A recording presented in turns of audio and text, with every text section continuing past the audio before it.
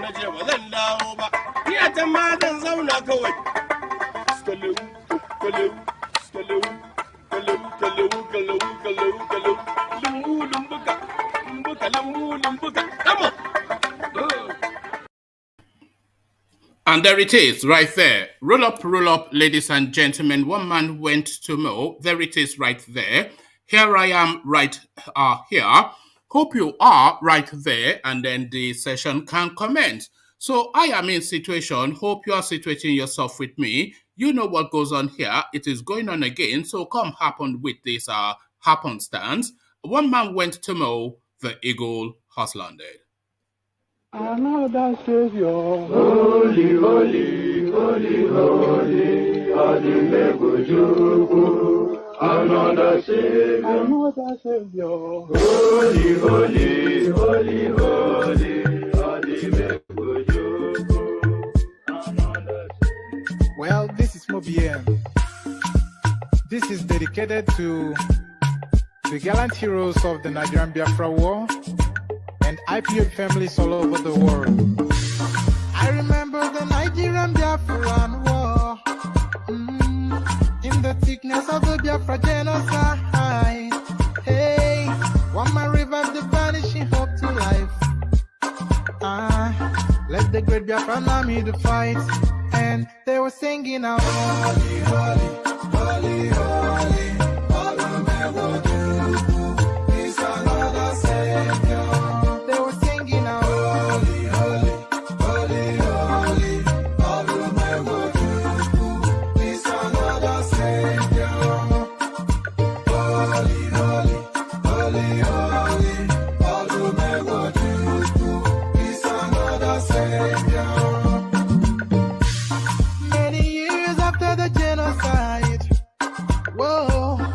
Another great leader has risen up now. Oh, and he's leading the Biafrans to victory. In your Madika, Yabika Kokwanam, wow. Hey, Anamakele Matuche me for one more. It's an honor to have you on board. When I'm singing along, holy, holy, holy, holy.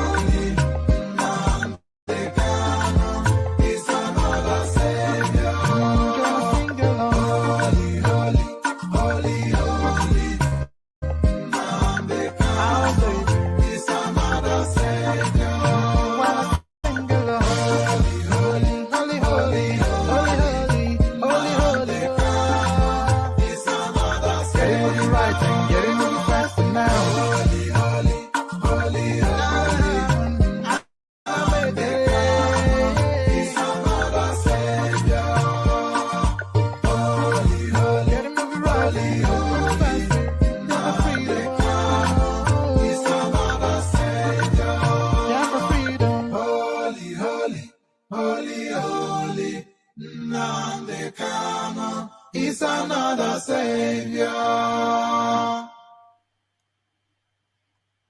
Another Savior. Holy, holy, holy, holy, Adimebujuku.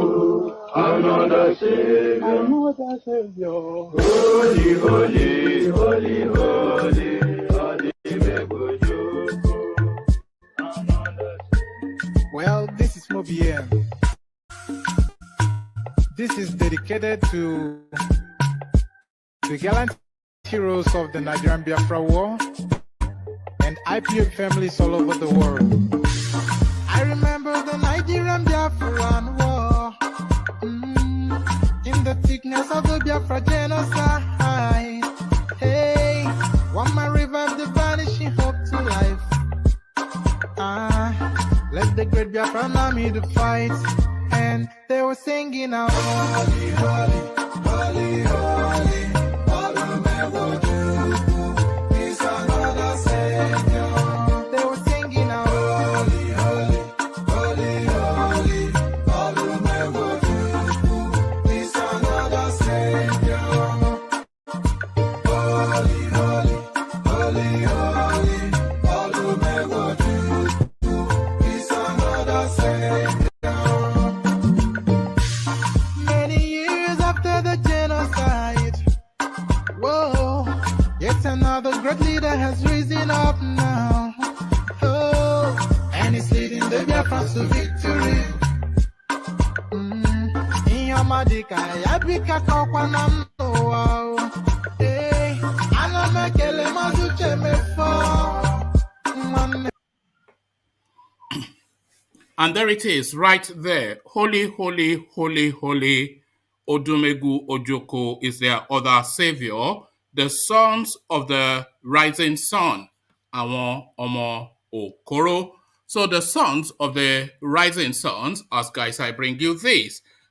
Central Bank Governor Emefiele brings in 3 airplanes for presidential campaign, asked to resign by Buhari government cabal. So there it is right there. Mefi 2023, we saw that a few days ago and we jested and joked about it. It provided for a bit of a laugh, but it is no joking matter. Central Bank Governor Emefiele brings in 3 airplanes for presidential campaign, asked to resign by Buhari government cabal. So there it is right there. Mefi 2023, it is real and coming to a city near you.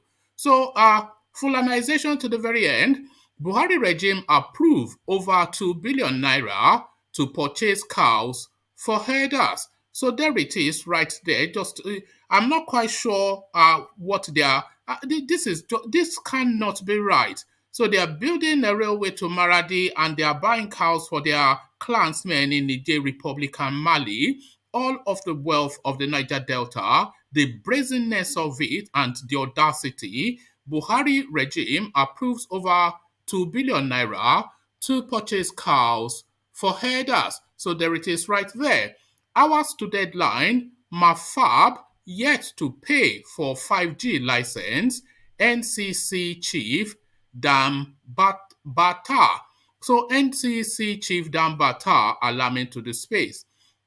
Remember, we alarmed also when they gifted what is essentially a highly technical, a highly lucrative, but needing an established expertise to carry it out license for 5G in Nigeria to just some random Fulani man from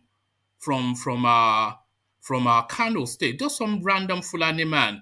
When we have established, well tested and trusted, long in the industry, telecoms organizations like Airtel, MTN, all of these organizations, we have people like what is it called? That telecoms guy, that Yoruba man, all of them in situation, but they gifted it to this random Fulani man. So he bought that license only to sell it on, but he's not yet found buyers as the time for the license fee is now due. Hours to deadline, Mafab yet to pay for 5G license, NCC chief Dan Bata. So Dan Bata, Dan Baba, Dan whatever, and damn it all. So damn whatever and damn it all, Biafra, what we would do to IPOB when we take over in 2023. So IPOB always certain to be part of the play for the politics upcoming, and PDP now are just opening that space up and politicking to it. Biafra, what we would do to IPOB when we take over in 2023, IPOB speaks to the agitation in the southeast. Bala Mohammed visits Obasanjo, says APC zoning plan, no threat to PDP. So APC zoning plan, no threat to PDP. Certainly that APC zoning plan pressure on PDP because the agitation in the nation, especially in the southern region, is for power to transit to the south. This is the unspoken agreement, the gentleman agreement between the two splits of the country, north and south, that you have your go and we'll have our go. So you have had your go, but you want to hold on to the ball. No, not even Obasanjo can give you that fiat. I know Obasanjo, he's a Rumala, but it's beyond Obasanjo, this particular narrative. Bala Mohammed visit Obasanjo, says APC's zoning plan, no threat to the PDP. So that is in play as well. So sit back, kick back, take it easy. Just click on the like button. And if you are not subscribed, what is wrong with you? So just click on the red subscribe button so you're fully subscribed, and click on the like button so that you help propel the platform on the YouTube algorithm. So as you go about the clickings, I provide a bit of entertainment. Put on your dancing shoes and let's head to the east to partake in another Python dance. Do IPOB, Omeriwo Nindizu, Oniroya, Abakare, Mama Daora, Unapuri Meri Nandi win the war. Python dance 1, Python dance 2, now Python dance 3. Unapuri Meri Nandi win the war. Python dance 1, Python dance 2. Na Python dance 3, Unapuri Meri Nandi bu onye du IPOB, Omeriwo Nindizu, Oniroya, Abakare, Mama Daora, Unapuri Meri Nandi win the war. Python dance 1, Python dance 2, now Python dance 3. Unapuri Meri Nandi win the war. Python dance 1, Python dance 2, now Python dance 3. Unapuri Meri Nandi win the war. Python dance 1, Python dance 2, now Python dance 3. Unapuri Meri Nandi win the war. Python dance 1, Python dance 2, now Python dance 3. Unapuri Meri Nandi win the war. Python dance 1, Python dance 2, now Python dance 3. Unapuri Meri Nandi.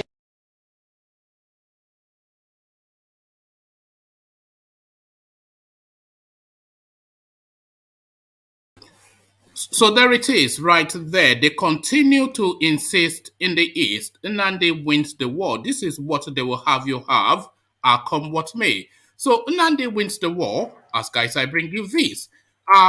Central Bank Governor Emefiele brings in 3 airplanes for presidential campaign, asked to resign by Buhari government cabal.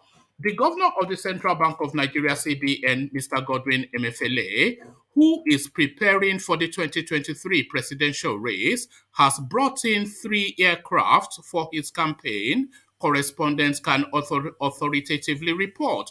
Correspondents learned that Emefiele had also been asked by the cabal in the Muhammad Buhari presidency, supporting his infamous ambition to tender his resignation and focus on his presidential campaign.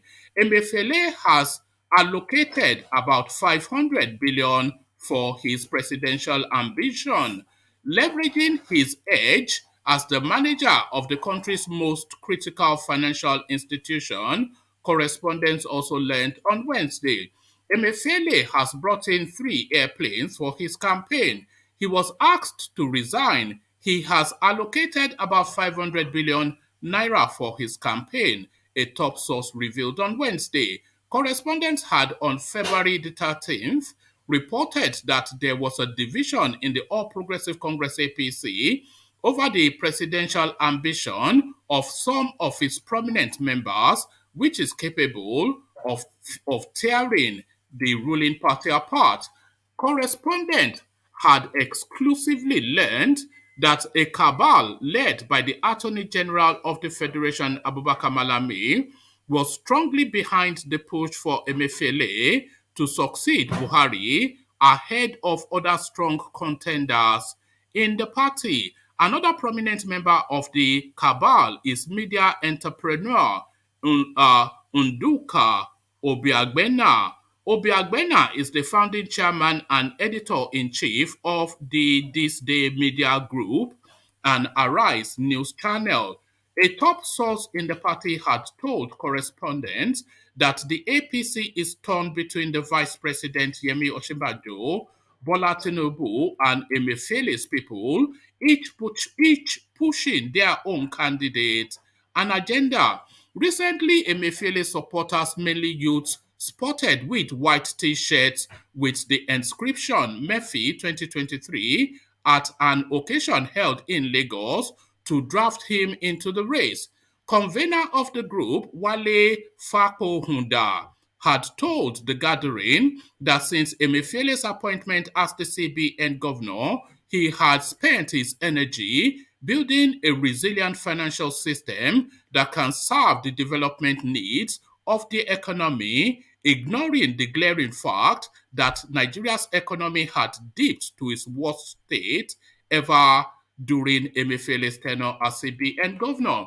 However, correspondents had also learned that Emefiele's declaration did not start at the event. Indeed, it started with the recent FCT Mega Rice Pyramid, an initiative under the CBN Anchor Borrower Program, but used to sell the candidacy of the CBN governor. President Buhari had on Tuesday, January 18th, 2022, unveiled the Rice Pyramid in Abuja in the presence of some governors and other dignitaries. The Rice Pyramid was conspicuously the first open declaration, a source in the presidency had told correspondents. The cabal led by AGF Malami told Buhari they have settled for a technocrat. This came after rejecting the president of the African Development Bank, Akinwumi Adesina, and Obiona is spearheading this, the source had added. Obiona, it was also learned, had additionally not Obiona but Obiagbena. So not Obiona but Obiagbena.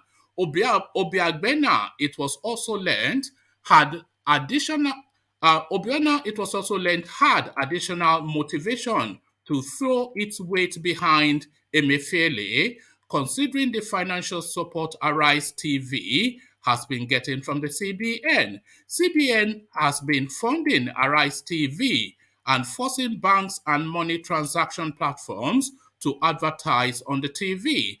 That was the reason why Obiagbena said recently that Nigeria's president would not come from those who are declaring, one of the sources said. Obiagbena in October 2021 also said nobody could predict what would happen in 2023 regarding who would become Nigeria's president.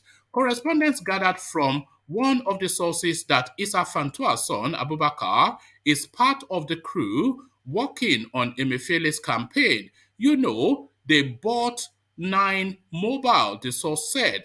Issa Fantua was a close ally of President Buhari, who served as minister in the Second Republic. This had prompted former Vice President Alhaji Atiku Abubakar in January 2019 to lambast the Economic and Financial Crimes Commission (EFCC) for failing to investigate how Alhaji Issa Fantua, a close ally of the President Mohamed Buhari, who acquired Keystone Bank and 9 Mobile, formerly Etisalat. Our correspondent had on February the 14th reported that there were plans by Godwin Emefiele, governor of the central bank, to use funds from the Apex Bank to fund his presidential ambition. According to sources, Emefiele's presidential ambition will be funded from the CBN Intervention Funds, Bank of Agriculture, Nasal Microfinance Bank, amongst others. Correspondents had learned that at least $20 million had been released for the campaign so far. So there you have it, Mefi 2023. This is what we are now contending with. As I said yesterday, as soon as APC ceded the presidency to the South, all manners of gremlins will be coming out from the woodworks. So the first gremlin to come out, not even the first, because we heard of Akpabio yesterday that they were telling us that it's actually a Fulani man. This is what they were telling us yesterday. So Mefi 2023 we are hearing today. Oji Uzo Kalu starting to ratchet up, and Yemi Osinbajo, he's ordering new agbadas for the campaign. So game on. Buhari regime approves over 2 billion naira to purchase cows for herders. The Buhari regime on Wednesday approved over 2 billion naira for the purchase of cattle to boost animal production in Taraba State. The Minister of Humanitarian Affairs, Disaster Management and Social Development, Sadiya Farouk, disclosed this to journalists at the end of the Federal Executive Council meeting presided over by President Mohamed Buhari on Wednesday in Abuja. She said the Ministry of Humanitarian Affairs, Disaster Management and Social Development submitted two memos. One was for the revised estimated total cost for the supply of cattle for Taraba State under the Emergency Agricultural Intervention Program for states that were affected by conflict and insecurity. The approval we got was in the tune of 2 billion naira. Some millions, some millions thereabouts, she said, whilst explaining that the fund was meant for states ravaged by insecurity. She added that the council also approved the National Action Plan on Human Trafficking 2022 to 2026. On his part, the Minister of Works and Housing, Babatunde Fashola, revealed that 56.3 billion naira was approved for the completion of the Abaji Cartoon Cafe section of the Abuja-Lokoja Highway.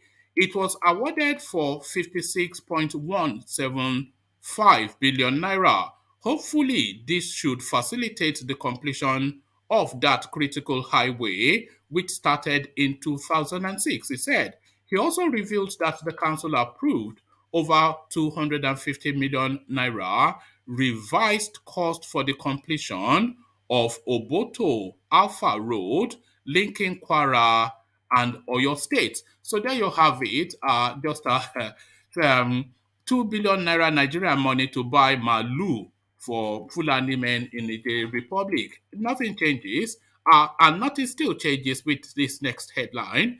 Hours to deadline, Mafab yet to pay for 5G license.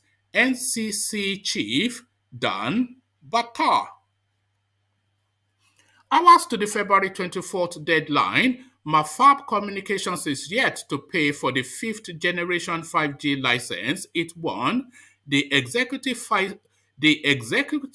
vice chairman of the Nigerian Communications Commission (NCC), Professor Umar Damba Bata, has disclosed the relatively unknown Mafab had shockingly won the coveted communications license alongside MTN Nigeria, but ahead of more established communication companies. Mr. Dambata on Tuesday in Lagos disclosed that MTN had paid up its $273 million license fee, whilst the agency was still waiting for Mafab to perform. The two telecommunications company won the bid for the 5G spectrum license in December and were given 2 months within which to pay up, Mr. Dambata said on the sidelines of a breakfast meeting with startup digital innovation tech stakeholders, which he attended alongside Communications Minister Issa Pantami. So far, MTN has paid $273.6 million, whilst Mafab Communications has up to February the 24th to pay. There is still time and we are optimistic, he added. Mr. Dambata did not comment on what would likely happen if Mafab did not meet the payment deadline. We all know what will happen. They will just defer it or they will just sign the check for themselves. I mean, how can a company called Mafab get a 5G digital license in Nigeria when we have Airtel and all the big names there?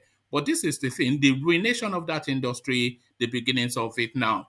The digital regulator said Nigeria may roll out 3 additional 3.5 gigahertz spectral licenses for 5G licenses in the next 2 years. He, however, said the rollout of the 3 licenses would depend on the pace at which winners of the first 2 licenses develop their respective spectrums. According to the EVC, there is a provision in the information memorandum that says we need to give our preferred bidders up to 2 years to operate. Mr. Dambata, however, added that there was also a provision that the waiting period could be reviewed. I am not saying the review is in process as we talk, not yet, because we want to ensure that these two assigned licenses have started operations and are okay. The federal government last week officially handed over the spectrum allocation for 5G deployment in the country to the NCC in Abuja. In December 2021, the federal government announced successful bidders for two 3.5 gigahertz spectra of the 5G network licenses for 547.2 million dollars. So Aboki cannot pay up, but that doesn't stop anything. He's looking for a buyer for that license is what is going on. And he has not found sufficient enough of a buyer to make sufficient enough of a profit is what is going on. So he wants to quadruple. He wants $1 billion for that license, because that license is what $1 billion to somebody that is able to operate it and milk the Nigerian people. So that is where that play is. Biafra, what we will do to IPOB when we take over in 2023, PDP. The People's Democratic Party PDP has detailed what it would do to the indigenous people of Biafra IPOB and its agitation for a sovereign state of Biafra. Speaking in Imo State on Wednesday, chairman of the party, Senator Iyochia Ayu, disclosed that the PDP will adopt the strategy that the late former President Umar Musa Yar'Adua used in handling the militants of the Niger Delta. He added that the IPOB struggle was largely caused by the marginalization of the Igbos and Southeast region. In his words, our party PDP will be taking over government in 2023. We will bring development across the nation and as well solve the ongoing agitation in the Southeast by the indigenous people of Biafra over the marginalization by the current ruling All Progressive Congress APC. He expressed confidence that the IPOB issue will be sorted out peacefully. Correspondents earlier reported that IPOB, a pro-secessionist group, has been agitating for the Southeast to break away from Nigeria. Its leader, Nnamdi Kanu, is currently in the custody of the Department of State Services, DSS, after he was captured in Kenya in 2021. He is facing currently charges of terrorism and treasonable felony. So there it is right there. Is essentially development is the answer that PDP are preferring to the IPOB narrative. So we land on this one finally. Pardon me. Bala Mohammed visits Obasanjo, says APC zoning plan no threat to the PDP. Bauchi State Governor Bala Mohammed has disclosed that the zoning of the presidency to the south by the ruling All Progressive Congress APC pose no threat to the main opposition party, People's Democratic Party PDP, ahead of the 2023 general elections. The governor made this disclosure even as he described former President Olusegun Obasanjo as a man with a lot of wisdom and an elder statesman par excellence. Mohammed, who spoke shortly after paying a visit to the former president in Abeokuta on Wednesday, said the PDP would continue to strategize to rescue Nigeria from the present situation she finds herself. To him, the zoning of the presidency to the south by the APC is not a threat to the PDP because each party is trying to strategize, to plan and organize. If they zone to the south, it is open to us to see how it is going to give us more electoral victory, or if we put it to the north, it will give us more electoral victory. This is the kind of thing we are doing. The legwork this is the kind of thing we are doing. The legwork, the permutations, and so on and so forth, so that at least whatever we are going to do is to give us, so that at least whatever we are going to do is give us and provide for Nigeria to choose between the best alternatives. I don't know quite what that means. He explained his mission to the former president, stressing the relationship between them, and the issue PDP was basically the essence. So that's a badly written piece because I'm reading it as it's written. So he explained his mission to the former president, stressing the relationship between them, and the issue PDP were basically the essence. So I don't know what that quite means. According to him, we know that Baba is non-partisan. We know he's an elder statesman par excellence, but we are rebuilding our party to remove rancor, division, and what have you.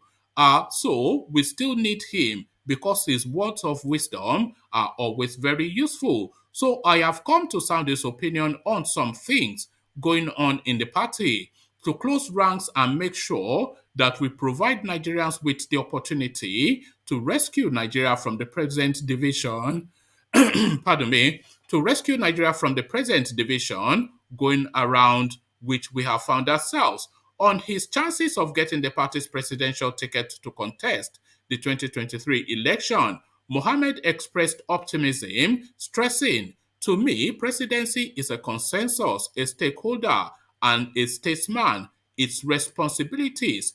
Of course, every Nigerian should try to contribute his or her quota to the growth and development of the nation. More so, when leadership recruitment should be based on merit, should be based on making sure that we bring everybody on board, and should not be based on manifestation of separatists, which are the instrument and disgruntlement feelings that are capable of dividing us further.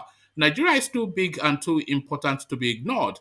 Some of us have benefited so much. It is not about me and my expression, but about the country," he asserted. So there it is right there, a politician speaking in double Dutch. So a politician speaking in double Dutch. So Ejiro, I see you, and the mighty Ajanle Koko, I see you. So good to have you, gentlemen. So let me come to you first, Ejiro, and sound your opinions. So are you there, Ejiro? Yeah. One man. Thank you for having me. Yeah, good to have you. So let me take you quickly then. Mefi 2023 started as a joke, but this guy has gone on to buy 3 aircrafts. What are you making of the CBN governor's thrust towards the presidency, propelled by Abubakar Malami and the usual looters? One man. Emefiele, do you believe him? Mefi is a joker. He's a joker. Emefiele has practically run the economy using monetary instruments to drive both fiscal and the monetary aspect of the economy, you know. And the finance minister has never brought out any policy to help the economy since she came to office. Having said that, Emefiele will play into the hands of the ballheads, of the hawks, you know, in Aso Rock, who want they are just using him, aren't they, really? Who wants him out of CBN, you know? So a person of their choice can be put in as a new CBN governor for another 2 terms, thereby sealing their grip over Nigerian monetary policy. That way, they will continue to manipulate the economy. They know well that Emefiele will not even win party primaries. They only wanted him to resign for interest. Is this still part of the? Is this still part of the Operation Stop Tinubu? Is this still, because they are now saying they have a 500 billion budget for this particular project, and people are going now wearing Mefi 23 t-shirts, you know. But then the new rule from the electoral bill that Buhari is threatening not to sign, it says if you are in a government position seeking elective office, you have to resign. So as soon as Buhari signs that rule, he has to resign. And Oshibanjo too has to resign if he wants to be, you know, whatever. Like I said, one man, this government is a big joke. It's a big joke, you know. They're just doing what they like, left, right, and center, you know. Who on earth, who would have thought that even somebody like Emefiele's name will even pop out? You know, after running the economy of Nigeria for 10 years, you know? Is this not an admission of corrupt practices? Somebody that has been a salaried income earner for most of his adult life is buying 3 private jets and running a presidential campaign. Where is he getting the money? Good question. Of course, corruption is the bedrock of this administration. You know, when he came on board, he said his Baba is integrity, you know. The self-acclaimed Baba integrity. But today reverses the case. It's just unfortunate. All right. Buhari approves 2 billion naira for purchase of cattle for herdsmen. What are you making of that? The nepotism, it just stinks to high heavens. Yeah, I saw that news and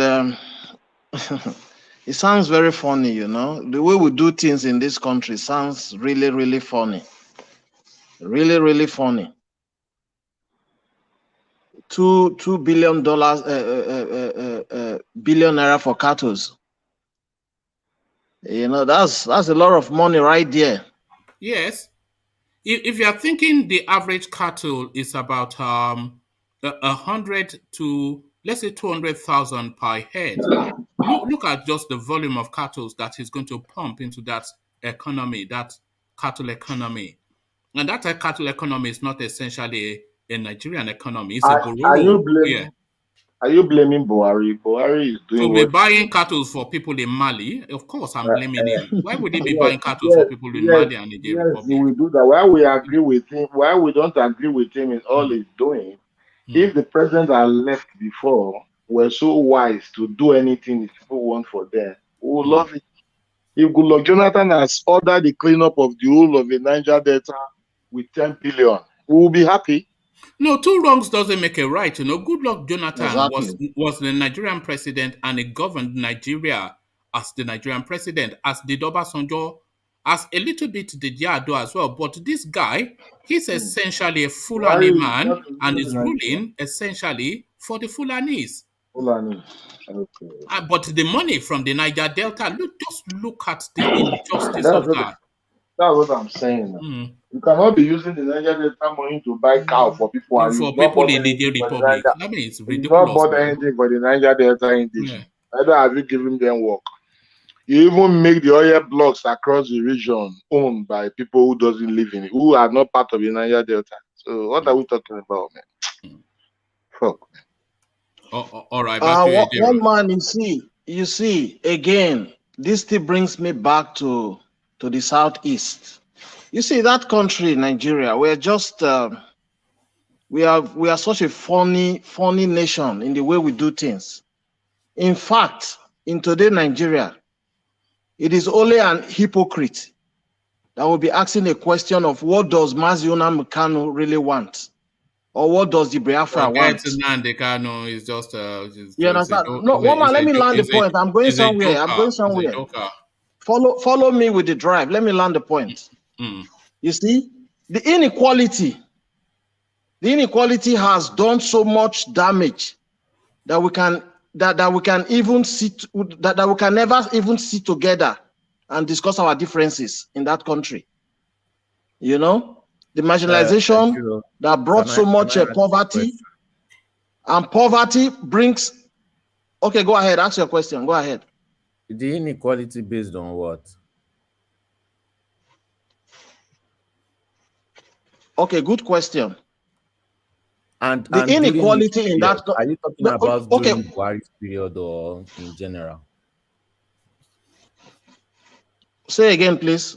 Repeat your question. Say again. He said, what inequality are you talking about? And is this inequality during Buhari's regime or just in general? In general. I'm not gonna streamline it for just Buhari regime. No, in general. Okay. What is happening today? It's not just. It didn't start today. What is happening today did not start today. I'm not gonna pin it on only Buhari. I'm not gonna do that. He has his. Buhari has come to also eat his part of his cake in that nation. So I'm not gonna pin it only on him. You know. So, like as I was saying, you know, I said poverty brings one thing, and it brings crime.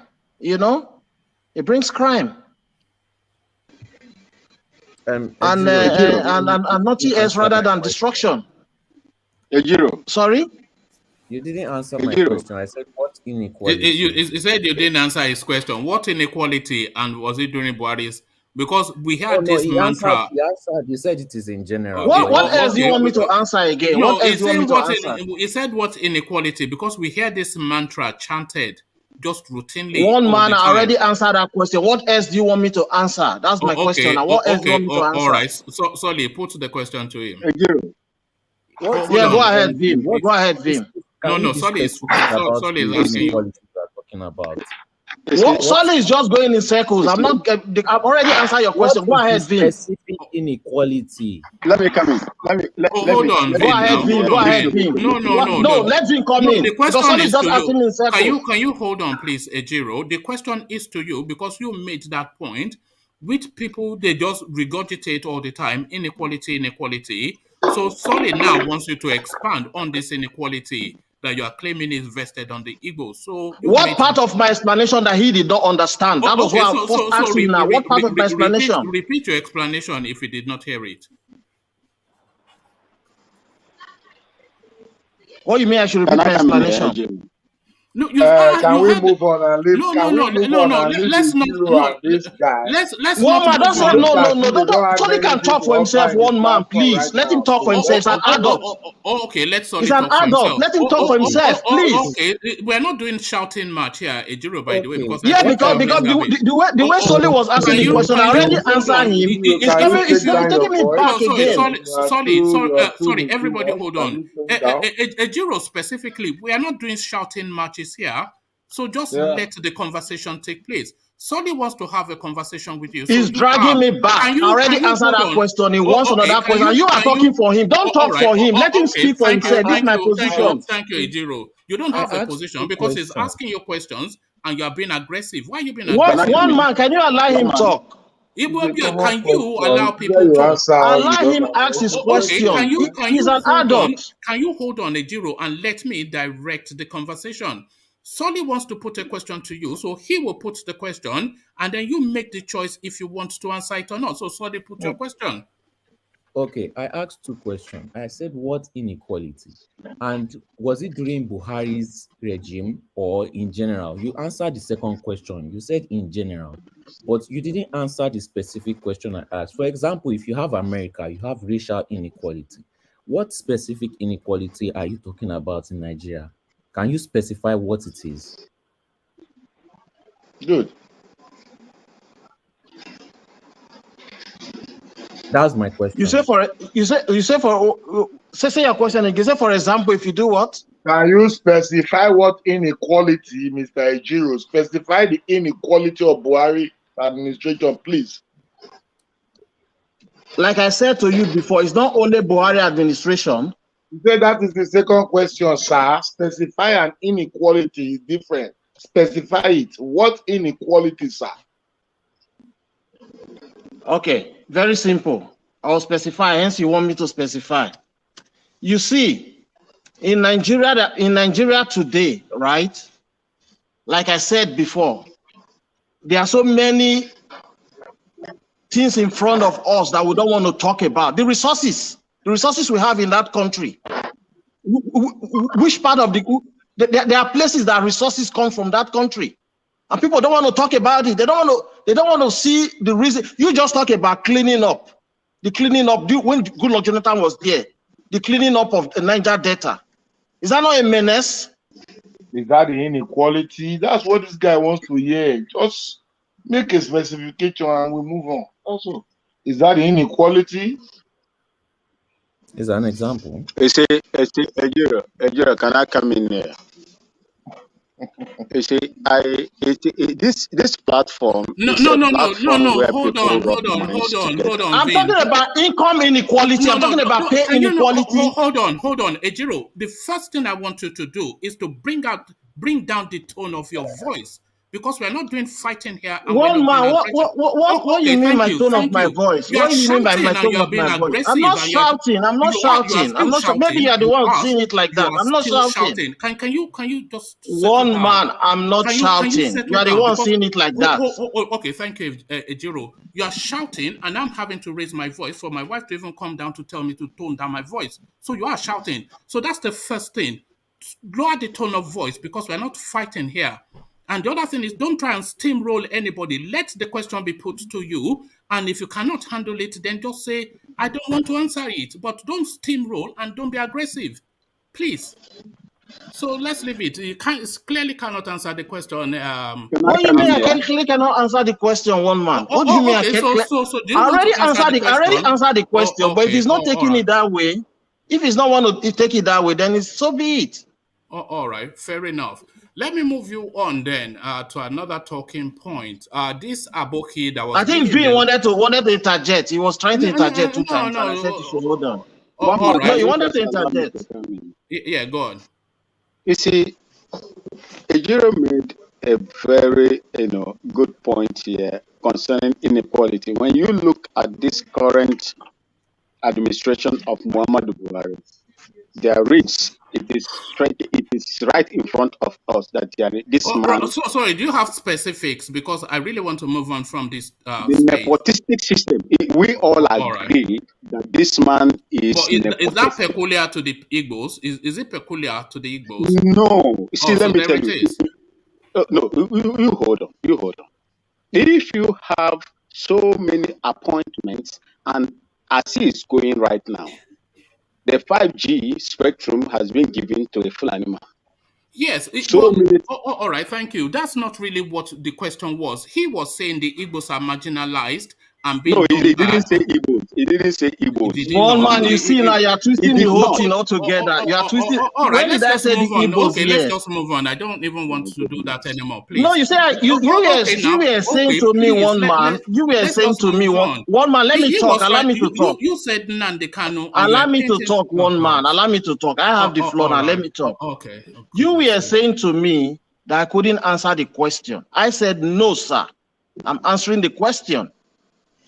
You see, in a country where we have different ethnic groups, we have different persons living in that country, and you are behaving funny, and you are telling me what type of inequality.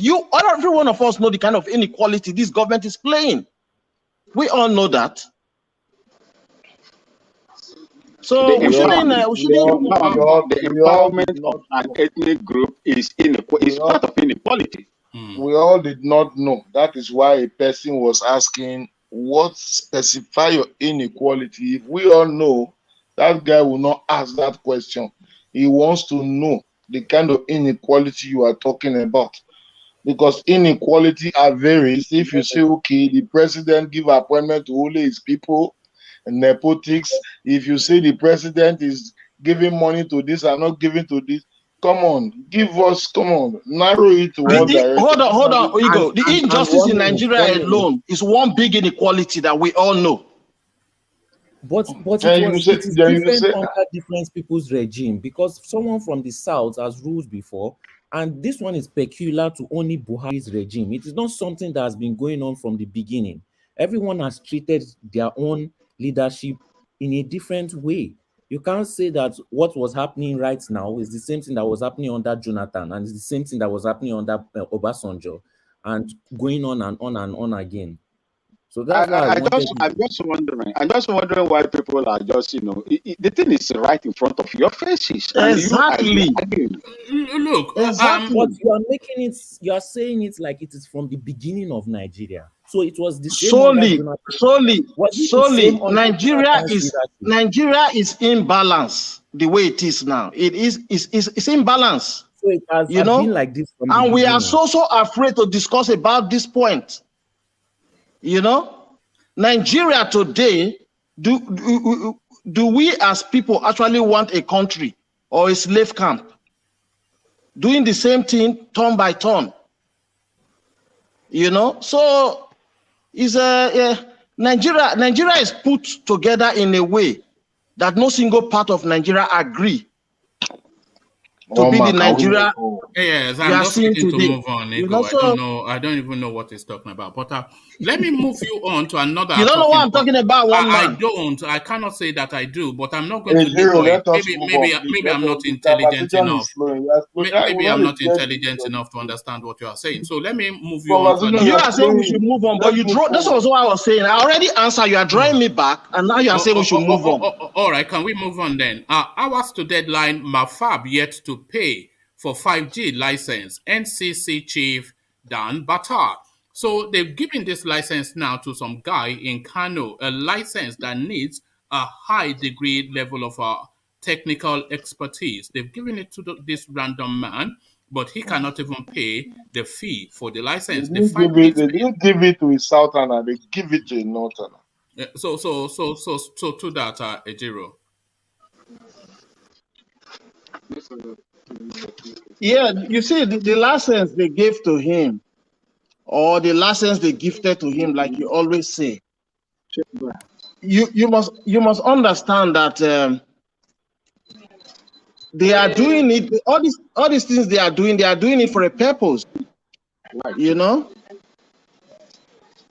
So again, it's another trick of the Buhari's administration. Just trying to favor his buddies, and your man that they gave it to, believe you me, he is looking for the highest bidder because he doesn't really have the money to. Hey, Euro. Go ahead. Don't worry. Go ahead. Sorry. You can interject. You can interject if you want. Go ahead. I just felt that the conversation is not really broadening. It's just to. So I just wanted to move from this particular, what do you call it, and expand this conversation, please. Yes, don't worry. We'll expand it in a moment. But let Ejiro just land, and then I'll take him through another talking point, and then we go on to Ajanle Koko. Yeah. So relatively, your man is unknown. Mafab is unknown to that space, if I may say, because we have MTN there, we have other big communication company that they could have given this license to, but they bluntly refuse. And here we are, just doing whatever we are doing, and there's the deadline, and he's unable to pull his weight together and process more of this communication aspect of the 5G. So again, it's just another why did Buhari administration. Yeah, but that is the $1 million question. This person, they say knowing fully well that this person is not capable of doing unbelievable. anything. It's frightening even. It's scary what they do in that country. Yeah, but we know the government will have his place now. We shouldn't be asking why they gave it to him. We know the government. Buhari government is the more you look, the less you see. So it's part of their game, the northern game plan. Just to enrich their bodies. That's why they gave it to him. All right, thank you. Biafra, what we will do to IPOB when we take over in 2023. So the PDP, they are fleshing out their policy positions for the upcoming election. And of course, nobody is going to politic in Nigeria without addressing the agitation that has held the headlines for 4 odd years. So they are saying they are going to apply the Niger Delta template that Yadua created and try and address where their pain points are rather than try to repel them or repress them. So what are you making of this strategy being fleshed out by the PDP? Can I interject 1 minute? Please call me Najan Lekoko, please. Excellent. Yeah, you are talking about. Interject if you want. Jiro, you are talking about inequalities, and it looks like some people are giving you problem there. Somebody like Kigo and something like that. If we want to look at the distribution of wealth and allocation of resources in that country, don't you see element of inequality there? No, they are not saying it. They are not saying it. No. Okay. The creation of more local government in the north, particularly let's use Kano for example. Does the population of Kano more than the population of Lagos? And Kano have about 44 local governments, and Lagos have only 20 local governments. Is that not inequalities? Perfect. Okay. So I just want to chip in that just But Ajale Koko, the last election they said Kano population is more than Lagos State officially. Who told you that? Who told you that? Lagos that is it. Ajale Koko, can I interject? That's palpable falsehood. That's palpable. No, I said officially. Just listen to me. Officially, Kano is more than Lagos, but we know that Lagos is more than Kano. When was the last census done in Nigeria? Do you know? Ajale Koko, can I ask a question? Can I interject on your interjection? Yeah, come in, Solly. Yeah. Okay. Yes. You said that. Yes, based on national assets, there's inequality. Yes, but the way I believe Ejiro is talking about the average man from the southeast. Yes, he was talking about the southeast. He was conjuring up Nnamdi Kanu and saying this is what he was talking about all the while. But you didn't allow me to land. How do you know that's why I was conjuring? You didn't allow me to land. But and this issue of inequality is across the country. Yeah, so we have to address that space that they always claim victimhood in the southeast. Which was what Solly was tackling. If there are those who are really marginalized, you talk of those from the Niger Delta region that are not even crying or complaining. And they've Every ruined day their they want to cry. The people who are supposed to be crying, they are not crying. I agree with you, Ego. We must move forward, man. Who are the Niger Delta? Who are the oil producing? You just named the oil producing states in Nigeria. Worry now. No, he wants to tell you that Worry is Igbo. He wants to tell you that they are all Igbo. But this is hold on, the southeast don't have oil block. No, the southeast. How many cry are these people here crying every time and calling about marginalization and this and that and that? You know, if anybody should cry in Nigeria, it's the oil regions. They've ruined completely. Those are all the money that they're dividing across the country. You can't breathe air in that place. It's so polluted. You know.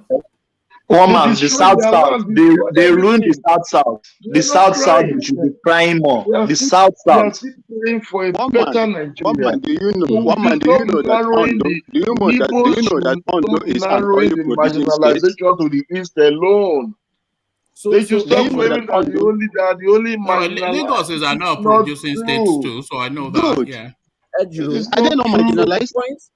The point They are not marginalized. Yes, they are but not. they are not belly aching. But what They are not we hear marginalized. That from is Oh, the so I got it now so because I That's called because we are man not you now talking the of the Kanu PDP. here, They are not name here. marginalized. what are So they? that's why you took What it are they up. doing to them? all right. Everybody in Nigeria is marginalized, including the people in the Let north. the PDP come When you on look board at to average address the citizen, issue of this when you look IPOB. at average I love citizen, that they are template. I love that information is true, that they will know what to do and they are going to address it. We need the leadership in this country that will continue to sit and talk to the people and understand what is going on in all these crack and nook and crannies of the entire Nigeria so that there can be a solution. Not a leadership that when you talk, they will come with guns and bombs and barrels and everything. No, people should be able to communicate so that problems can be resolved. So we will try to see if the PDP can really, tell the Nigerian people what they want to hear with regard to the peace of this country. It's important for us to live in peace. Nigeria is a great country. The entire African continent believes in Nigeria. They rely in Nigeria. They want Nigeria to lead them. But look at what we are giving the African nation or continent. It's very funny, man. Ladies and gentlemen, once again, let's not deceive ourselves. The current plan of this open concentration camp called Nigeria is not working. why is it not working? Why I do you don't think it's know. not It's working? this mantra. This is Radio Biafra, isn't it? Why? I thought If you we were had above Radio this. Biafra, right? I thought you were above this sort of pedestrian. Why do you always speak? Why do you always speak Can you on hold on, please, Radio Vin? Biafra and Can you you are let here us have a playing Vin, can you let us have a conversation here? Why you always All right, I'll have to come on, excuse man? you if you Why don't are let you? us have a conversation. I'll have to excuse you. If You you have don't to let us. excuse, then I just have to All go right, out. all right. Yeah, you can do exactly Yeah. that. So thank you. We must have a conversation here. We must. Yeah. For sure, we should have a conversation. Yeah. If the PDP, if they will address the issue of this IPOB and Biafra, let them come with a plan. We will support them. One man. Can I say something? Please Yeah. don't be annoyed. Bring Vin back, please. No, I'm not being annoyed, but he won't No, let he us will bring have a the one. conversation. He wants to He will bring steamroll us it. and micromanage what we can say. We have to be able to have difficult conversations and have it in a civilized tone of voice, not with the Yeah. shouting, not with the trying to bully people. No, none of that, Yeah, so You you're know, asking me yes, a question. Go But ahead. You're asking me a question. are you? Ejiro So said Ejiro, Nigeria is not working, Mm. and yes, and and that's what I wanted to reply. who is anybody on the platform that No, oppose that? I don't think anybody disagrees, but it's that tonality, that concentration camp, that open concentration camp, Yeah, because the one man, Nigeria zoological is not republic. balanced. It's not balanced. It's not No. balanced. That's why it's not working. It's not Nobody, balanced. you are not the one It's that a will come language and of tell us choice here. that we've You are heard not the in one radio that will times. come and announce to us that Ejiro, Nigeria is a concentration camp. It's Mr. not Man, balanced. It's Mr. Man, not I have my this. It's not opinion. that. Mr. Man, listen, I have It's my your opinion just like opinion. you. Nigerians Okay? has their own Difference of opinion. opinion, please, yeah. can I ask you a Nigeria, Everybody question? here understand the Nigerian God. spirit. one Everybody man, understand the one man, Nigerian spirit. Cool off. one man, I'm gonna But do a the one man. number way you for you are guys in talking, one. it looks like Let me Nigeria take is Can I Sudan. interject, Nigeria is one not man? Sudan. Yeah, I let's want hear to from do Ajande you are Koko. Hold talking on, over gentlemen. others. Let's hear from People Ajande Koko. listen. Hold on. Let's hear from Ajande Koko. You see, the situation in Nigeria can be described by different people.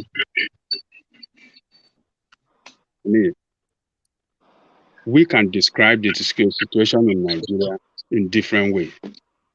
Some people may describe it as a concentration camp because of the situation going on in Exactly. Nigeria. Some people can describe it as concentration because it's a country where you see blood letting every day. And it is only in concentration camp that you will see such situations Ajande Koko, where people are killed. hold on, Ajande Koko, Yeah. hold on. You see that language, concentration camp, zoological republic. These are lazy go-to languages that is just. These are just cliches that are regurgitated. the These are marginalization narrative, local those are languages. cliches. Now, We all know that Local Nigeria, language. we all know that Nigeria is hemorrhaging. We all know that Nigeria is How badly can you run. call a We all great know country that. like Can you Nigeria hold are on? you going to Can you let one man hold on, What talk? do you Ego? mean? My goodness me. We cannot have a conversation here. We all know that Nigeria is hemorrhaging. We all know it's badly run. We all know where the country should be and where it is and why all of these things are. So that zoological republic, the marginalization, the concentration camp, these are just templated language. They're just lazy go-to languages. It doesn't add or subtract from anything. And it's Radio Biafra language because we hear it on that platform. So it's just regurgitated mantra chanting. And we want to have a more nuanced conversation than just not picking off the shelf remarks and throwing it for populism. So it's populist language. One man. But One my man. own, my Ajele own, Coco. yeah, Ajele Coco. yeah. This is Pansa. Hello, everybody. What's Let's up? take, Hello, how are you? all right, let me take a 30-second interlude. I want to sing an Igbo song for you guys. 30 seconds, all right? Yes, that's what we like.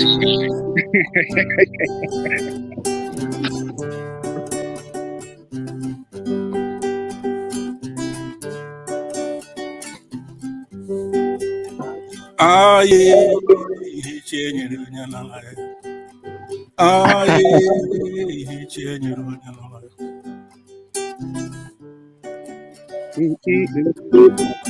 one man lay. Ajale. Same to you. Are you cursing us? Are you cursing us? Settle You don't down know now. that reading. Settle down. All right. No, Pansat, please indulge us and do it again. This time, let him have That the reading was popular in the 70s. Yes, I'm enjoying it. if only you can record that and send it to me, but I'll clip it off and but do it again so that we can hear the fullness of it. Oh, okay. Yeah.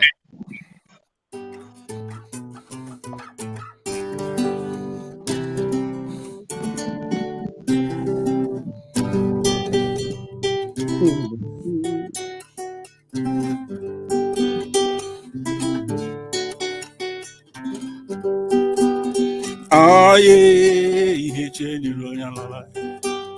Ah, yeah, he changed your life.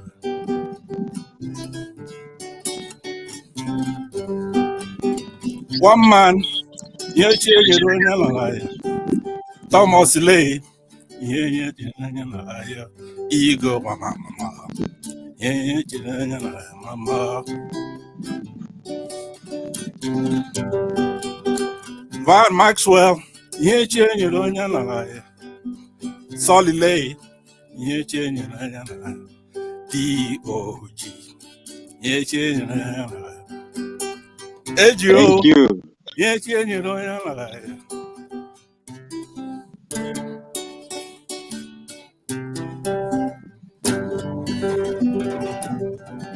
And there it is. Who knew Wow, Pansat? A round of applause. A round of applause for Pansat, a man of many Thank talents. you. Well done. Excellent. Thank you. Well done. So that was what we needed. You didn't mention my own name. You are not a Girona Narara now. It's only me that is a Girona Narara. He did mention your name. Girona Narara. Look at that. One man. What he said is that what God gives you, let no one take it away from you. That's the meaning. Exactly. Right. So let me say why I played that song, and I would take a seat back and listen to everybody. Yeah, go on. No, we want to hear from you. Yeah, go on. Yeah. All right, thank you. Yeah, go on. Obviously, we have problems in Nigeria. We have problems in Africa. We have problems as Black men, right?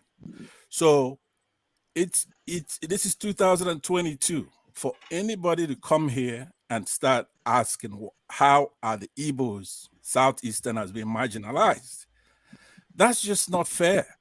I'm not picking on anybody. No. Can you expand on it? Because it's a language that recurs regularly, but it is not one that has been fleshed out in detail. Just in a short summary, then, just because we are saying the whole of Nigeria is badly run and everybody a victim, But Yes. how is the Southeast peculiarly so? Okay, I will answer it this way. First of all, we look at the genesis, the beginning of Nigeria.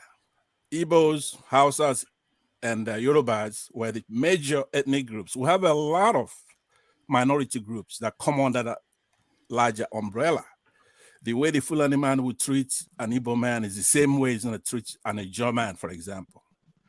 I would even say a Yoruba man. But we fought very hard to get that country to be independent from Britain, okay? Igbos. Did other people help? Yes. That's our country. We're all over the place because of that. We believe in Nigeria. We believe in all Nigerians, all Africans, Black people, people in Haiti. I have a lot of relationship with people in Haiti. We have major problems. So the clannishness, it's uncalled for. If I see somebody being marginalized like the Yorubas when the Bohos were fighting for their rights, I feel something in my blood. It's, you know, the Yorubas, they've had a capital, Lagos, where the resources of Nigeria were placed there to develop that place. Igbos went over there because we're developing our capital. Everybody's proud of Lagos. I've never been there, I never lived there, but almost everybody I know lives in Lagos. Lagos is like our capital. If I'm in Brazil, I'm in the United States, I boast about Lagos. Okay, when I first came here, way maybe in the 70s, that is one place I used to boast. I'd say, hey, you think we live in trees? Go to Lagos, it's better than New York or something like that. It's not true, but that's the way we felt. Okay, so Lagos is developed. They built Abuja in the middle of the country. All right, so we have no federal footing. There's nothing federal in the entire Southeast. Nothing. All the oil, they keep dividing our people, claiming the area, but you have Igbos there. That's our oil. You could call it whatever you want to call it, but that's our place. So they keep marginal. Forget about appointing us. We leave this place. We're in exile. We're in many places. We fought a war for the same problems we're having today. We fought the House of Fulani for 3 years because they want to dip their Quran in our seas. So the last time I came here, the very initial times that I come here, I was very upset. But I keep listening to this show. I say, you know what? This is not the forum to actually talk about those kind of things because you don't have enough time. There's a lot of people. Pansat, can I ask you a question? Yeah, sure.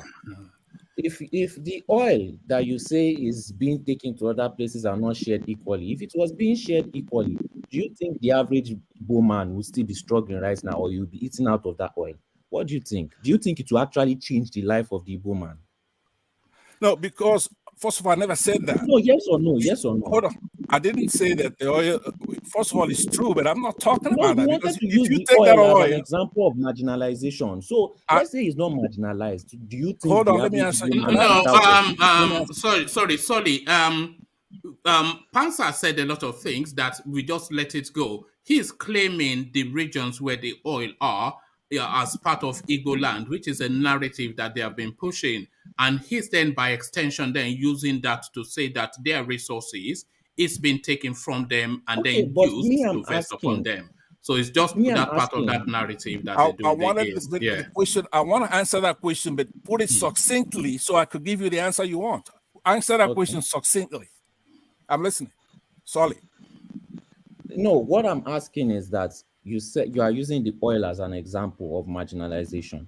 Okay, if it was not marginalized, if you were giving your fair share or you were giving everything, do you think the Igbo man would benefit from that? Like, that will solve your problem, right? If the oil is used to develop Kaduna, develop Lagos, I'll be happy. No. Hold on. Let me answer you. Give to your leaders to develop your area. Do you think your area will be developed? No, because the people you're calling our leaders are not selected by us. Neither are yours. How is it now? So who are your leaders then? Who are your leaders? Hold on, sorry. Who are your leaders? Every election. Who are your leaders of choice? If you look at the Imo State governor right now. You said that. The question is, who are your leaders of choice? My leaders of choice have not emerged because they're rigging the election. So you don't have leaders. So how are you marginalized then? Like, hold on. you really want an answer to that question, because I don't think It you're going to be doesn't add up. It doesn't add up, It because never even if you are adds giving up, the No, oil but it back, your doesn't leaders add up won't because use you're it not for the right listening. thing. The point I'm making is no, that because it doesn't cohere. the That's why it Nigeria doesn't add up. cohere. Yeah. To cohere, you have to put it together. In essence, okay, let's do this. Let's calm down. Let's So talk it's about this. Nigeria's fault Let's that the leaders won't No, share it. it's just let's we're look at just going to we are going to spin forget around in about tribal circles. right Yeah, now. Forget yeah. about Igbo. Forget about Yoruba. Let's look Right. at anthropology. Oh God. Everybody who came to Nigeria to make up the Nigerian state, right? What is their mission to Nigeria? Who are Nigerians? What is the anthropology of Nigeria? Forget about tribe. We have division along religious line. We have religion for the Christians. We have one for the Muslims. So a part of Nigeria, the south part of Nigeria, they're mainly Christians. The Yoruba are divided maybe 50-50 between Muslims and Christians. So you have the Muslims ruling Lagos for right now. The entire Hausa, who are our brothers, have already been converted over to Muslims. Okay, but So What do you mean converted? They always were Muslims. Let me no, answer they were that not question always about Muslims. Lagos. Oh goodness. Okay. Let me answer that question about Lagos. You said it's the Muslims that are ruling us in Lagos now. In Lagos, we don't care. We don't care if it's Muslim or Christian ruling us. Nobody I don't in Lagos even know is where we're complaining. going with what you're saying. To be You honest. know, you wanted to say we are marginalized with the Muslims leading us. We don't care. You're not We know letting me that we have answer that good question. leader. It's a very important question. Let me answer it without and let's not be antagonistic, because We don't you even should know. care. No, it's their not religion. antagonistic. It's interrogating the point that it doesn't. I We don't don't know even what care if picture you the are person is a Fair painting. enough. traditional I'll worshiper. answer We it with don't about care. 2 minutes and you move on. 2 minutes. Okay. Number one, there's no federal footing in the southeast. You don't have ministries. You never had a capital over there. You don't have roads. These are not You your don't have rights. roads in the Hold on. southeast. You don't have To roads in try. the southeast. What are you This talking is What I about? mean, just so It's unbelievable. entitled. This is You don't have this federal roads in these the are No, you southeast. entitled don't. statements. You You don't. don't put capital in the All right. Okay. Sorry. I also Sorry, said you don't Pansat. have We must move on. ministries. Don't worry about all that. We must move on. Let's go on to Ajande Koko because I don't know what's going on there. But Ajande Koko, let's bring things back on track and go to Mefi. You remember we were joking and laughing about Mefi. You know, well, you were even saying Bobo Mefi, but this guy has gone and bought 3 aeroplanes, and they are telling him to resign and just go for it. So the power, they cede it to the south, but it looks as though it is not yet guaranteed for your man, Tinubu. What are you making? Emefiele, 3 jets. I don't know if that report is actually true, but if it is actually true, that should tell us that maybe the power that be in Nigeria want to back that guy. And the question we should ask ourselves is Emefiele our man,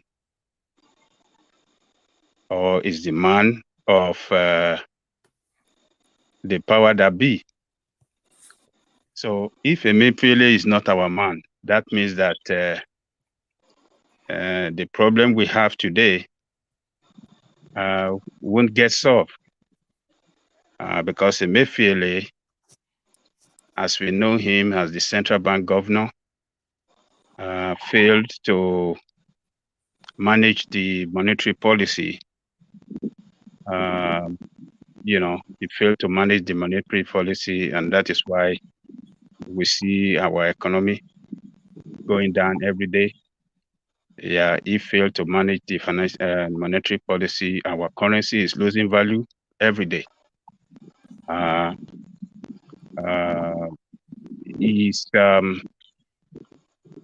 me, Emefiele is a failure.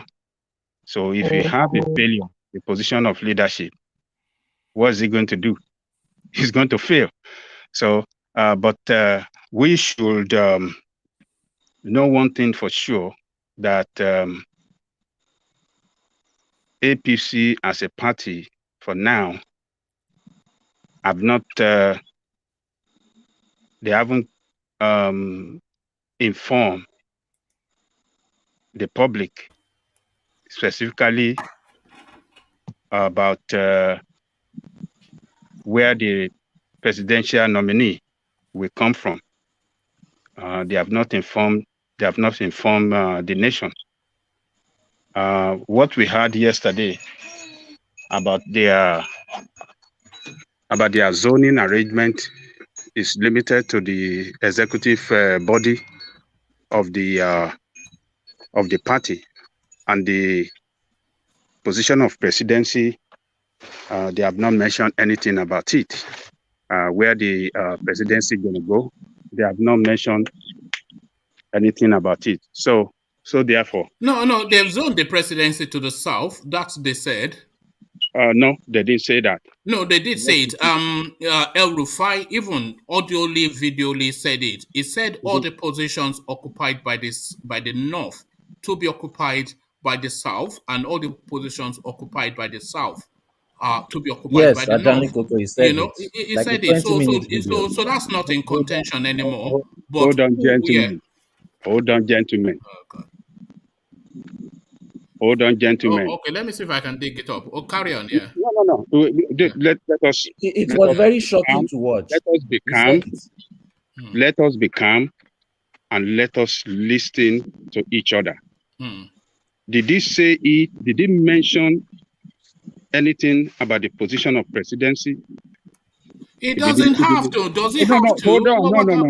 Come on, man. I think you have to watch the video. I think it was very long. I said I watch it. What are you guys telling me? That go and watch the video. I have watched the video. Look, when the position of presidency is a special position, that if a party want to come out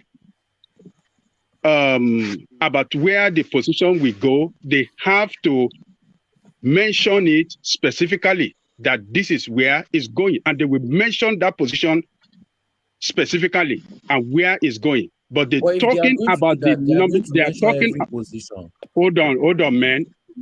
They mention about the national position of the party. It was the national position of the party, the executive position of the party, the national executive position of the party that they were talking about. So the game, you guys don't understand the game.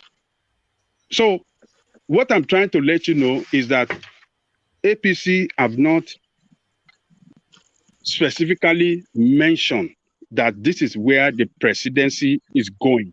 They have. Okay. They have. Okay, that's fine. And that is the received wisdom, and that is what is being reported universally, even within the party. And that is the basis on which other parties are calibrating. And that is essentially what El Rufai said. I don't think, what do you want them to say we are giving it? What language are you expecting to hear from them, Ajale Koko? Let me tell you. Yeah. My experience about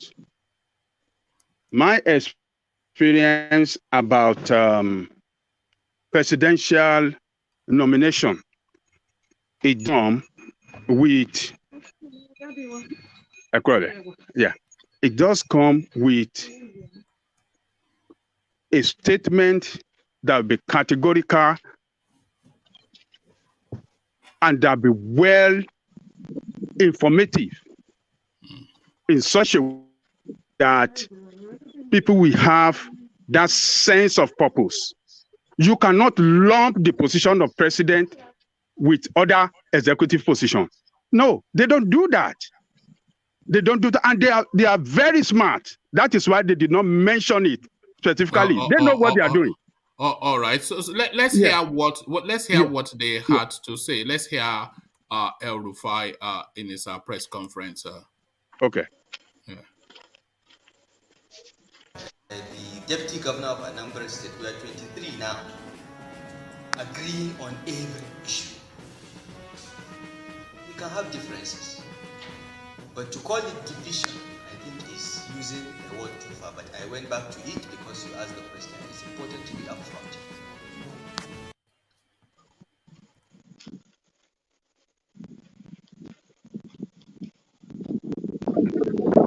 Ajale Koko, maybe you should continue. The video kick one man out. Oh, okay. So, So what I'm trying to let us know is that those guys are silent on that position of presidency. Position of the president Deputy Governor of Anambra is State, we are 23 okay. now, It's back. agreeing on every issue. We can have differences, but to call it division, I think is using the word too far. But I went back to it because you asked the question. It's important to be upfront. But after our meeting of last night to deliberate on the proposal by the National Caretaker Committee and our briefing with Mr. President today, we are all on the same page. We have agreed a zoning formula for all the six geopolitical zones, and essentially we swapped northern zones will take positions that southern zones had in the last 8 years, and vice versa. It's a very simple, equitable, and fair formula.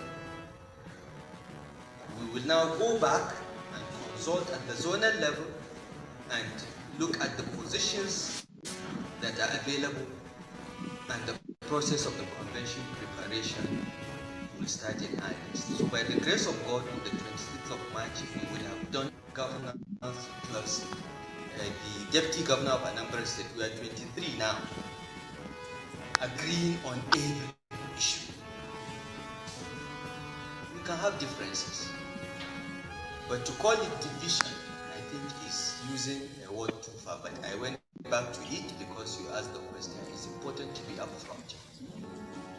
But after our meeting of last night to deliberate on the proposal by the National Caretaker Committee and our briefing with Mr. President today, we are all on the same page. We have agreed a zone.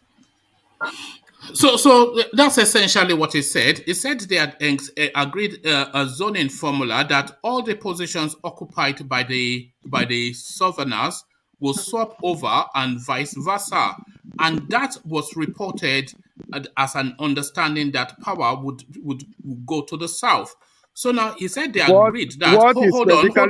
Hold on. Can you hold on, Ajane Koko? Okay. What was reported is that agreement is to zone the power to the South. That agreement for all of the party members, all of the governors there, including the southern governors that were there. So if that wasn't the case, then they would have recoiled from it, because that's the understanding that the southern governors have. That was the agreement that they had, that power will shift to the South and administration will shift to the North. So that was, I mean, I don't know. You must be the only one that is. I don't understand what you're talking about. One man. Yeah. One man. If you listen to Rufai very well, he was very categorical about his position, about their position. National Caretaker Committee. Those are the position he was talking about. They are going to swap between the North and South. He did not talk about the position of presidency.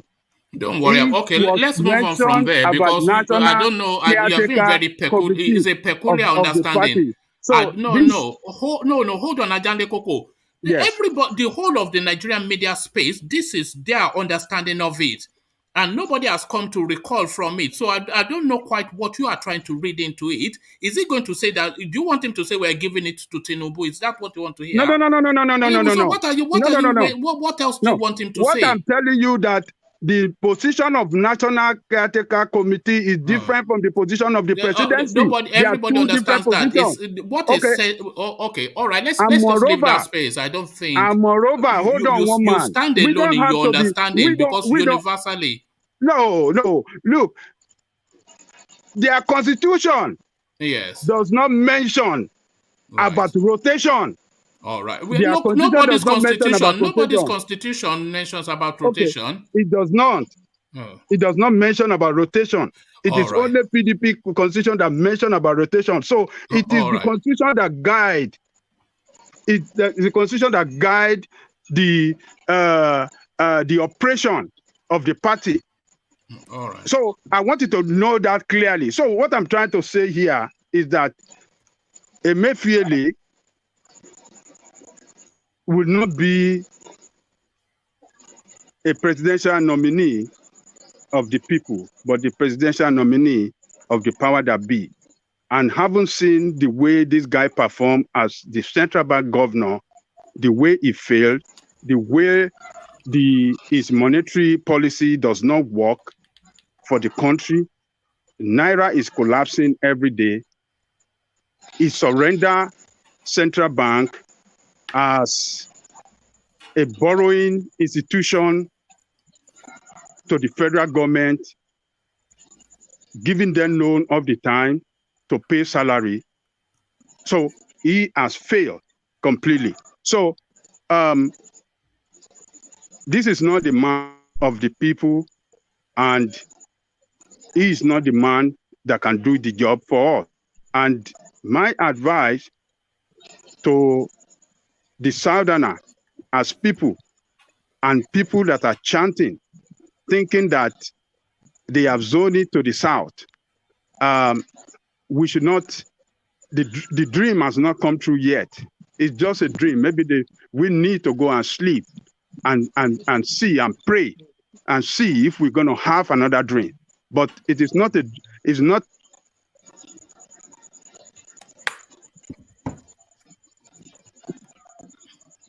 Have we lost your Ajanle Koko? I think Ajanle Koko is off. Yes. Yeah. All right. I think we've lost Ajanle Koko somewhat. So let's go on from Ajanle Koko to Solly. But I don't agree with what Ajanle. We can, but you stand alone in your understanding, because universally that is what people understood was said. So you stand alone in your understanding. You say universally. What do you mean by universally? Every single outlet and every single political expert and every single political steady person understood what was said as the zoning of the presidency to the south and the chairmanship of the party to the north. Universally, that is what is being discussed right across the board in Nigerian politics. So you stand alone. I don't know what you mean. I don't know what you mean by universally. Well, that's what everybody understands, apart from you. Okay, we by God's grace, we should all be alive, and we will see it. We're gonna see it. The truth shall come out. We shall all see the truth. There's no way. I mean, what is the point of hiding the fact or coming out expressly on this thing that, okay, the position of president going to be zoned to the South? National Working Committee that this guy was mentioning every step of the way in his speech is not the position of president. It's not the position of president, for God's sake. So, Ajanle, please. Are you saying now that the presidency is going back to the north? I don't know what that is not what I'm saying. What I'm telling you is that they have not come out. They haven't. They have. But we know automatically the power to come back to the south because it did not have had it for 8 years. No. That's not. Don't worry. Just ignore that, Ajanle Koko. Carry on. Okay. So Emefiele is not a man for us. If the power that be is supporting him, it is time for us to know that APC once again have demonstrated that they are not for us, and they are for themselves and the power that be. So, and people should not see that party, particularly the Easterner, should not see that party as a party that can bring anything to them. Surely it's not going to bring everything to them, because it's a party where their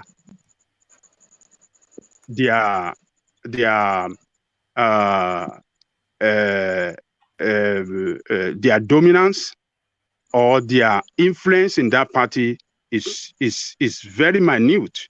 They don't have a strong influence in that party. So, and your your membership in the party, you are minority. And there's no way a minority will be giving, there's no way majority will surrender power to minority in that party. It's not going to be done. So they have to look into the party they have known, the party they have invested in for so many years, and go and fight their case out there. That is where they can get it. And I'm referring to PDP. PDP could be the best choice for them and not APC. So the Easterner, you think you want presidency, you have been voting all this year for PDP. That is where you invest in. Go and look at the way you can go and fight the battle in the PDP. It's only in the PDP you can get it. Or you can work out something there. If you are not, you cannot get number one, maybe you can get number two. But to think that you're going to get anything, the position of presidency in APC, it is not possible. You're not going to, you are a minority in that party, and they're not going to surrender the most exalted position to the minority. So that is my point there, one man. All right, thank you, John Lekoko. So, for people who say Ajan Lekoko and I never disagree, that's another example. We disagree all the time, or it's just that we don't, we don't come to blows. But Ajan Lekoko is own opinion, me to mine. But we might concur more on this next talking point. Buhari regime agrees over 2 billion naira to purchase cows for herders. So, I'm not quite sure. Is that a loan? Is that a gift? Who are these herders? Are they Nigerian? And why are these businessmen being isolated for government patronage for 8 solid years? So Buhari again and this Fulanization language. Will this be do you think this story could be true, or do you think it's just something some people? It was Sadiya Farouk that stated this after the FEC meeting. Sadiya Farouk being the humanitarian affairs minister. So she said they've got the approval to spend 2 billion naira on malus for malas. Well, it is election season. One man. It's money that politicians are trying to loot to fund their election. And moreover, if they're saying they want to give 2 billion naira, 2 billion, 2 billion. Because I'm just doing the head count in the amount of cows that can buy with an average cost of about 200,000 per cow. So and even if it's a seedling, I don't know what a little cow is, maybe even 100,000. That's just a mass of injection into that economy. So the question I want to ask: does the nation have a program for cattle rearing, or what are they talking about? No, she's saying that it's part of a package that they've put together to reinvigorate places that have suffered as a result of insecurity. So they are gifting it especially to the Taraba state region. So they're saying because they've suffered insecurity, they are now going to buy this malus for malams. But then everybody has suffered insecurity. Who has not suffered insecurity? So this is the thing.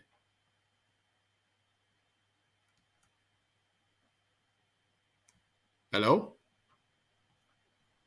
Yeah, one man. Yeah. So what I'm saying is that if they want to give it to Malu, where are your leaders?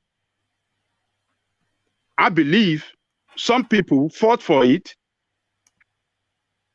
Federal government did not just wake up and say, we are giving them Malu, we are giving them this large sum of money like this. Some people fought for it. So where are your leaders in Southwest, Southeast, and South? Do you not think some fights are fighting for your people? Hold on, Ajale Koko. Do you not think some fights are easier fought by some people under this administration? Some fights are easier fought. There are some arguments that are easier made based on the sort of person that you are. Remember when Governor Makinde went to Buhari to say that he needed more security personnel to address the insecurity in his state, and he just sent him back. So it's not that the others are not putting up a fight, it's that they're not being given the space. They're not being given a listening ear. Do you think if an Ekiti person puts together a narrative for that intervention, they will even get to express it, never mind being gifted malus? This amount, I believe, have to get approval from the National Assembly. Yeah. Where are your representatives?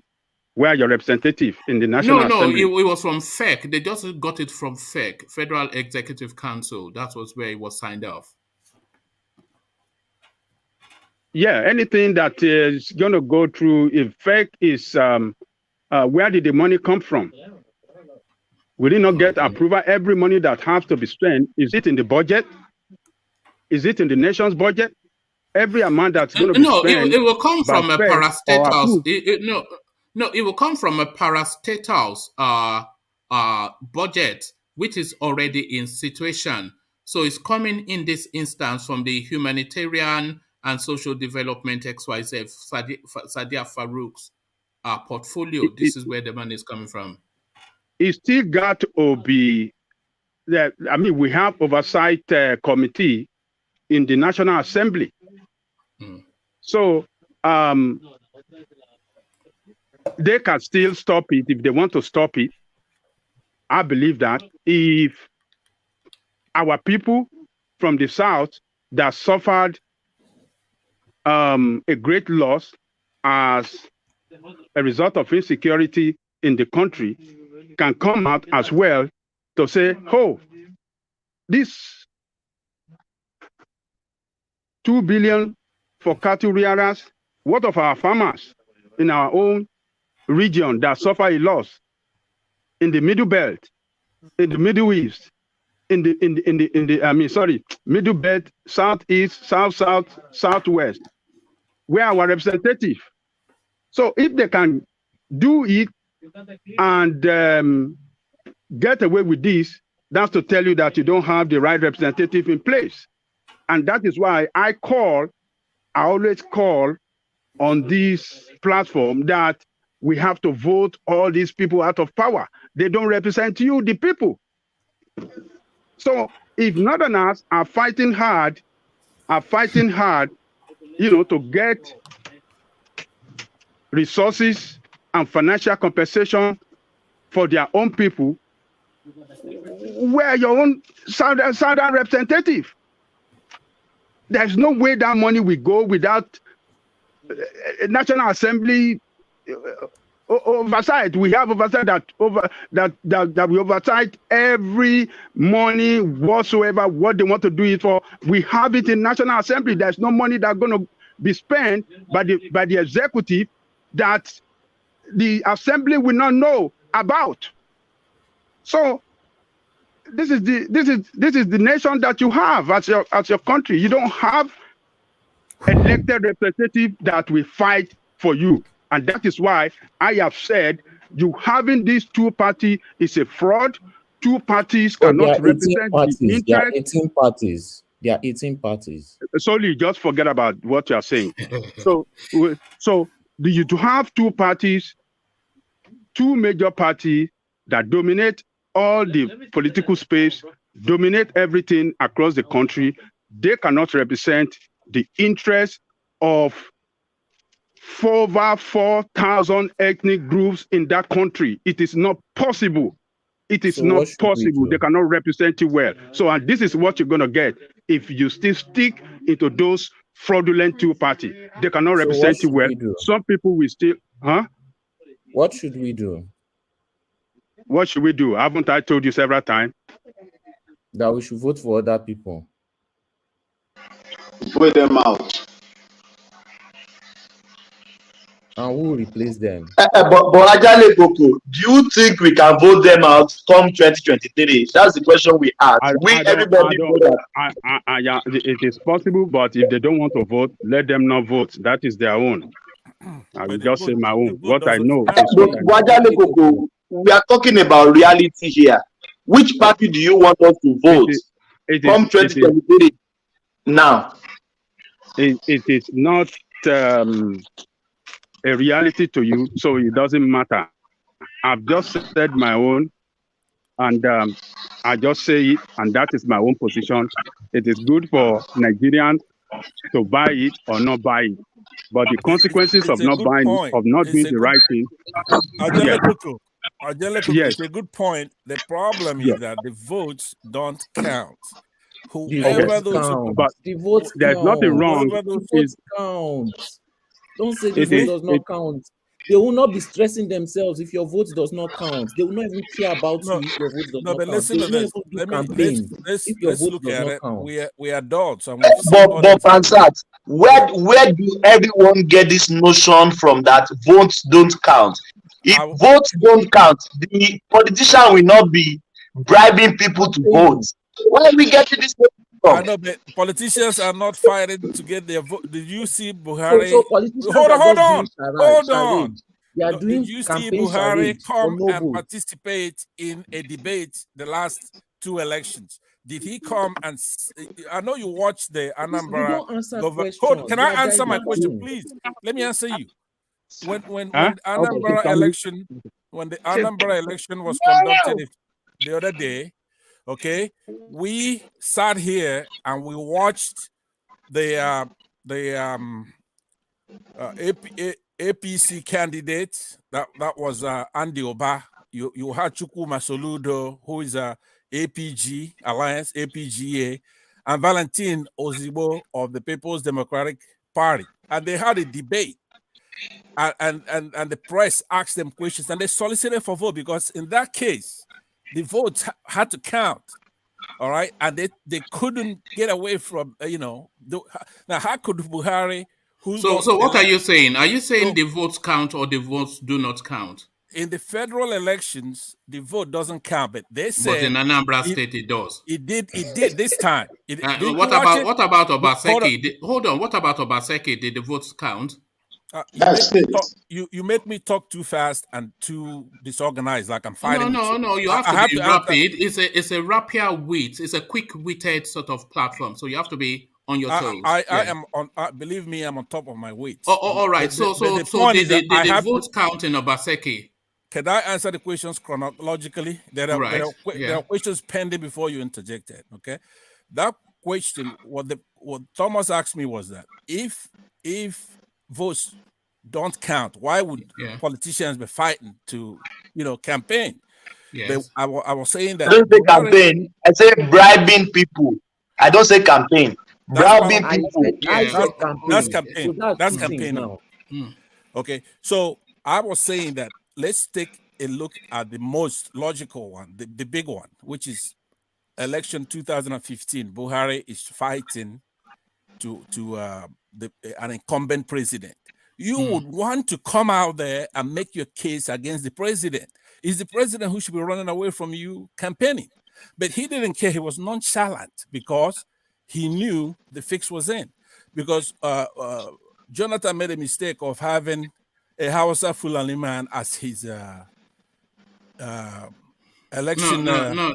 That's a misreading. That's a misreading. It's not a misreading. It's a misreading of the situation. No. You are propagandizing. You're propagandizing. Explain that. How? What happened in the Buhari avoiding debate scenario is a calculated move, because they knew there was going to be a backlash against Buhari not debating. He did not debate Goodluck Jonathan, and he did not debate at any instance. They knew there was going to be a backlash. But From what? What do you mean a backlash? From what? How do they know? Let me flesh it out, and then you can disagree. So they knew there was going to be a backlash from the voting populace, from the country, if he did not debate, because the country was expecting him to present himself to be perused. So they knew people would react to that. But they knew if he debated, it will categorically lose election, rigging or no rigging. Because Buhari does not have the knowledge base, it did not have the physical strength, and it did not even have the command of language to hold a debate. So Okay, they hold knew, on. hold on. They knew What I'm if he saying, debated, he would lose categorically. So hold they on, were please. willing to Hold on. sacrifice whatever it is that they would lose if he did not debate, in order not to expose him as the fool that he is. Okay, I agree with that. Yeah. But let's look at the reasons why. And then how are you going to win if you don't debate? The issue is that if you don't know, if you know that you're not winning, that you weren't going to win, you're going to want to do everything to No, go they did out. not know that he was not going to win. Look, the You don't, debate. you How don't much of the decision making is the debating in Nigerian politics? It should be like 90%. If there's Well, no you rigging, must be joking. Then you don't know about just like Nigerian the politics. Anambra. Hold on. Forget Anambra. Not You don't know. only If did you think the not, debating is what decides not election only in did he Nigeria, not then you debate don't know about Jonathan, Nigerian politics. then he didn't debate Atiku. Okay. Yes, we know that, and we've just explained why. But I just told you, go back and watch the debate. I So just, it's debate if you that want, I makes could post votes it for count. you. Okay. You go and watch the debate in the Anambra elections. Right. That's yes. where the decision was made on who was going to emerge there as the governor. That is something. If you watch that debate, it wasn't. No, it wasn't. We know that the Anambra election, the debates were eloquent and the ideas were sharp and to the people. Exactly. Because I'm glad you watched it. Hold on. I didn't even watch it. It's only because I know the quality of candidates that were being put forward.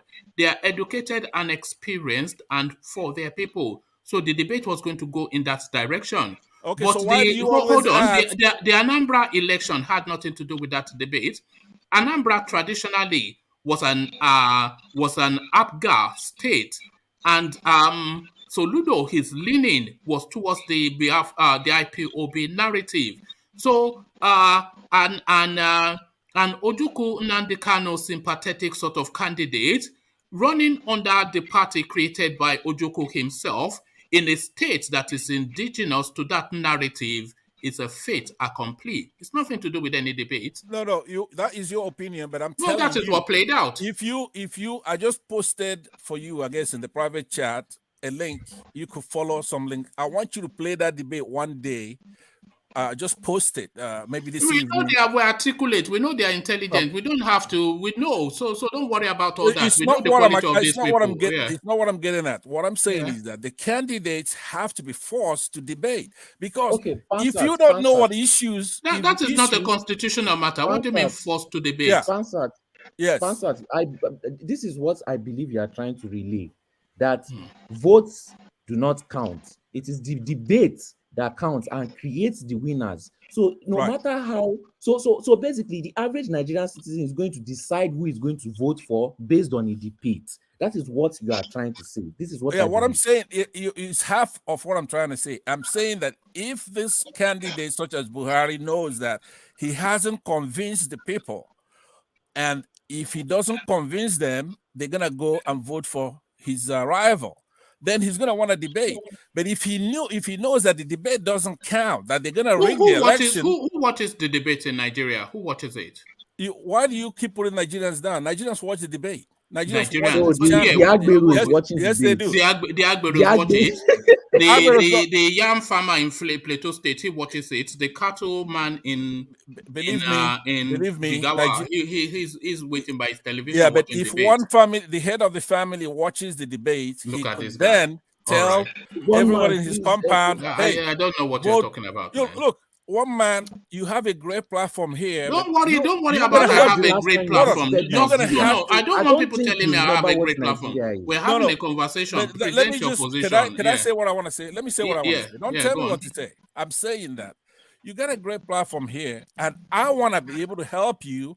You want to help me? Yeah, exactly. Get out of here, man. There's a reason why I banned you. You know, this guy is just a clown. Sorry, excuse us. You have a mentor in. So that is him, Pansat. He will come back again and he will get banned again just because he doesn't know how to conduct himself in public. But sorry about that, Ajale Koko. We did give him a chance, but then of course he reverts to type. So Ajale Koko, back to you. So That's it about it. I think we have representatives that are not really represent you well. So if the federal government is allocating 2 billion for cattle rearer and they're not allocating anything for the farmers that were killed in Gabon and other places, that's to tell you that you don't have people in the National Assembly that are representing you well. So that's the way I see it. Oh, all right, thank you. Yeah. You see, this is where the favoritism and the nepotistic system of government in Nigeria, practiced in Nigeria, plays a very vital, role. You remember the time the same government of Muhammadu Buhari released, I think, about $100 billion to put out radio stations and so all whatnot. I do not know whether that went through. But you see, this particular one now, putting this kind of interest on a particular ethnic group shows the whole world how nepotistic and what this man Pansat was talking about earlier on here. You see, when you pick interest on your own people, let me just say, if Obasanjo picked interest on the Yoruba people, the Yoruba tribe, when he was a president, what could have happened? If Yar'Adua did the same, what could have happened? If Goodluck Jonathan did the same, what could have happened? This is the government that has, find it, relevant to itself to benefit, put forward their own people in the terms of affairs and the governance of Nigeria. Just imagine 2 billion naira to help this.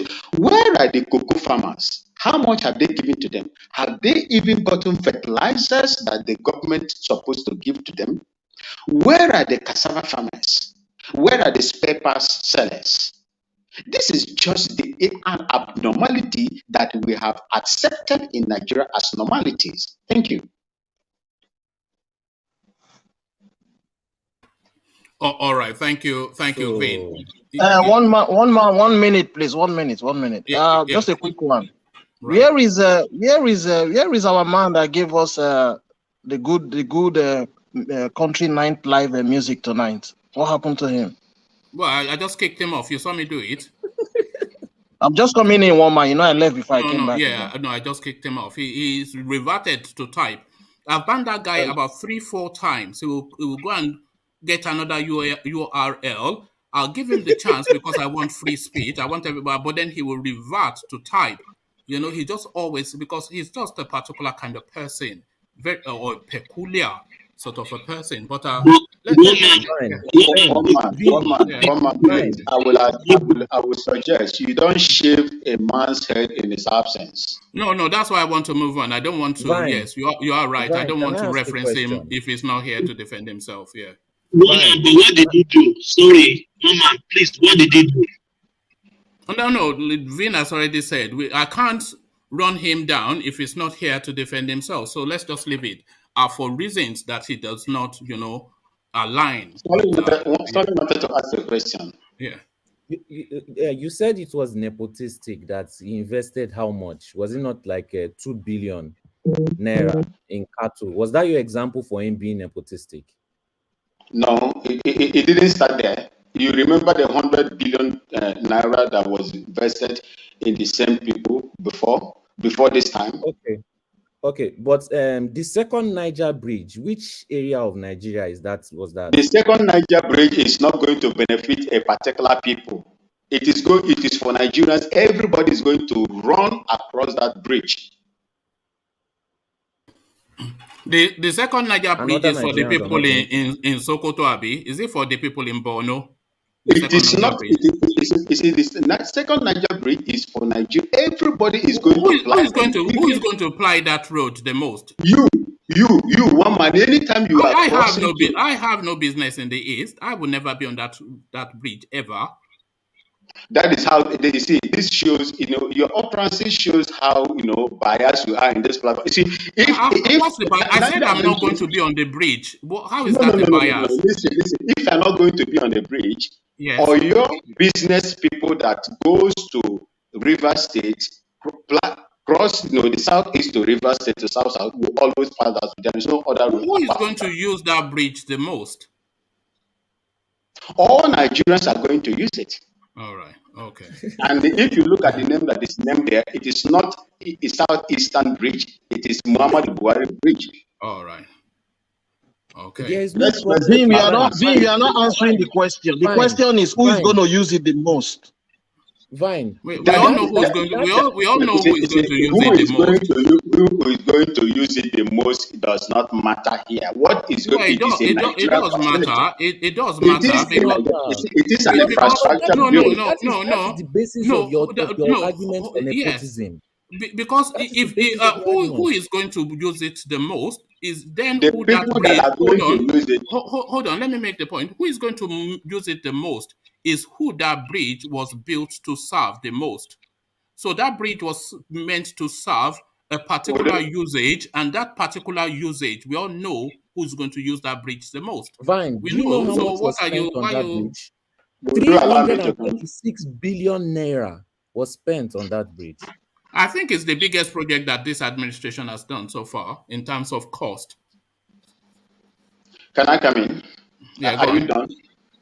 If you will allow me to land my point. If you want to say something, then just go on now. So what I would like to tell you is that it is a Nigerian infrastructure that is being built there. Okay. It is a Nigerian infrastructure. Everybody is going to, even if you do not take it maybe now, once upon a time when you are crossing there, you are going to use it. Right. It's just like the Niger bridge that is there. It is but some people will be using it every day. Some people will be using it every day. That one doesn't matter. So basically, Vin, this is what you want. You want a project that it will only benefit the Southeast and will be spent in billions. That's what I am telling you. You see, my brother, which is what the Niger bridge. That's what the Niger bridge is. It does not want it to benefit other Nigerians. It must benefit only the Southeast. No, I don't. That is not what I said. Is that what I said? But that's what you sound like you want. If don't suggest for me. Don't presume. Don't read my mind. That is not what I said. What I said solely is this. Solely, you are fond of doing this. See, let me tell you one thing. That bridge is a federal government infrastructure that is going to, but this particular 2 billion, specifically put aside for cows is meant for a particular. And I agree. So why are you arguing me?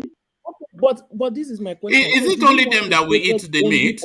Using your logic, is it only them that we eat the meat? Listen, one man. They will sell. When they give them, they will get the meat, they will get the cows, they will sell it. They are not going to, you will not benefit, you will purchase those meat, those cows. You will pay to purchase those cows. But that bridge, nobody is going to sell that bridge to himself. It is a federal government and it's meant for usage for everybody. No, hold on. The meat seller in Jankara market will purchase that cow and then he will make his own economy out of it. The leather person will purchase the skin, he will make his own economy out of it. They are all within the Nigerian space. I want us, let me answer you, then we'll move forward because I don't want to go on, marvel on this issue. So the fact is this. If you are going to deposit such amount of money to buy cows, which is specifically for a particular group of people, you should do same on cocoa. You should do same on spare parts. You should do same on cassava producers. You should do same for pig farmers. That is what I'm saying. Okay, Vin, do you know how many years it takes to plant cocoa?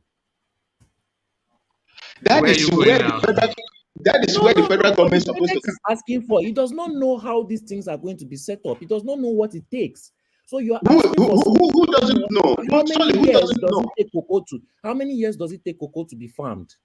Because Vin, I go to the European government and I ask for grants on things like this. So when you bring them as example, you have to know what you are specifically asking for, and you have to know what it takes to get them. Do you know all these things you are asking for? You are asking for like the government to just do magic wand and grant it to you. All these that things is not what I'm saying. Are you listening to me at all? If you are not known right. for running this kind of things, government is not going to give you this money willingly, and it's not going to divert it to your sector just like that. You are diverted what is known for your sector. Your people are not asking for what is known in their sector. The North knows what is in their sector. Do not ask for what is in their sector. This is how you ask for grants and loans.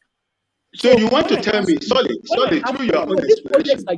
projects that you said, when I ask you that, do you know how long it takes to farm cocoa? If you knew these projects were viable, everybody in the East should know it's viable. So you should have an answer immediately. All right. I don't even know what you guys are talking about now, but I'm sure. No, that's okay. My point is this: if you are making available such amount of money for a particular, type of,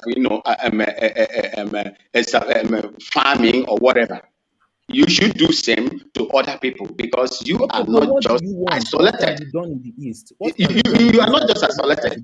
Because if you look at the problem we are having in Nigeria today is these and many others are part of it. Okay, but I'm asking a simple question. What can be done in the Eastern sector that the government can finance? Give an example. I am not talking about Eastern sector, my brother. I'm talking about Nigeria. But you just said the bill is benefiting I am not talking Nigeria, about, why do you always fixating? Why are you fixating on eastern part of Nigeria? Did I mention that eastern part of Nigeria? All right, thank you, gentlemen. I don't think anybody is going to yield space on that. So let's get quickly back to Ajanle Koko and take him to another talking point. Ajanle Koko, are you still there? Yes, I'm here. All right, thank you. Did you understand any of that?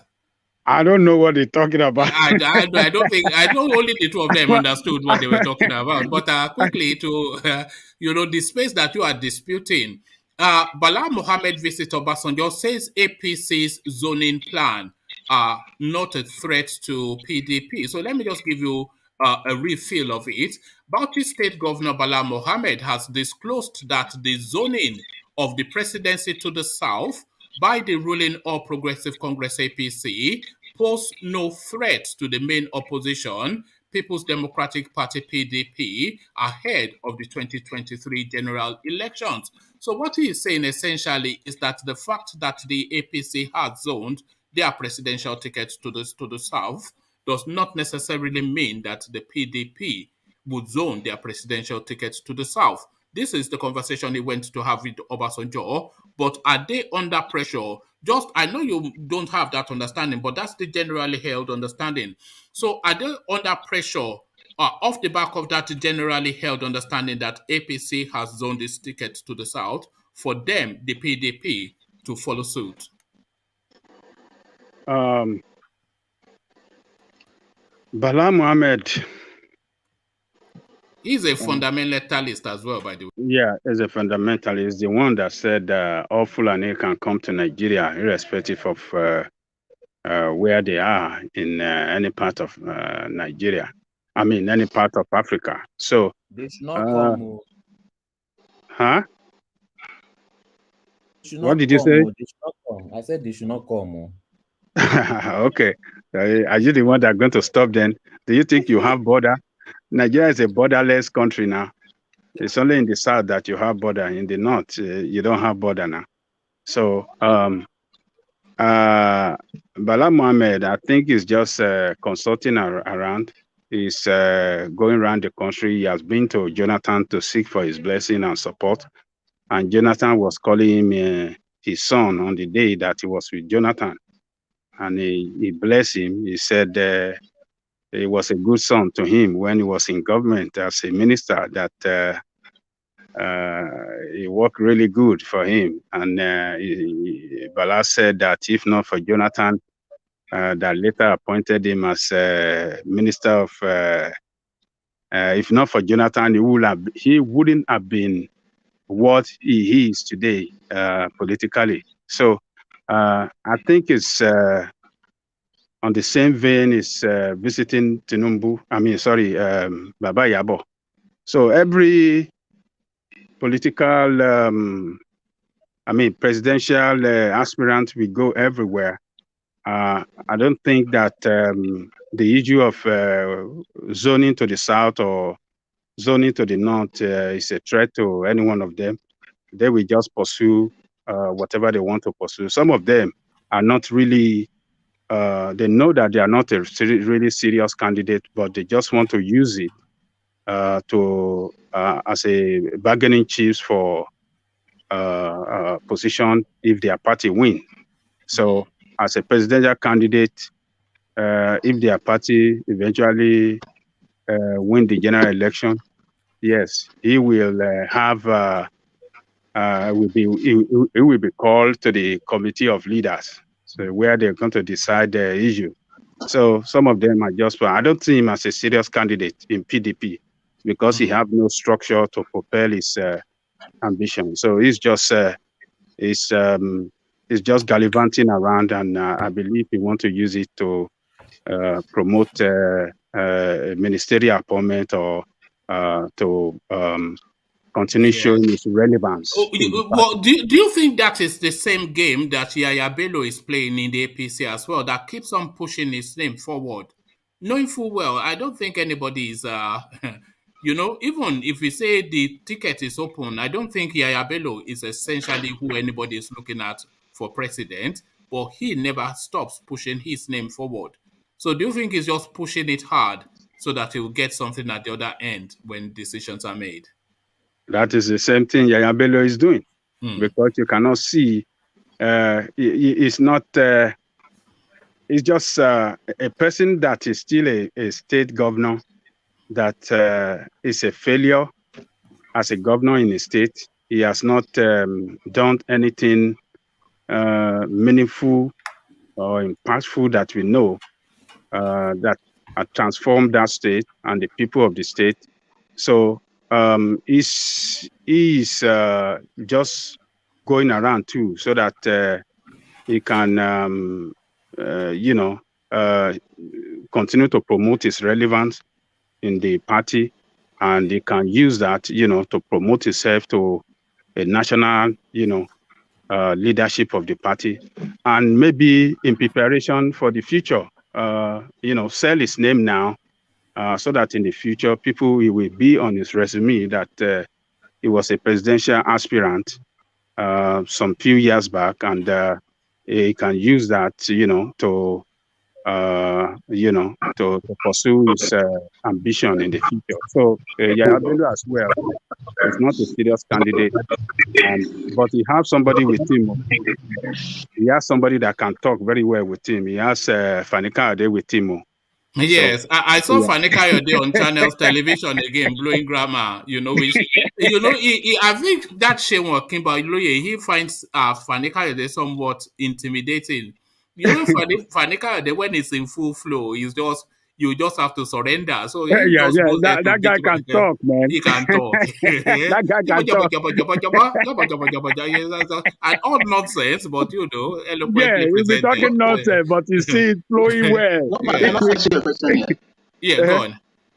I saw Fani Kayode, canvassing for. Is it a middle belt? Was it today or yesterday? How is it? Is it real? Asking for, telling the world that middle belt is can produce a president. I heard that he made. He's campaigning for North Central. He's Yaya Bello. Yeah, it's Yaya Bello's guy now. That one gives him a lot of money. Yeah. Yes. Yeah, it's a money. He's a guy looking for money, and he's going back road. Yeah. you know that yellow purple girl has left him, so he's after another yellow purple. But one man, they used to be cat and rat in those days. Him and Yaya Bello, you know that. Well, this is it now. No permanent friends, only permanent dollars. But one man, I want to make something to you now. So all the candidates we have been mentioning now, we are saying they are not serious. They are not serious. They are not serious. So, and people are discounting Tinubu. People are trying Tinubu's power. We talk of Memphis now. People say it's not serious. We talk of Yaya Bello now. It's not serious. It's just a joker. The man you said now to the Hausa man, the governor, and people are discounting Tinubu. That Bala Mohammed is PDP, so it's not in play. But No, we are just talking. I'm just talking generally. yeah, no, but you know, people are not discounting Tinubu essentially, but people are saying that would they give it to Tinubu because of just the way the man is. It's a controversial figure. It's a powerful man, very difficult to control. There are concerns about his health, heavily corrupt, so all of these things. So they are saying, are they going to give it to this guy who they cannot control and who they don't know what his agenda is? One So man. that's just, Oh, yeah. this reminds me. One man, I will even One man, prepare. Maybe Tinubu will come in. One man. And things will change. We don't know. All right. One man, I sent you a video of MC Oluomo doing his arrangement with his fellow Agberos in one room, talking about how they will do campaign for Tinubu. I sent you a video on Instagram. All right. Okay. Well, I don't see it, but I think it will be in request. All right. Okay. I'll have a look. All right. So back to you, Ajan Lekoko. Ajan Lekoko, let me take you to a different sport. We discussed this. We discussed this when the licenses for the 3G space was issued, and we were all alarmed that some obscure name from Kano got the 3G license, and we were saying, what is his antecedent? What is his area of expertise? What has he done in that industry? And we were even more shocked when we discovered that the company that he used to get the license, he actually formed it 3 months before obtaining that license to beat conglomerates like Airtel, etc., to get one of the 2 slots. One went to MTN, one went to this guy. So they got the license, and of course, there's a fee to pay for that license, 200 and something thousand $1 million, which is a pittance considering what the harvesting that is to be had in that space. Very promptly, MTN has paid up, but these guys now, they've not paid up and they have 24 hours left. So it continues to mystify why a 3G license was given to an Aboki man from Kano that has no antecedent in telecommunications. He cannot pay up even the license fee. What do you think is going on there, Ajan Lekoko? One man, you saw my message. I just saw it now. Is Ajan Lekoko here? So, well, there's no other way we can look at it. It's just that favorism that we can favorism and nepotism is what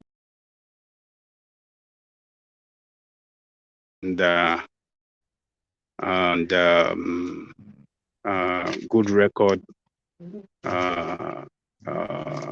in area of tech, high tech industry. So, but what are we going to do? That is the way they operate over there. Jonathan did the same thing when he was giving that disco or lesco about on electricity to incompetent people that have no antecedent or any record of performance in that area of industry. So it is the way they do it. There's nothing we can do about it. But we just have to know one thing, that a country where the system is run in this manner is not a country that any form of greatness or development can happen. We will continue to experience and have failure. We'll be failing all the time. We'll not be progressing economically,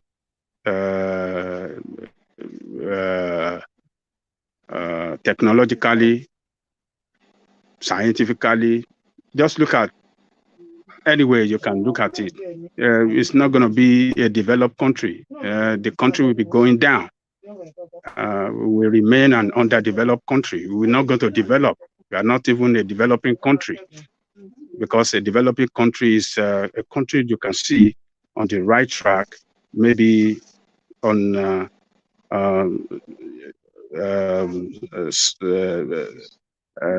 scientific,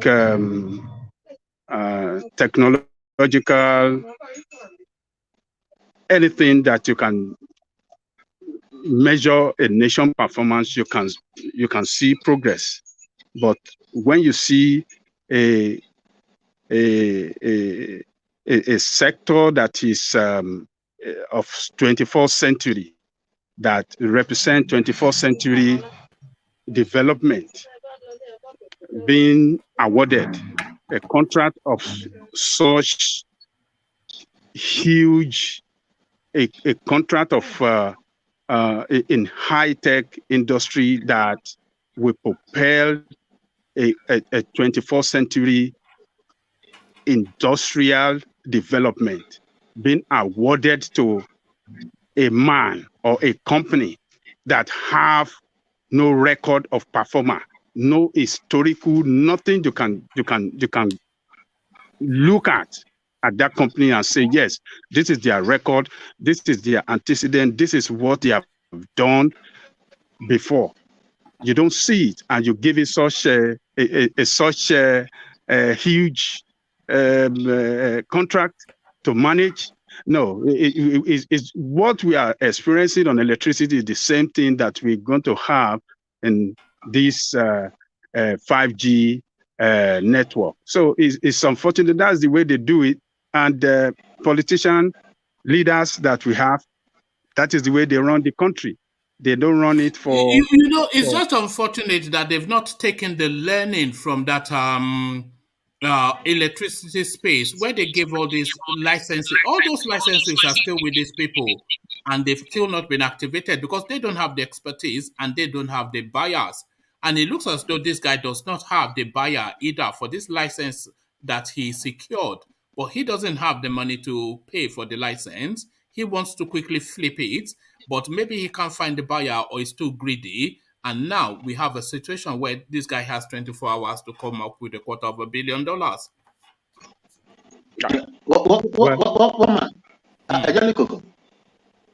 Yeah. You see, what is playing out now, one man, is what happened when they share oil blocks. You remember, most of the oil blocks they give them, they don't have the capacity to, explore those oil blocks. They have to go and seek for other people outside, foreigners, expatriates from outside, investors from outside to come and invest in those oil wells. That's number one. Number two, if you look at when they sold Nine Mobile, I think Nine Mobile, right? Nine Mobile, the man they sold it, that took it, had no money to pay for it. They have to go. It is alleged. No, that he had though. That was Issa Fantua that bought that. No, it is alleged. That was the guy that was Emefiele was kneeling down for. Yeah. You remember? Yeah, and he was putting his feet on his neck. Yeah, one man. It was alleged that he connived with Emefiele to get the money to buy that space, that Nine Mobile. That's exactly what is happening. Now, this one, Globacom is an indigenous telco in Nigeria. If you look at Globacom, Globacom is one of the best telcos we have in Ghana here. Their charges and data cost is very, very cheap. Why couldn't they give that 5G to Globacom, an indigenous that has the capacity to do it? Why couldn't they do it?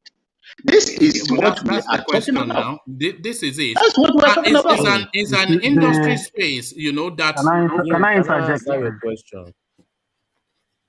Sorry, who wanted to go first? Sorry, let whoever wanted to go first go first. Who wanted to interject? DOG. Yeah, go on, DOG. When they do this privatization and all these things, Most of these guys just use their connection. They don't have the ready-made money. It's just like the power sector too. A lot of people, Dangote Profile, which was by the son of Sonny Abacha's son, all those people. There is a man called, I don't know the people from the water side, Chief Enegesi. He was bidding, so he was one of our clients back then. People will bid and be looking for technical and financial partners from foreign. And the situation of that country right now, nobody really wants to invest money. So I'm sure the guy has been pushing, but following the process, thinking he's going to nail a financial partner or technical partner from somewhere, but they will all let him down. They will follow up with you, but when it comes to, they won't give you any money to start anything. They won't pay anything. Unlike before, they would have sent you money, pay for this, pay for that. Nobody does that anymore, which is why it's good if we have good governance to just give it to reputable people or reputable company to just handle these things. That guy is probably looking for technical partners up and down. Then what he would have resolved to now within 24 hours is looking for people within the country that has money. And most of them won't want to come along and be part of that with him. So he's probably going to lose it. And that's what happens to even with power. That's the same thing that happens all the time. Secondly, just not even on this topic, I've been listening all along. I think on this show, sometimes most people just use educated guess. Some people don't even really know what the politics of Nigeria is like. Then second, they don't let us be lying to ourselves. No. Hold on. What specifically led to that comment? So what are you talking about in reference to that? You were asking, I don't know who you were asking the question about, who would the new Niger bridge serve? It's obvious who he will serve. Let's be true to each other. Let's say things as it is. We don't need to, from what you were saying, the person was saying, we can tell what the answer was, but trying to hide behind on your point, not to accept the true fact, is quite sad because we are all here, we are not fools. Let's say things as they are, and you can still make your point with other good reasons. So don't let us be beating around the bush. Can I address that? Yeah. Was 336 billion naira invested? Yes or no? Yes. 2 billion was invested in the north. Yes or no? Yes. 100 and something was invested. So more money was invested in the east than any other sector in Nigeria. Yes or no? Yes. These are facts. You want to go based on your feelings. Yeah, the fact. The fact doesn't chime with narratives. What is the exactly? And it's quite sad. It's quite sad. One man was trying to make a point from there, but whoever the person was, go on. Whoever the person was just dribbling and going back and forth. I think everybody knew what was going on, and this is the difficulty that we have. Because what we do on this platform is that we challenge traditionally held beliefs. So all the prejudices, all the mantras, all the cliches, all the things that people have held for a long time, we challenge them here. And people they will buckle, they will sliver and revel and whatever. When you challenge something that they've held for so long, to say no, let's interrogate that. So they will turn it into a fight rather than accept that it doesn't, because then that would then be to admit that what they've always held as true does not actually exactly. And I think that is why it's hard. That is why it's even hard to find solution to the problem of Nigeria. Because everybody is just like this. DOG, there's solution. Simple solution. But how can you get solution if people are deceiving themselves? People are not accepting facts. This solution being written plain on the wall. So this solution does not have to have anything with tribe, doesn't have to have anything with religion. A Buhari can be in America, right? Yes or no? Yes. A corrupt politician can be there, but the system, the police were arresting for bribing. Would they not? Yes.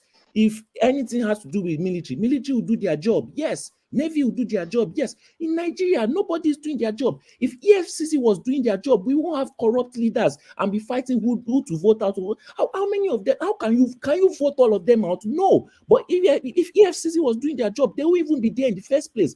Police is harassing the average Nigerian. If police was doing their job, Nigerians would not have problem with insecurity. Their main insecurity is police. If army was doing their job, instead of going to the east and focusing on the north and ending Boko Haram. So all these problems are not politicians' fault. They are just human beings taking advantage of a faulty system. If the legal system and the authoritative system are working properly and the judicial system working, Nigeria will not have all these issues because there will be nobody there to take advantage of all these things.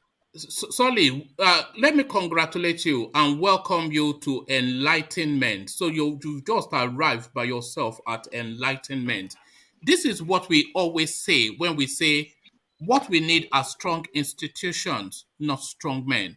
That's essentially what you've just said as well. Strong institution, not strong men. If we had strong institutions, like you're saying, EFCC, if the EFCC are not betrothed to a power that can overload them, then they can act at free will to go after anybody that is corrupt and jail them, including the president. But they cannot, can they?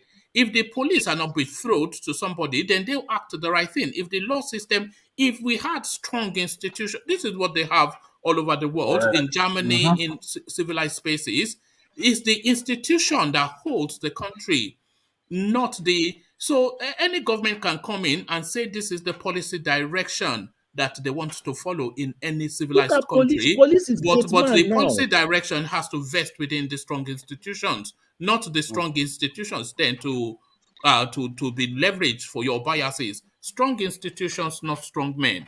This is the enlightenment. This is the enlightenment.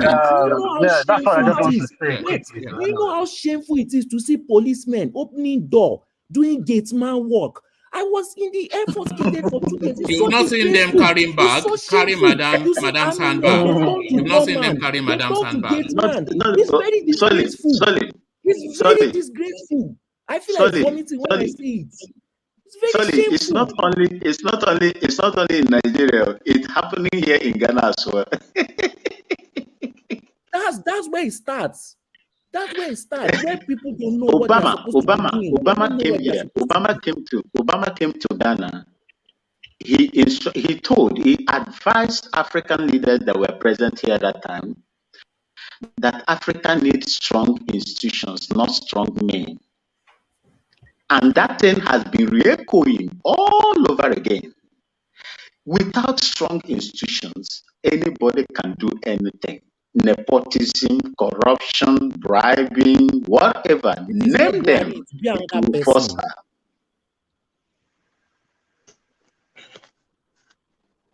So, and well said again, Solly, if it's not Buhari, it will be another person. So the problem is not necessarily Buhari. It's the system that facilitates for Buhari to act to his prejudices. But if we had strong systems, which is strong institutions, Buhari can have all of the... We have a federal character in the statute books. This guy decides to pad the whole government with his clansmen. Nothing happens because there are no institutions to hold him to account. The Senate says that they don't want Ibrahim Magu because of his corrupt person to be chairman of EFCC. He holds him there by presidential fiat.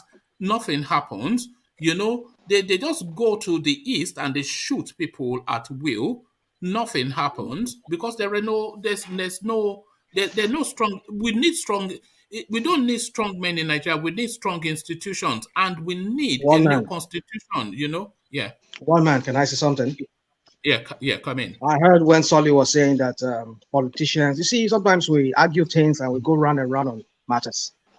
There is no way you can separate politicians from strong institutions. Any country that works where they have strong institutions, it is the politicians that create these strong institutions. Yeah. So if we don't get it right, if we don't get our politicians right, the politicians that will go there and represent us, that will create that strong institutions. There's no way we can get that strong institution. It means institutions don't just create themselves by themselves. You get it? So rational mind. Sorry. What you're saying that a strong institution alone by itself, it's not just strong. I agree with you. So this is now said that we are in a deep mess because we are far from even having any strong politician that is close to Well, that is the attaining that point. position. That is the point. That is the point. Nigeria is a mess. It's a real mess. Rational mind. Let me quickly say this before I forget. You see, two cannot work together except they agree. The way we are going, right? Like you said, the politicians. You cannot separate the politicians from those strong institutions. It's a two-way thing. There must be an agreement. Somebody has to run those institutions, you know? So that is where we need to get it right from the politicians, that will implement those laws, that will back those institutions that we're talking about. So agreement is another thing right there. This is what makes Nigeria a peculiar, case, because but it's not we get peculiar these to strong Nigeria. institutions. Yeah, it's not peculiar to Nigeria. It's an African malaise. We experience the same thing here. We experience the same thing here as well. So That is what will keep us in solve. perpetual backwardness. We will perpetually be backward.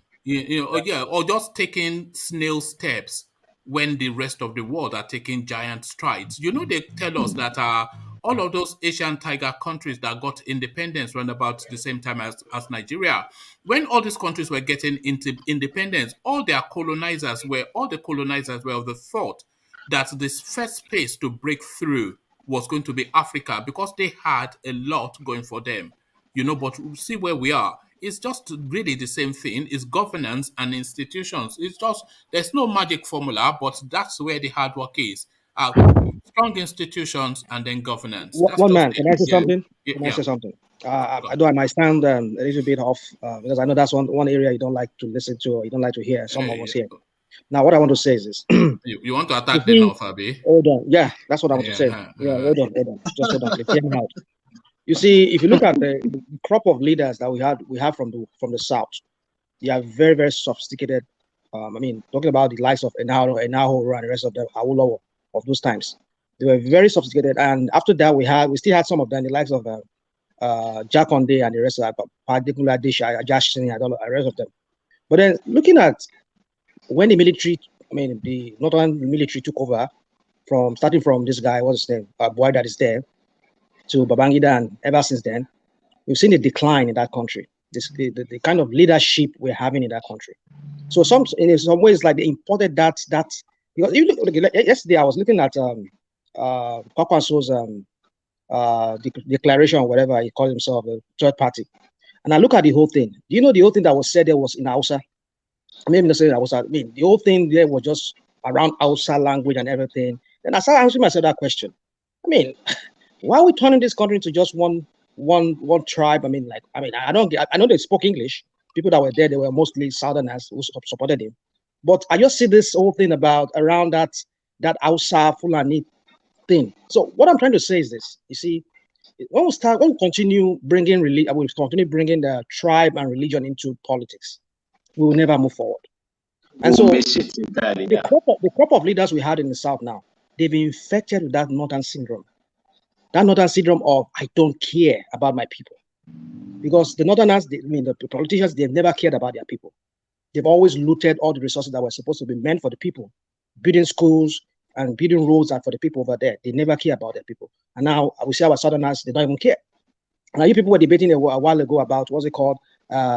They gave money to. When it was those time of Awolowo, they would have challenged it. They would have challenged it that you can't just vote federal money to one particular section of the country. If you do for A, you have to do for B and C. So the point I'm trying to make is that syndrome. If you look at the Senate too, like Ahmed there, look at how he controls the Senate. Robert Stamp said it. He has infected them. Yes, look at when David Mark was there. You can see quality of, even though they were corrupt, but you can see that quality, that direction. But when this Ahmed was there, being the head of the Senate, look at how that place is just being run.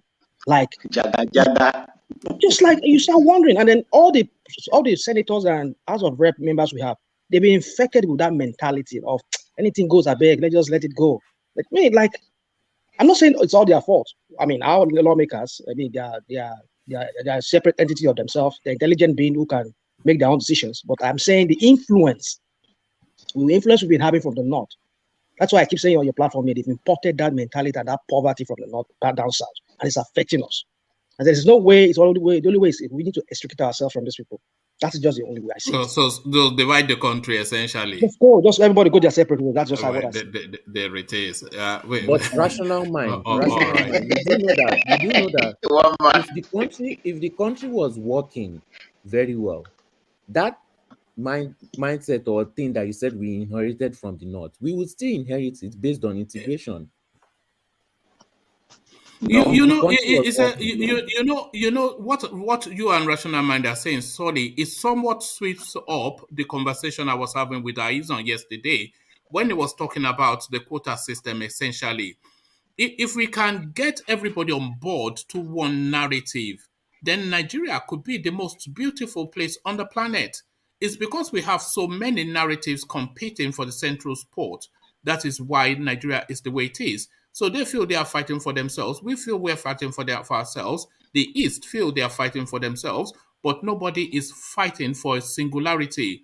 And that is in the language of communication. So we have to get the language of communication, which is around orientation and education. But this is why I always say that for Nigeria to work, we have to rescue the North from themselves in order to rescue ourselves. Yes. So we have to civilize them. We have to civilize but them. they're not willing to civilize. Are they ready to accept you? Wait. See, rational mind. This is rational mind. Can I come in, please? I'm the only northerner on the platform. I think everyone should yield the space to me. Hold on. I knew you wouldn't let that go, Black League. So I knew you said it because I'm here. Let's hear from Black League. Hold on, sorry. The Black League. Oh my God. It's so Why you funny. dey cough now? Why you dey cough? No, na the laugh makes me cough join. Na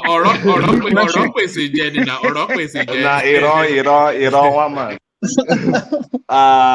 Black League, drink some little water so you can talk very well.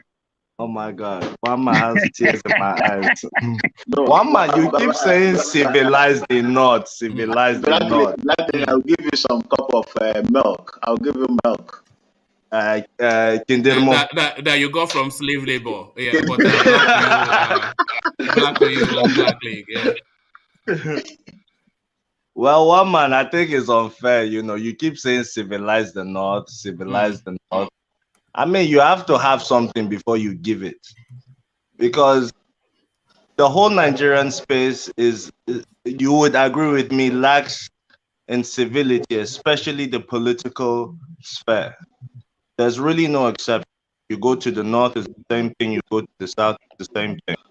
And the South benefited under Awolowo. He was a great man, great politician. To me, one of the greatest we've ever had. Take away what Awolowo did for the Southeast, there's nobody that's been able to come close. So he really single-handedly changed the destiny of a whole region in the country. That's why I give him credit. So when you really speak to the North is not civilized, I really think you just may not know much about the North. Let me explain. Because the rancor here most times, almost on a daily basis, is the North are empowered. How can we get it back?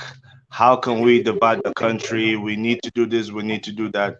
It's really seeking consent from the North for something, whether you're talking about, and I know you're referring to the core North, but we just say North just to generalize. Yeah, no, I'm actually referring to the mass North, and let me explain myself. The tonality may be somewhat deliberately to be provocative, but essentially the substance obtains. So in the South, essentially, if not wholly, if not solely, a progressive area. The South, a progressive area, but the North is a pedestrianized area wholly, with the exceptions of hold on. Hold on. We know it's feudal, but it's a pedestrianized area with the exception of the elegants like yourself and Jafar, who are the exception to what obtains as the mass norm in the North. the mass norm in the North, they are stayed and plateaued in a mindset, that is primordial and somewhat primitive. And they recycle that in a sort of feudal system that Vin just referenced, which is not at all a progressive mindset, because they cede authority and knowledge to some patriarch somewhere who superintends thought and well-being, and that is where I'm saying we have to civilize them. So we have to break their mindset to a more independent thinking sort of mindset, not necessarily to agree with the Southern progressive mindset, but to bring a counter argument in order to evolve us as we evolve each other to create the Nigeria that we want. Yes. But the mass in the North, they are just they are Rankadede now. You know that. We are from there, and we have to break them away from Rankadede. Rankadede translated in colloquially, you know what I mean. Yeah. Yes, Rankadede translated hold on. in. Let Black League. Yeah, sorry, carry on. Yeah, Rankadede system in the North appears even in the Southwest. It comes in the form of Baba Sokwe. In the North, it's called Rankadede. It's the same thing, one man. So really, the problem of the North, Nigeria as a whole has the same problem, but fails to see it. We tend to condense the North into a monolithic bunch incapable of reasoning, but you have to understand that is precisely why the North has an advantage. It's because the South is because. No, I'm telling you, I'm really giving you the secret. That's why the North. You are not the North. You know you are not the North. You are. One man, you just said generally in the North. I tried to separate it. You said generally. Yeah, okay, but Black League may be right that they may think, but the thing is that they don't act on what they think. They accept it as their reality. So how have they been in power for this long if these people are incapable of thinking? Because all of them are like that. Are you going to say we are saying all of them are like that? Hold on, Solly. Let me have this conversation with the Black League. What you are saying is the perfect, because they are elites. They want dominion over the Nigerian space. But they have this mass. This speaks also to the language of insurrection and banditry that we're saying. So they have this mass that essentially they're like an apes obey sort of a thing. So they have this mass that they can throw at the Nigerian space, and they funneled them into foot soldiers in all the security infrastructures. It's essentially the North is essentially holding the Nigerian state via the barrel of a gun, not by potency or intelligence or logic or even the mass of their numbers. They hold that country all the way through its history via the barrel of a gun, including and especially this administration, who wants to shoot first. It's just an AK-47 system. So that's the totality. It's not any smart thinking. I understand your point, but it's somewhat flawed. There are guns everywhere. There are rogue politicians everywhere. There are politicians who don't consider the masses at all. Everywhere in your region, they're there. In my region, they're there. But the South wants to believe that the North only has these problems. But if you really look at it, that's why the North keep holding on to power. Although it's a very small group in the North, but we're generalizing for today. So that's why I'm saying the North. That's why they hold on to power. They have a South that constantly underestimates them, especially when it comes to capacity to think and strategize. That's a very big mistake. They have shown it repeatedly. There's no way you can have. How has the average Northerner shown this repeatedly, please? Shown what repeatedly? Not the elites. I'm talking about the average Northerner. How has the average Northerner shown this repeatedly? Not the elites. Shown what repeatedly? You keep saying we are underestimating them. So how have they? You said that they've shown us countless number of times. That's what you just said. So probably Yes, you were going that to they the are example. in But I want control to. of the political space. You can see it from every election that was held, even if it's through coups or election. Either way you want to flip it, they are ready. Okay, Is but what I'm that is the telling you. elite. That is the elite. We are talking Also, about where the average. We are talking about the average northerner, enlightening them because they are apes obey. the We are not average talking about the northerner, elite. the average northerner, I could tell you with all sense of responsibility, And don't feel personally is slighted, by the way. how I'm sure. how Yeah. how can I not be one now? Now I was there every day now. Because But if this was Jafar now, we will start crying in his milk. yeah, I won't speak on Jafar. It's not here. What was I saying? The average northerner. Yes, going to the average northerner. I could say this with every sense of responsibility.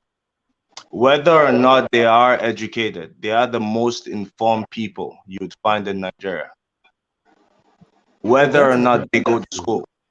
Because an average northerner that doesn't know how to articulate himself to you in English, you would call him dumb.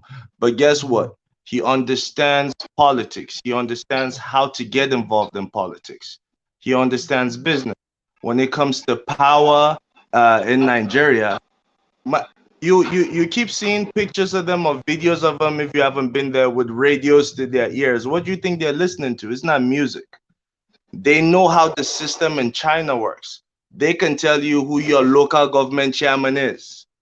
And you don't even know where they come from. You can't even pronounce it. But they will tell you the politics in your locality. Those people who are informed, especially politically informed, cannot be shoved away or wished away in any way, shape, or form. They will remain relevant until you understand that we have to level information and education in the whole country. Because one side is saying, oh, we're more educated. Well, yeah, that's, of course, when you look at the history, schools came through southern Nigeria. That's because that's where the ocean is. That's where the missionaries, British missionaries came to build schools and all that. That's why Ibadan had more secondary schools than all of northern Nigeria at some point. That's a fact. But these are all spoils of really Western dominance. You don't use that to brag. What you use to brag is how am I able to control the resources in my domain? And that's it. Okay, I agree. I accept your All answer. right, Blackly. Let me just I have hold a on. question. Yeah, hold on. I'll take that question, but let me acknowledge Alexander Gomez's super chat first, which of course, anytime Black League speaks, Alexander Gomez delights in whatever he has to say. And he says that again via super chat. He says, Ajanle Koko and Black League are the two most popular contributors on this platform, in my opinion, based on fellow contributors' reaction. So there it is. A pat on the back for you, Black League, and of course, Ajanle Koko. Alexander Gomez echoes what we all think. Always a delight to hear from you. But even though you always talk, yam, but you say it so well. But Thank you, Mr. Gomez. I know you must add your own one man. I appreciate it, Mr. Gomez. Yeah, but you must add your own one man. But I'm used to you, so let's continue. We don't want to get in a big head now. We don't want to get in a big head. My But question. yes, Vin, yeah. Black Lake, I would like to ask you a question. When you look at the leadership, Vin, you're Ghanaian, but go ahead. I'll still answer.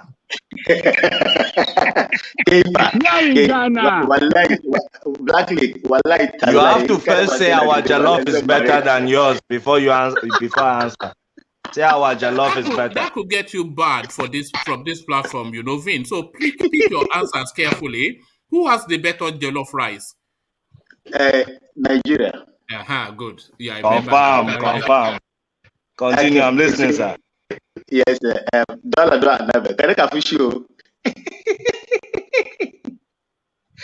You see, I would like to ask you, Black Lake, when you look at the leadership in Nigeria,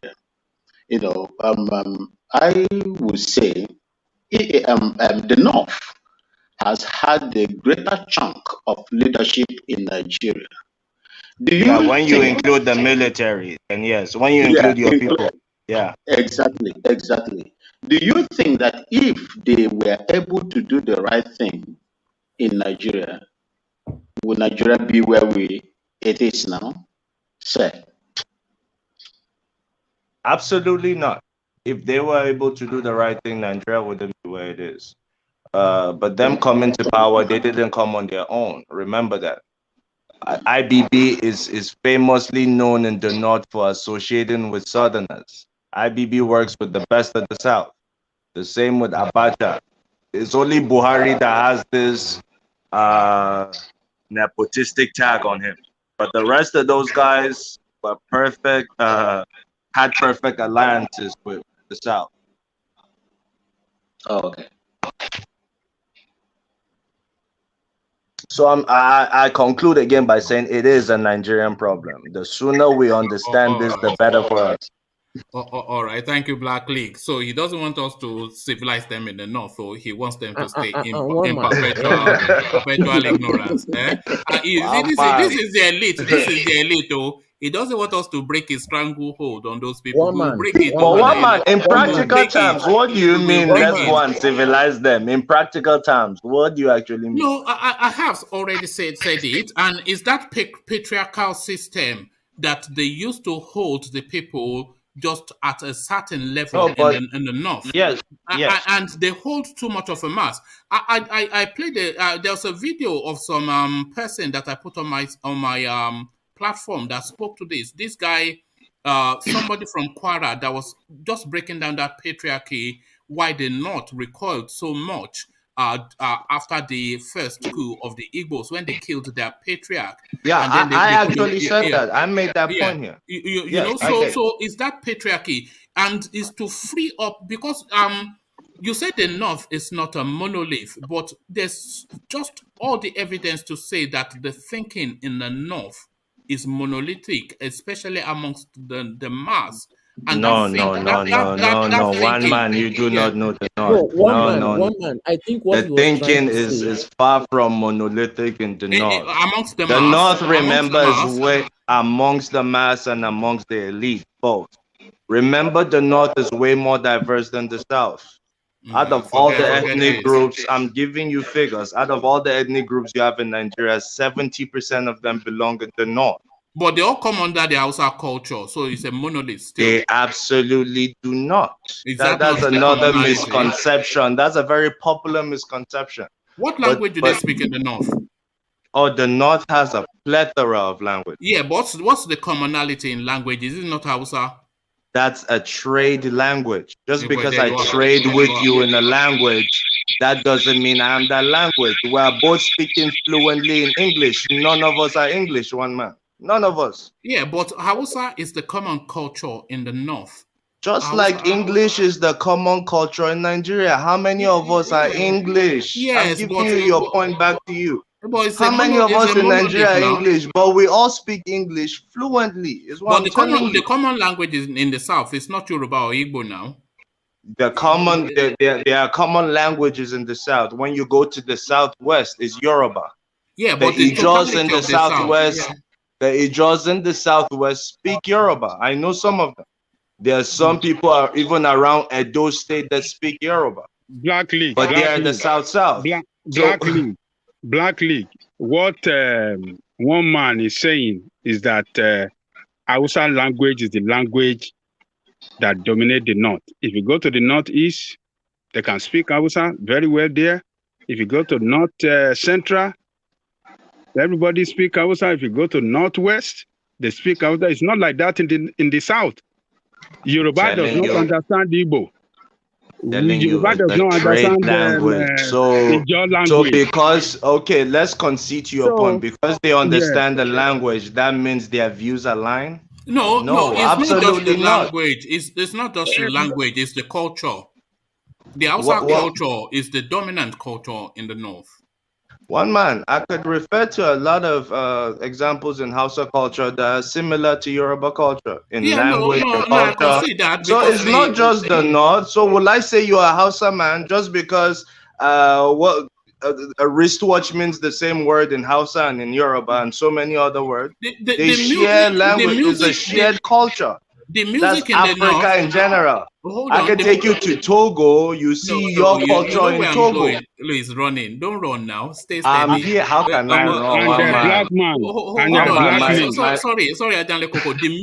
The music in the north is Hausa. The cultural dressing in the north is Hausa. The language of communication is Hausa. You The see, orientation and morality of the north is Hausa. Their okay, you see, one man. worldview is Hausa. I So Blackly, agree. it I is a blackly, agree. monolith. blackly, I agree with you only if you say, as far as I know, the No, no. culture in the north blackly, is Hausa. Then I'll say, blackly, one man, I agree. But All as right. long as you blackly, don't say, yeah, I'm listening. blackly. And then if I agree anybody with going you. from the south to the north, the only language that person want to learn to speak is Hausa language. I Anybody from already the south. Black, Yeah. admitted that it So is the trade black, language in the north. I've already said that. it's the So blackly. dominant you can language. see a It's the Benue dominant, man in Governor Autumn speaking Hausa is normal. yeah, it's Just, the just dominant like you Blackly, see a language. Yoruba man speaking Hausa, I know a lot of them. Yeah, it's a I've seen dominant Igbo language. speaking Hausa. So would I say their views are now like, All what are right. we talking about? It's the blackly, dominant language. Let's quickly move on before Black Link blackly. starts to feel picked upon. No, So no, No, blackly, one man, blackly, continue, please. I'm enjoying blackly, this. Someone wants to ask me another one. Bring it on. all right. Okay, blackly. sorry. Yeah.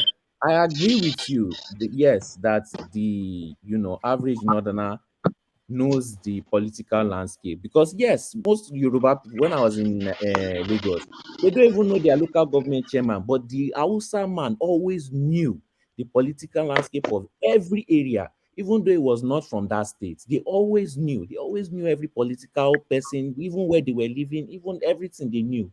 So they have more knowledge on that. But what one man is trying to point to you, which we cannot deny, is that they follow their elites. Yes, they have more advantage than us because they know everything that is political. Even the shoemaker knows who are the political leaders there and who to vote for.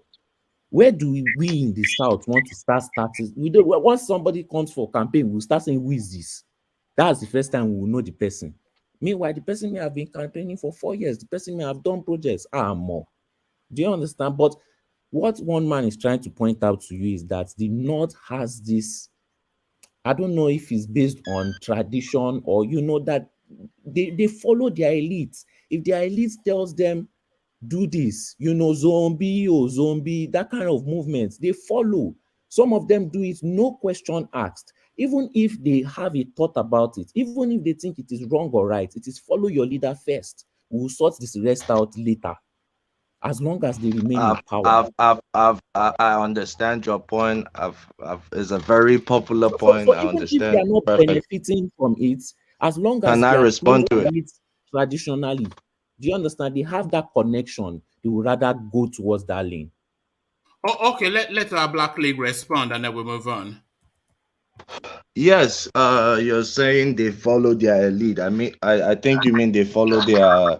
It's more of an age thing. It's elders they No, follow. no, no. They are So easily when an subdued. elder, Their minds are Hold on, easily let him subdued. respond. Yeah. when yeah, you could call it however, but when an elder says something, even in the family structure, in the north, or in the society, or even at the government level, when they say something you don't agree with, that's how you disagree. You don't just stand up and start some uprising or a looter or throw insults. They don't do that.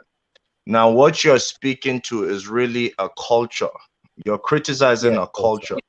culture. Is a culture in the north to be respectful, to show respect in that manner to elders, anyone older than you. It could be for a month, 5 months. As long as they're older than you have to pay them that respect.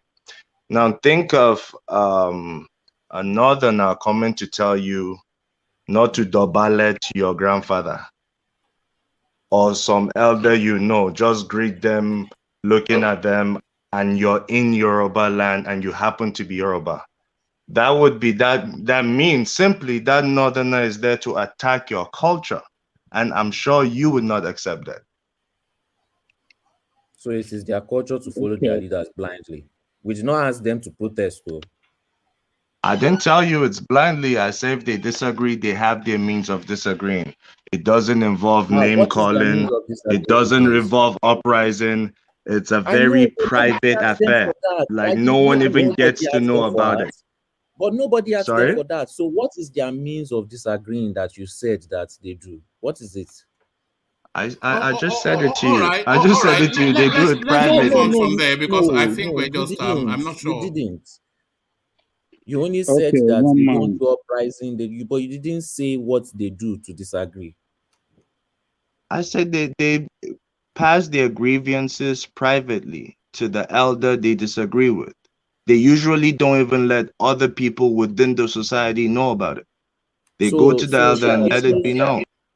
so their issues are said privately, and it is resolved based on the leader's choice if he's going to solve it or not. That's There not a is a structure. mechanism. There is a But that's not a mechanism, structure. But and that's not a there structure. isn't just How can one, and there isn't just one leader. There are levels to leadership. But the So you South can cannot go, survive on such a system. and and Solly, that's completely fine. I'm not here to defend what the South will accept or not accept. There are means to going about whatever way you want to go about the route you choose. I'm only here to explain to you that saying people shouldn't listen to their leaders. I'm telling you, it's the culture over there for them, and that would be attacking the culture. So if you cannot coexist with that culture, then it's up to you know Okay, how it's then this done. brings. I don't have to Oh, tell all you. right, no, sorry, But sorry. We must move on. I think Black League has presented just a position that is understood, if not agreed with. But thank you, gentlemen, for that. Let me go on. I think was I with Ajanle Koko? So Ajanle Koko, do you remember where you were, and do you want to Yeah. round off your thoughts? The Aboki that was given a license that he couldn't even read, never mind carry out. Well, my position is that based on favoritism and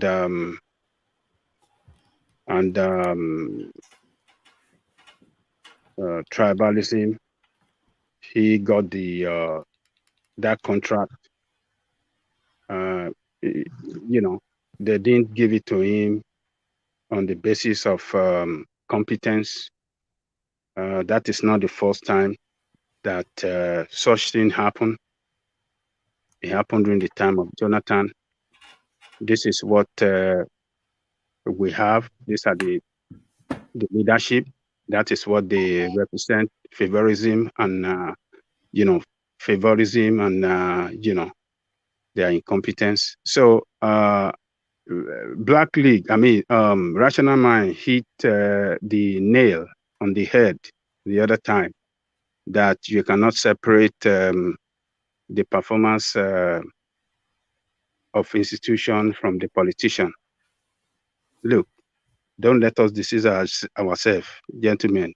We have institutions in Nigeria, but politician deliberately does not let those institutions work. Yeah, but the institutions are not strong enough. Is what we didn't say we don't have. We said strong institutions. Yeah, you cannot be strong. That's what I'm telling you. Yeah, That so you that's the have problem. Yeah. politicians are the one voted in the position of power to make the institution work. They deliberately Why could make it Trump not not to work hold on? Why could Trump not override the institutions in America when he wanted to hold on to power? because American people are law-abiding people. They respect No, the their law. institutions, he could not That's what I'm subvert telling this. you. Yeah. So that's what I'm That's saying. what I'm. Those are strong. Yes, So that's where we need to be. yeah. Trump was a strong man, Nigerian, but the yes. institutions were stronger. American are patriotic people. They respect the law, and they allow They know the consequences. The law is very strong. You remember Trump was trying to manipulate the institutions. He was trying to strong arm the election counting. He was trying to discount elections, votes casted, but the strong institutions in the country just kicked in and just automated to to hold firm. So that's it now. With the strong institutions, yeah. Can I say something? Yeah, one man. Hold on, Charles. I don't know, do you know the strong institution? America has what they call the First Amendment and Second Amendment. If Trump should have hold his way, the First and Second Amendment could have kicked in. That is, everybody will carry arms. I don't know what you're talking about. You're back to Ajanle. Yeah. You have patriotic American managing those institutions. Patriotic in the sense that they are not corrupt. We serve as the law expected them to serve,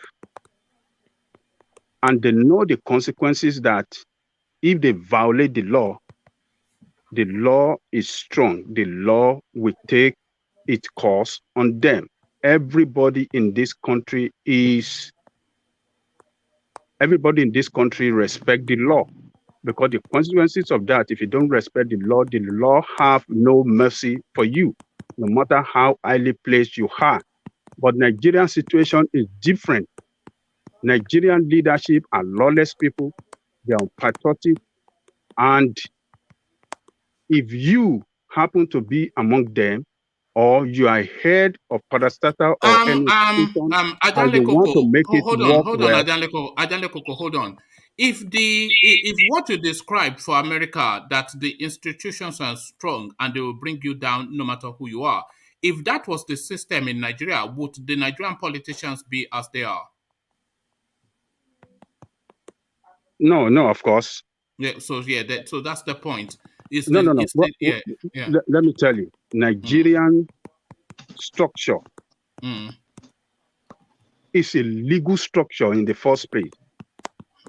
You have a president that is more powerful than any president you want to see on earth. Is given the power to appoint people in all the strategic positions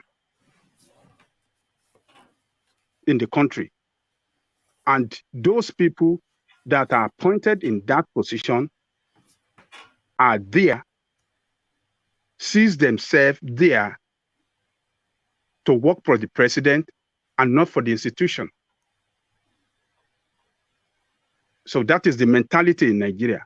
Yes, but that is where the problem is. That is where the problem is. Every position they hold, they sees it as the president first before the institution. You know, the army chief even said that. He said his loyalty is to the president, not to the country. When we had Burutai. Yeah, they are more loyal to the president than in this institution. It is not the case in the United States. Once you are appointed to head an institution, that institution, what the law says about that institution and the way for you to act and drive that institution is what you will stick to. Because the institutions are strengthened to be that way. Because the law, you violate the way to run the institution, the law, or you're trying to corrupt the institution, the law will have no mercy on you. The law will catch up on you and will discipline you no matter how highly placed you are. But you see Nigerians, they get away with lawlessness. And that is the problem with us in that country. Nigerian leadership get away with lawlessness. They don't respect the law. They don't respect the institution. And that is the way it's all over. How do you want the country to run? It's not going to run. And the president himself if he sees you that you are trying to make But things work, if the president is a corrupt, Ajanle Koko. So the problem is not the president. The problem is the system. the president can share the blame as well. Because if the system is able to checkmate Buhari, then he would not be as excessive as he is. Yeah, but you should understand the nature, you should understand the people that he have around him. So those people sees themselves holding that position at the mercy of the president, and they have to be loyal to him, to the core. We know Loyalty that. to him first. No, leave that. We know that. But let's stay in the space where those people are not loyal to the president. So that is where the strong institution is. So let's look at key positions in the country, and the key positions that help whoever sits in the first seat to hold on to power. So you're talking about the Chief Justice of the country. You are talking about the Minister of Justice. You're talking about the police chief. You're talking about the security structures, and you're talking about the person who superintends the election, and then you're talking about the person who superintends corruption. So if we look at those five, and the Attorney General. Yes, and the Attorney General. So that's the Minister of Justice doubles as that. So if you look at those positions, that's really where the strength of power is in Nigeria. But those positions now at the behest of whoever the president is. So if those positions are at the behest of whoever the president is, then the loyalty of whoever sits in those positions will be to that person, because they know that just at a whim, that person can remove them instantaneously. So if we look at INEC, for instance, how can you purport to be running a free and fair election where the person that superintends the election is appointed by somebody that is a vested interest and partisan in that election? So that space already, something that has to be removed from the presidency. The Attorney General, Minister of Justice is something that has to be removed from the presidency. The EFCC is something that has to be removed from the presidency. Even the police chief has to be removed from the presidency. So a structure that has a high number of consensus in the assembly to appoint this position. So when you're talking about the INEC chief, if you are saying 75% of the Senate has to agree to the appointment of that person, and the removal of him as well. So that person then sits outside of the influence of anybody, because he is the cut across appointment. So he can act more brazenly and more boldly, knowing that his position is heavily fortified by the strength of people that appointed him and the strength that is needed to remove him. So a lot of these things. So that is how we begin to build strong institutions. But if you have some emperor-like person that thumbs up or thumbs down somebody's career, then of course we will continue to be as we are. So it's the institutions that we need, not some mala from Daura. Yeah, you have one man. Let me say. Let me 1 minute. Let me quickly say something. One man. You see, all you just explained now is very good, but again, it's a two-way thing.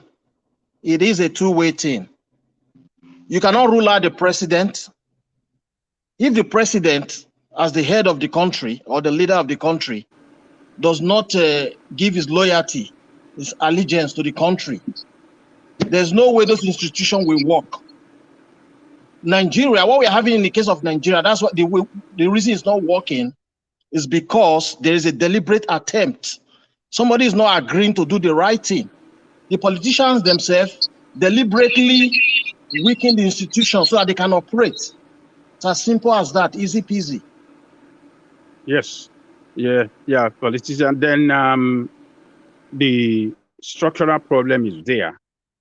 If we don't fix the structural problem, we're still going to continue having this. We're still going to continue having a weak institution.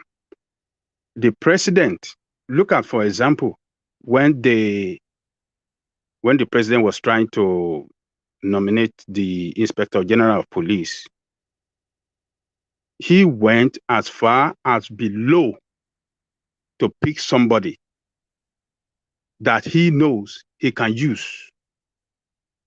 The person he picked for that position, that occupied that position, was not picked on the basis of merit. There was somebody next in line to the one that left that was an Igbo man, a very I think it competent. was a South man. He was a South Maybe man. a South man. He was from Bayelsa. Yeah. He was kicked out. They were all about 10 in line before this one that was picked were retired. That is favorism right there. Favorism and what is the other decision? And if the nepotism. institutions hold on, if the institutions were strong enough to defend that policy position, he would not have been able to do that. Yeah, yes, that's what I'm saying. That, yes, if the institution, if we have, that is the problem with the constitution. The structural problem we have in Nigeria cannot make Nigeria work. If we don't fix that structural problem, it's never going to work. There's nobody that will bring there that will make it work because the structural problem is there. So you have a mediocre, somebody that is number 11. All the best 10 above him was sacked and was brought for a reason. Because it's from his tribe. There's a guy heading some parastatal that continues to fail exams and they continue to hold him. And they continue to. So this when you have and what do you think what that person that sees himself as being favored because of his tribe, because the way he looked like the president, who do you think is going to be loyal to? Do you think he's going to be loyal to the institution? No, he's going to be loyal to them because he knows he is a mediocre. He didn't get that position on the basis of merit. And that is what you see all over the place, all the strategic positions. Yeah, so it's the institutions, not the president. It's just no. What I'm saying, no. Yeah. It is not the institution, but the structural problem that gave the president so much power to do whatever he can do. It is the institution. What I'm saying, the institutions are there. We have, if you don't have institution, it's a different thing. We have all the institution, but you have structural problem. You have a fraudulent constitution that gave too much power. But we don't have strong institutions. And you've just given a good example of how there's a system in place that speaks to the succession thing for the Inspector General of Police. And just automatically, the person that gets the job just should slot in. But the institution was not legally footed strong enough for it to hold the sequence of order so that Buhari can just sweep it aside and appoint his clansmen. But Lord Michael, you wanted to come in. Yeah, hello everybody. You see, I've really been very quiet because everybody today has been on point. I've been really enjoying what each and every one of you have said. Blacklist, congratulations. They put you on the hot seat and you were able to bust out like some thunderous man out of the ground. He's a top-end man. You know Blacklist now. He's a superstar. I like it. And Michael, you know anything not is when the Yorubas and Igbos unite. So the whole platform will come against me. No, I was waiting to see you win. I was waiting to see you never hear them unite until it comes to topic of North. Then they unite. Yeah. So I think it's a good thing. I want to see more unity. Okay, let me say what I want to say, guys. I was waiting for you to yield before I come in, but you were up to the task, so there was no need for me speaking anything because I know a little bit about the North too. I was in Yobe for a while. So what I want to say is, you see what Ajelekoko is saying? It's nothing but the truth. You see, most times we all see the problems and discuss the problems, but we run away from the solution. What we can do is what I have always advocated for. Let us come to our people. We should jettison this election. We should fight for a constitutional change. We need the people's constitution whereby nepotism would not thrive. With all what we are saying, institutions cannot work if the common man on the street's voice cannot be heard. You see in America, the people can go on the streets, the people can reach out to their senators, to their rep members, and they will give them listening audience. But in Nigeria, reverse is the case. When these people are being put into office, instead of them becoming the servants, they become our rulers. You know, so for me, I will keep advocating. We should keep fighting. We can have these things changed. We can talk from now till tomorrow, list all the problems, but without starting to narrow down at solutions, my dear brothers, we are going nowhere.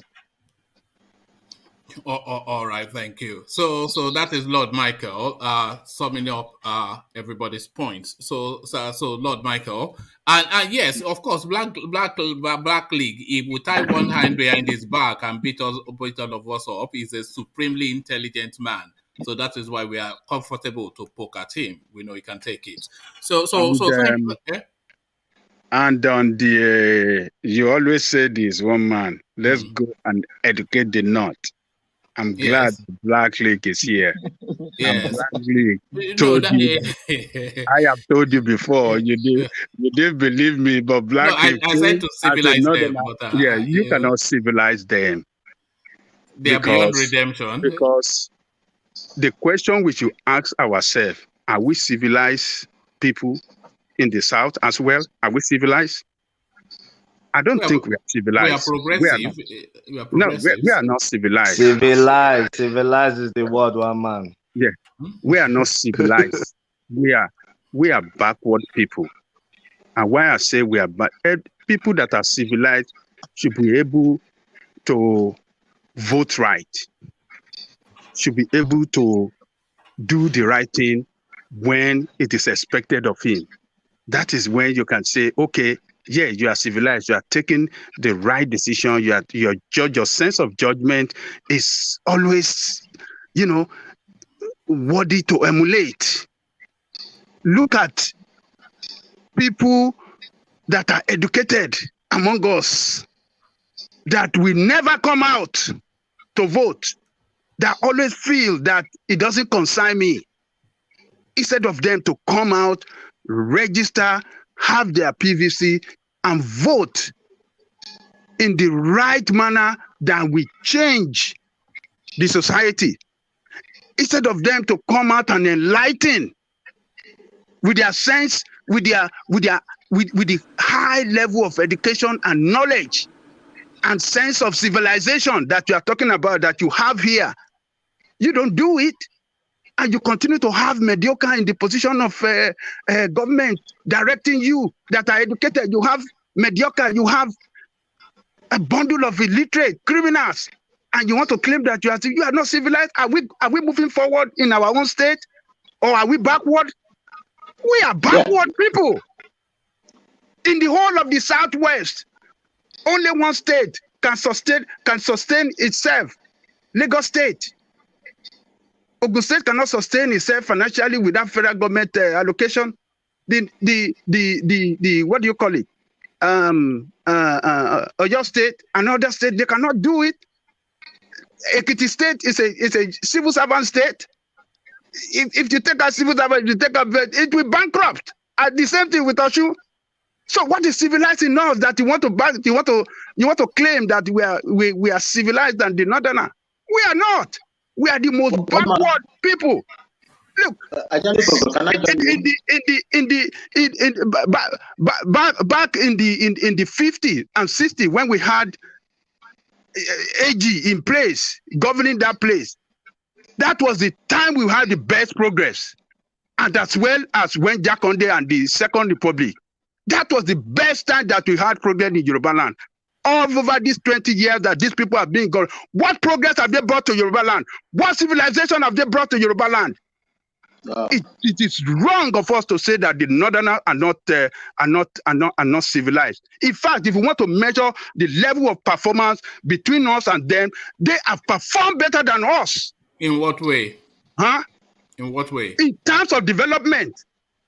If you want to measure it, looking at the resources on our side and looking at our revenue generation, internal revenue generation, compared to theirs, the little that they make as revenue generation there, they use it better for their people and the development of their spaces than we did here. We don't hold our own people accountable, and we say we are civilized. You cannot say that. What develops the North is the federal might, not what they don't have resources to develop their space, and they don't use their resources to develop their space. They use the federal resources to develop the North. What money do they have in Kaduna for all the development we're seeing there? They don't have a kobo in Kaduna now. What are they generating? Look at the little man in Kaduna. If you know all the economic initiative that this guy have made to develop them. I cannot really say it, but I have been monitoring it. I cannot say them politically. It's federal money that is developing Kaduna now. It's not money generated in Kaduna. No.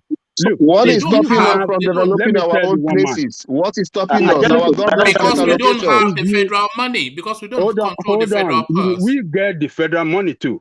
Ekiti get the federal money. Or should get the federal money. You think it's the monthly allocation? You think it's the monthly allocation that is developing Kaduna? Have you seen Kaduna? Even Buhari was, come on, man. I told you for over 20 years, your state have not transitioned from being dependent on the federal government to self-reliable. And the northern states are. How do you want to compare that you are better than them?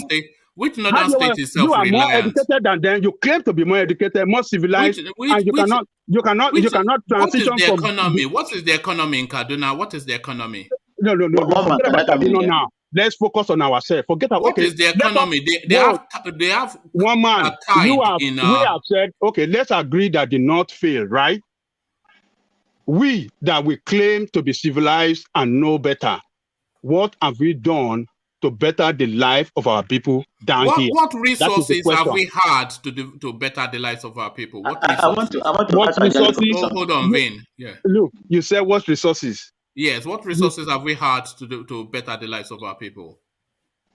When you have education, you know that education will give you that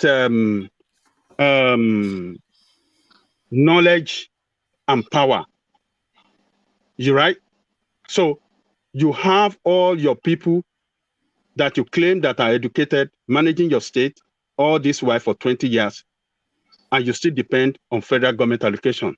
They cannot financially sustain themselves. So why do you want to claim that you are better than Kaduna, that you claim that, it is federal, is this thing, they don't have anything, or they don't now. They do. They don't have, but you get federal allocation too. No. Ajanle Koko, I think you're confusing things. I'm not confusing. People failed you. That is the main point I'm making. Hold on. You know we can dig up data, which we do. Your civilized people failed you as well.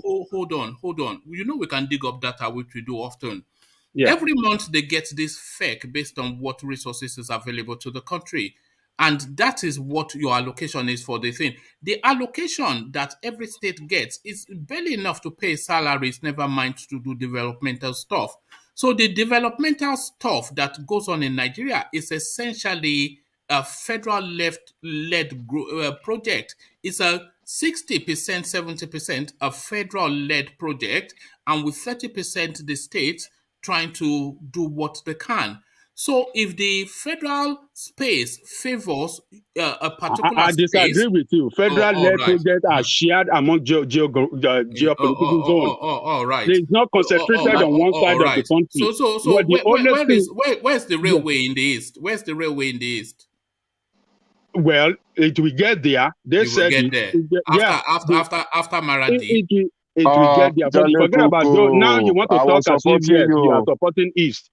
Forget about I don't support it. I'm not supporting I do support the East, by the way. But it will get there. They have said that they're going to get it there. In 2099. Didn't they give you in the West railway?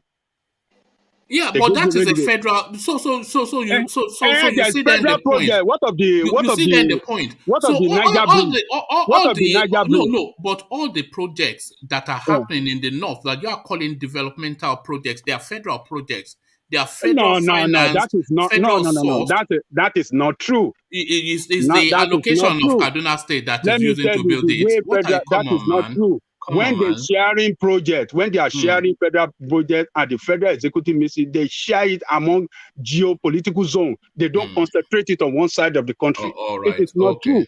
I mean, this guy was saying it when they are talking about road construction, and Fashola was narrating everything to us where they share it among all geopolitical zones. You know they share it in kilometers. You know they share those road projects in kilometers. Yeah, you know that. Yeah.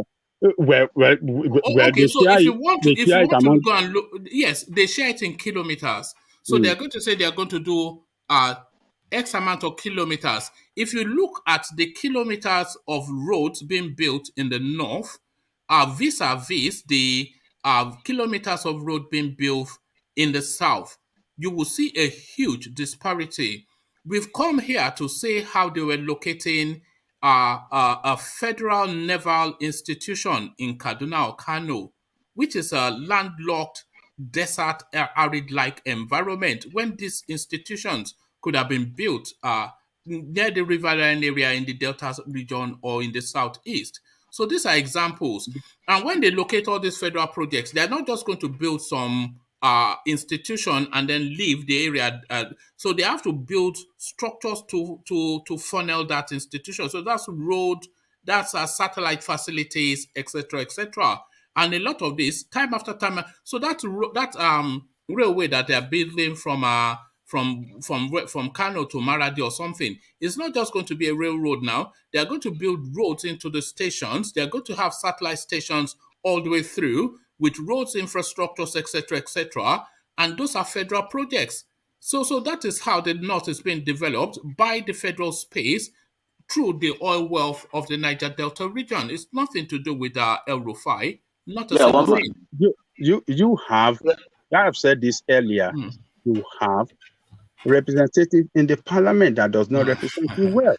So who do you want to blame? I wanted to come in here, if you permit me. Oh, okay. Say what you want to say.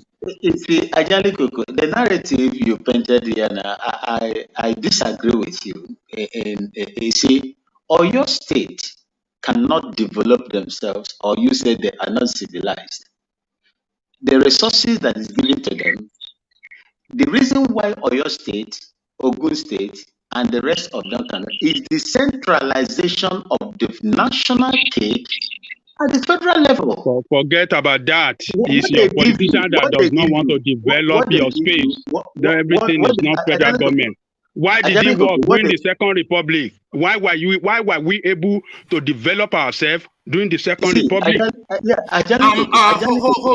on, Vin. Ajale Koko, do you think all of the economies of the southeastern states combined in terms of their allocations would have been sufficient to build that second Niger bridge? What the question again? Of course, yes. Only Anambra can build that bridge. You said what? What did you say? I'm asking if the resources of the southeast would have been sufficient enough to build the second Niger bridge. Why can't they build now? Second, they could build it. One state, Anambra State could build. Yes. What is the economy of Anambra State? How much is it? How much is that bridge? Maybe $2 billion, or how much is it? All right. Okay, one man, can I tell you something? I mean, look, you have corrupt people. 5 eastern states, 3 of them are oil-producing states. Yeah, they are not all pro. Forget all that. Really? Anambra, Imo, and Abia. One man don't want to hear that, Lord Michael. Don't want to hear that. Oil-producing states. Lagos is an oil-producing state too. Ondo State is an oil-producing state. So don't worry about all that. One man, it's not about gimmicks. Just do your findings. You see what I'm telling you today. So they have the money.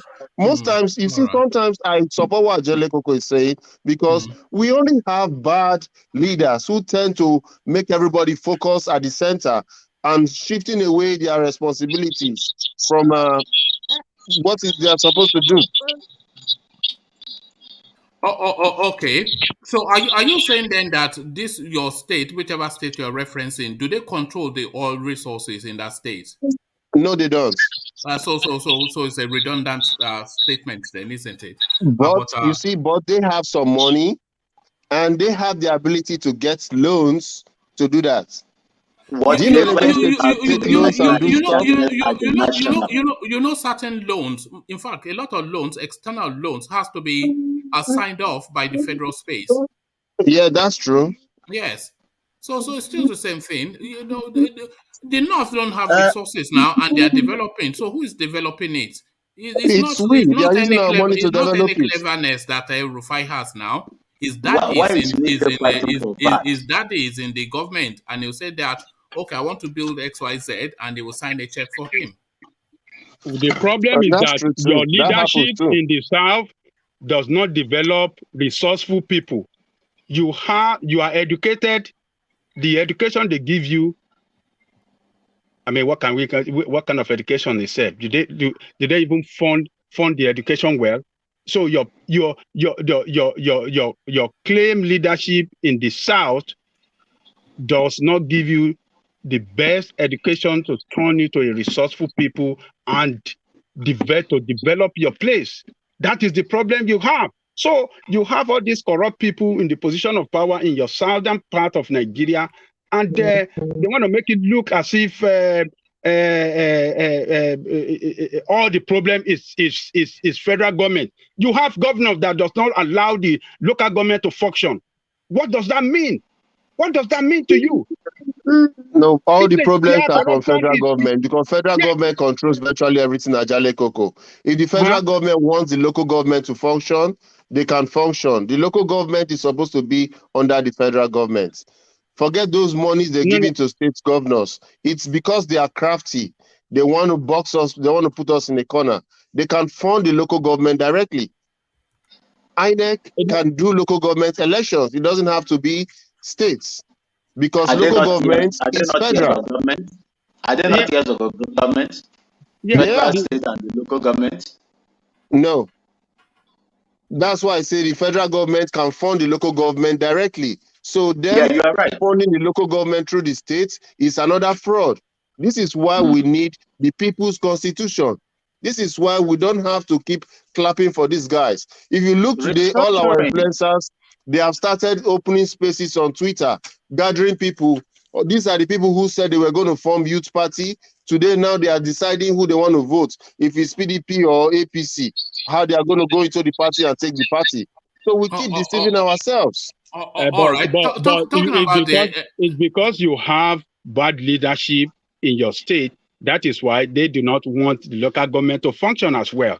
They want to allocate all the power to themselves, and they turn themselves to God in the state, and they want everything under their control, all the local government of there. So blame your own people. You are not civilized people as well. If you are civilized, you will let your state function well.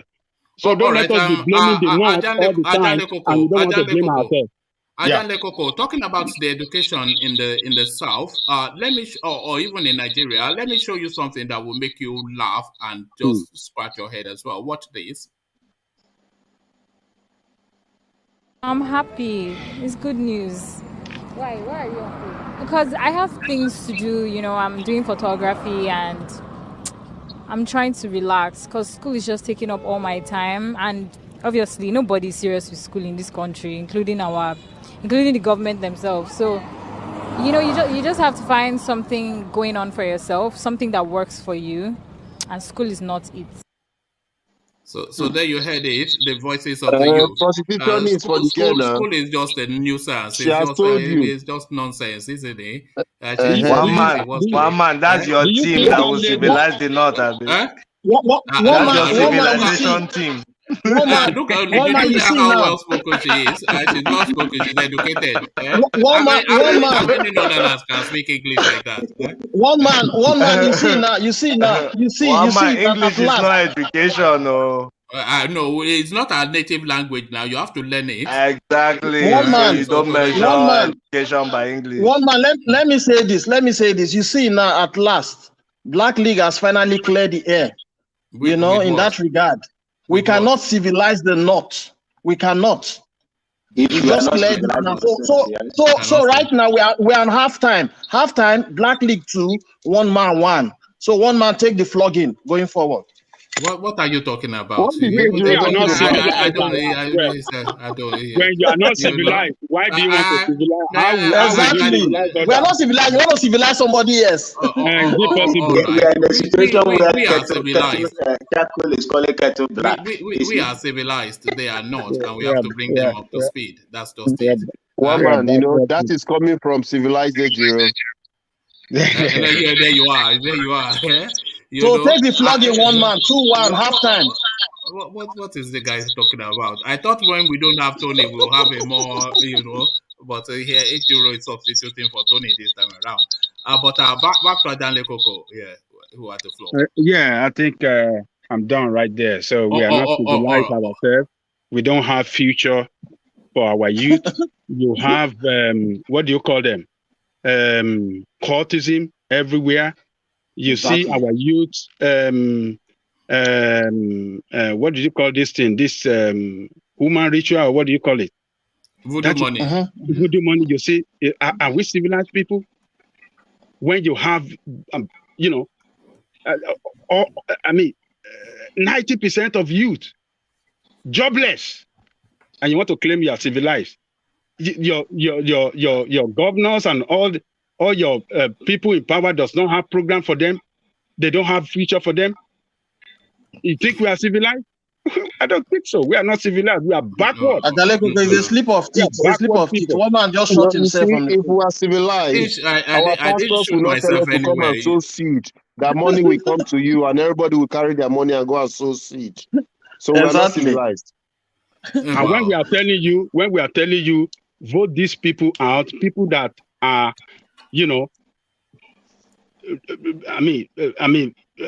reducing or taking you down, taking civilization away from you, taking your future away from you. You said you don't want to vote them out. You want to continue voting for them. What kind of civilization is that? All right. Election. Do we vote in Nigeria? Does that work? What do you say? The same structure. The same structure. The same structure controls the electoral process.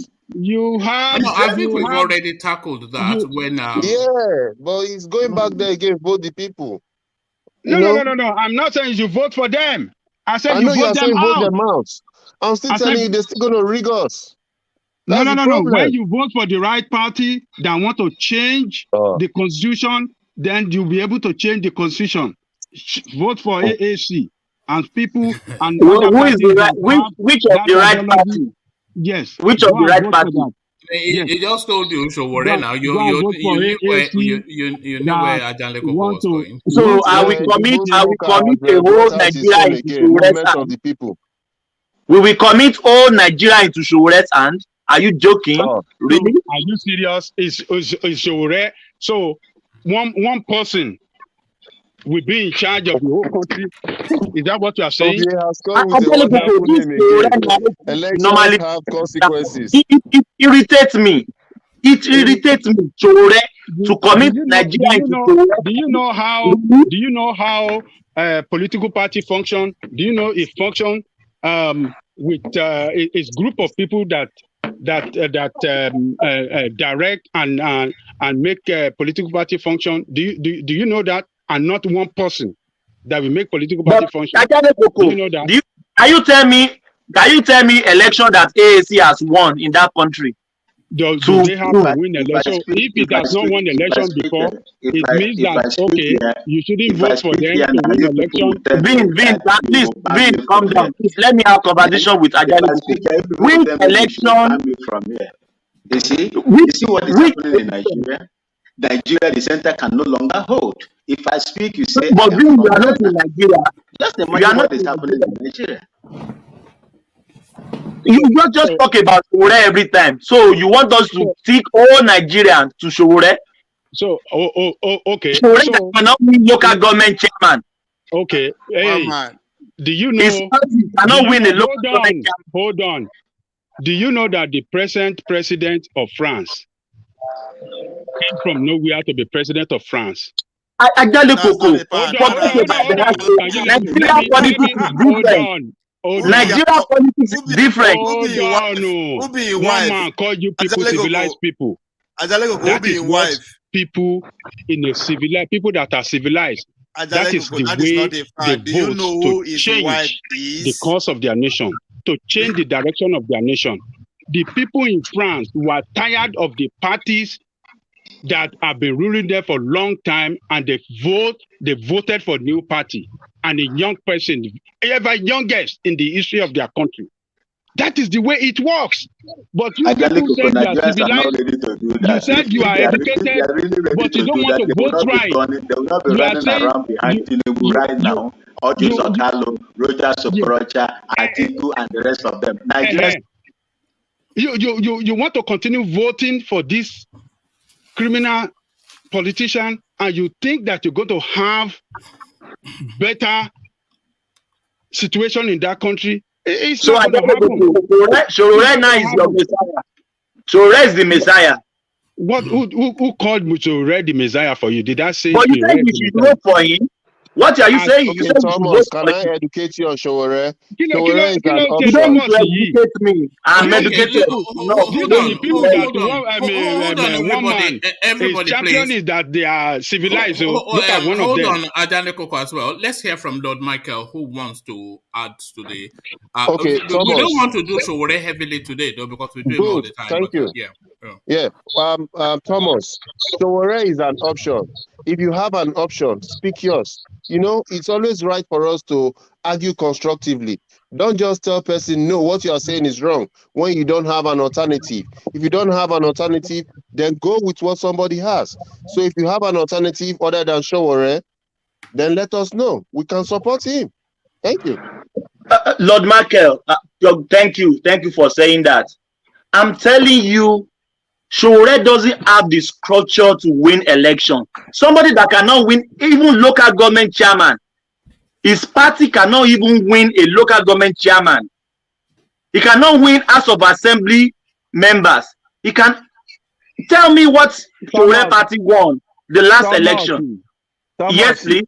Yes, I told you, I just gave you the instance of the France. That guy did not have any local government. He just came as a new option for a the movement. people of France. As a movement, Ajale Koko, it was a movement. Yes, as a new option for the people of France. But Ajale Koko, why do we normally, Ajale Koko, let me make this statement. Why do we normally compare ourselves to Western world that has developed, that people know what they want? Nigeria is a third world country. So you are saying that you people doesn't know what you want? Is that people what don't know what they want? Yes. Huh? People don't know what they want. Okay, Thomas, do you know what you want? Answer the question. I know what I want. Hold on, Thomas, do you know what you want? If you know, I tell know us what I you want. Yes, I want good governance. And how are you going to go about it? But you go in the right direction. No, but not us. in, How you going to go about it, direction of. Answer the question, Thomas. Answer the question. We want I to said if you vote in credible people into power that have structure that can win election. Who? That's what I'm after. Who? I don't know. Person. It is not so right now. He said he doesn't know. Showore cannot win any election. He doesn't know. In It is not Showore. He doesn't know, and he's pushing against Showore. Can you see? I'm not pushing against civilized people? Can you see the way civilized people reason? Hold on. He said he doesn't know, but he's against Showore. Hold on, Ajane Koko. He doesn't know who he will can you hold on, Ajane recommend Koko? for us for that change that we need. But Showore is not the person. Silence him. He cannot hear you. Yeah, no, that's what I'm. Can you hear me? No, we're asking you to hold on. So hold on, Ajane Koko. Thomas is right in what he's saying. The fact that he cannot come up with a name does not then mean that he cannot say Showore is not what we're looking for. So the two don't have to be one or the other. Showore is not fit for purpose. It's not to say then that you have to bring up a name. So he is not what we are looking for. But what we are looking for is not yet visible to us. So what is? I mean, I don't think anybody of thinking really thinks. Well, I can't say that. But really, Showore is not. Come on, man. Showore is just a Okay, ridiculousness. so Yeah. what you are suggesting, one man, is that we should continue to wallow in this No, I'm danger. suggesting that we look for solutions, but we don't look for just some flimsy frippery to fill in a Good. slot that is not up to. So what is not But up one to? man, I want to let's say be, this. let's be factual here. We have 200 million people in Nigeria. Showore got less than 40,000 votes in the whole 36 states. Really? Okay, can I tell you People why? are not It is taking this because guy of people serious. like you, Thomas, that Let's he just got only move on. 40,000. He Thomas, doesn't have the he got structure. 40,000 because of people like you. No, People who because it don't want a doesn't future. inspire confidence. It doesn't He inspire doesn't inspire confidence. People who anyone. want to see Really? the criminals as our messiahs. You see, let me tell No, you guys you are something. not getting it, man. See, let me tell You you are, people you are something. not getting my Those part, brother. who are part of the problem can never be part of the solution. Mark my words today. Those So you who are are telling part of the all problem Nigerians are can Hold part on, of the never Thomas. problem? Hold on, be Thomas. Yeah. part of the solution. So So we are you have saying to come all up. Nigerians are the part? What are you saying? Well, that's just some cliche, No, isn't it? I mean all these so-called big names that people are flaunting today. They can No, never no, bring solution to us. people don't want the big names, but the solution Good. is not also Showore. So what the solution is something we're still searching for, but certainly not Oh, somebody like you Showore. okay? One I man found is me, solutions. vote me, I vote have me. I am the solutions. solution. Yeah. Oh, come on, Maxwell.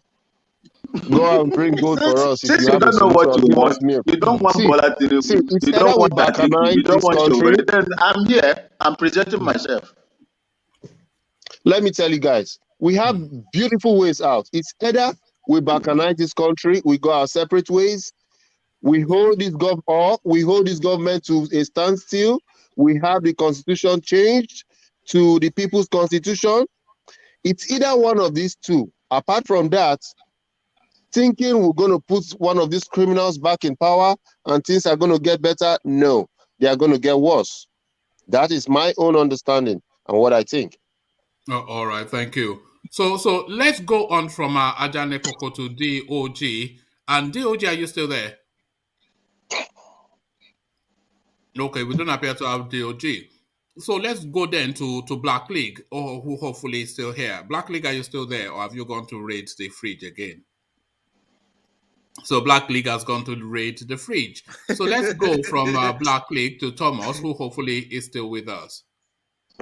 Yes, please.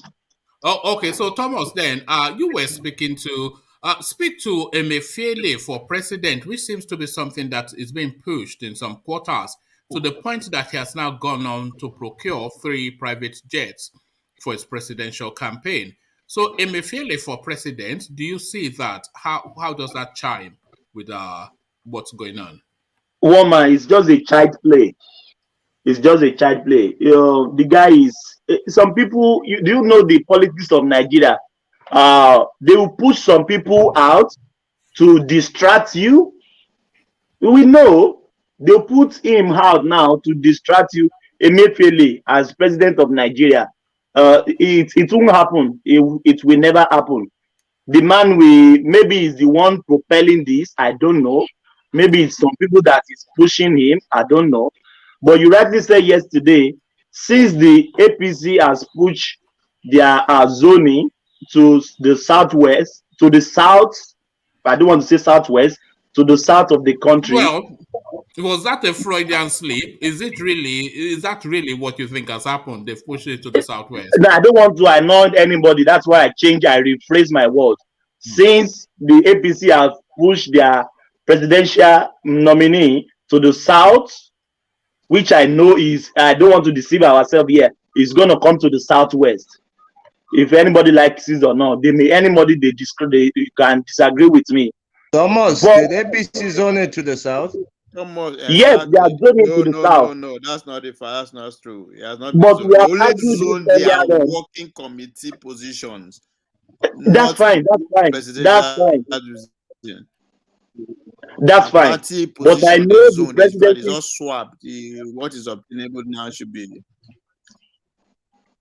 But I know that the presidency is coming to the south, which everybody may agree with me or disagree. That is my opinion. You must as well tell us who the president is going to be now, since you know. Tell us who will be the president. Sorry? We know, since you know. You said you know, so tell us who is going to be the president then. If you know the zone it. I don't know who the president is going to be because I'm not the one that would vote for the president, and we never have. Nobody has the candidate for now. So if you let me, why do you say you know that is coming to Southwest? You say you know it's coming to Southwest. That's a very Almost strong. you say in your view, or in your opinion. Don't say you know. No, I know. Next time say your opinion on your view. No doubt. My brother, make him put tell words us. in my I'm mouth. not saying he's lying. I'm not saying he's lying. Let me not put words in your mouth, but say it now. We are waiting for the answer. You're not saying it. Say you know it that now. it's coming to Southwest because you don't want to say it so that Then say it. If you know, say it. That's what he it. said. Give him chance. Let him tell us how you know. Let me rephrase what I'm saying, if you will let me. Okay. Thank you. The North has had the president for 8 years. Possibly. Even El-Rufai said they are zoning it to the south. The whole of the Nigerian political space acknowledge. When you begin believe politicians. Don't worry about all of that. I'm going by what obtains. If you go through, this is the obtained understanding. In the El-Rufai said they are zoning it to the south. It was flanked by southern politicians when he said that, based on their private discussions.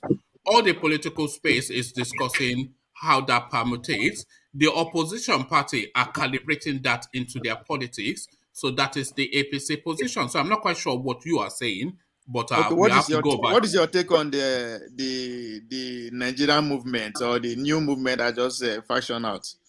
Which one? Jiga and Utomi? Yeah, they are saying they are not a political party. Right. So that's why maybe we should take them seriously. What will you now say to that? And they have not, revealed who is going to be our president, but the speculation RJ said is going to be a Kwankwaso. Yes, Kwankwaso went to form his own political party, yes. So no, when you are saying every news and cranny are saying the south, that's why I brought that one. No, we're talking about the APC and El-Rufai's position that they've zoned this presidency to the south and the chairmanship of the party to the north, which he said, and which is the working understanding of the whole political space now. He said it in the company of the southern politicians. All of the political space is functioning on that understanding. PDP, Bala Mohammed, went to discuss that strategy with Obasanjo, which is one of the things that we're discussing. So they have said they have zoned it to the south. So I'm not quite sure why what we are playing at here. Let's wait for the official statement from APC, then we can announce it. What official statement? Is that not an official statement? You have already heard the official statement. Thomas has told you. Wait for the convention now. Don't worry about anything. We'll go with what they have said, which is that they are zoning the presidency to the south. I don't know what you want to hear again. Forget Thomas. We'll go with El-Rufai. Who was surrounded by all the state governors when he said it. So I don't know. So back to our discussion one night. Yeah, so the as claimed by El-Rufai. Hold on, Thomas. The deputy governor of Anambra State, we are 23 now, agreeing on every issue. We can have differences, but to call it division, I think is using the word too far. But I went back to it because you asked the question. It's important to be upfront. But after our meeting last night to deliberate on the proposal by the National Caretaker Committee and our briefing with Mr. President today, we are all on the same page. We have agreed a zoning formula for all these geopolitical zones, and essentially we swapped northern zones to take positions that southern zones had in the last 8 years. and vice versa. So there it is right there. I'm not quite sure what we are doing, but back to you, Thomas. You just carry on because I don't know. Okay. After that news conference, Yes. then APC political their think tank analysts came to Channels TV and actually break what they mean categorically in a layman terms. All right. Okay. So that's why I say we should wait for the official. One man, they may still zone it to the south, but for now they haven't yet done it officially. Well, they have zoned it. They have what zoned it. What El-Rufai said verbatim. We are zoning the offices to the geopolitical regions. He didn't say presidency. If he said president, that's it. He said geopolitical regions. Those from the north would take the place of those from the south. He's talking about elected offices within the party of APC. No, he is not. He did not say that. We heard him now. That is what I told them earlier. Hold on. They didn't want to agree with me. That guy was mentioning national working. Hold on, can you hold on? Oh man, please listen carefully to what he said. We have agreed a zoning formula for all these geopolitical zones, and essentially we swapped northern zones to take positions that southern zones had in the last 8 years, and vice versa. It's a very simple, equitable, and fair formula. We will now go back and consult at the zonal level and look at the positions that are available and the process of the convention. All right, you don't get more categorical than that, but I don't want us to dwell too much on it because we went extensively with Ajanle Koko. So we can only go via what El-Rufai said and how people understood it and how it is permutating within the Nigerian political space. So this is it. If we go through all the listings, if we go through all the listings, this is the permutation. Kaduna, hold on. Breaking APC Zones 2023 Presidency to Southern Nigeria. This is TVC. I'll go through all of the channels. This is the understanding. If I bring you this is the understanding with the PDP as well. Let me see. So Bala Mohammed visits Obasanjo, says APC zoning plan no threat to PDP. So that is the universal acceptance within the Nigerian political space. Yeah. But if you have an understanding that is particular to yourself, then of course that's your subjective view. No, so back to I'm just interpreting what you said. Go on. I'm just interpreting. Yeah, I'm just interpreting what El-Rufai said. Usually, when a party is zoning presidency to a zone, they are very categorical with it, and it's unambiguous. They say we are zoning it to the north, and we're zoning it to the south. What I heard El-Rufai speak to was zoning to geopolitical regions, speaking to elected offices within the APC. I read all those articles. I read the articles in TVC saying it was zoned to the south and other articles. I've also heard it on that same TVC. It's not articles. So these are full-blown political programs on this. Okay. Let's take the political programs. Right. On one of the political programs called Journalist Hangout, I'm sure you know it. Yes, it's one of the ones I'm quoting as well. In Journalist Hangout, he's also saying that. The top dog there, Mr. Otito. Babatunde, yes. Yes, he came out to say he doesn't know why reporters are reporting that APC has zoned it to the south because it hasn't happened. He came out aggressively against fellow journalists, saying they are misrepresenting what happened and they're misinforming the public.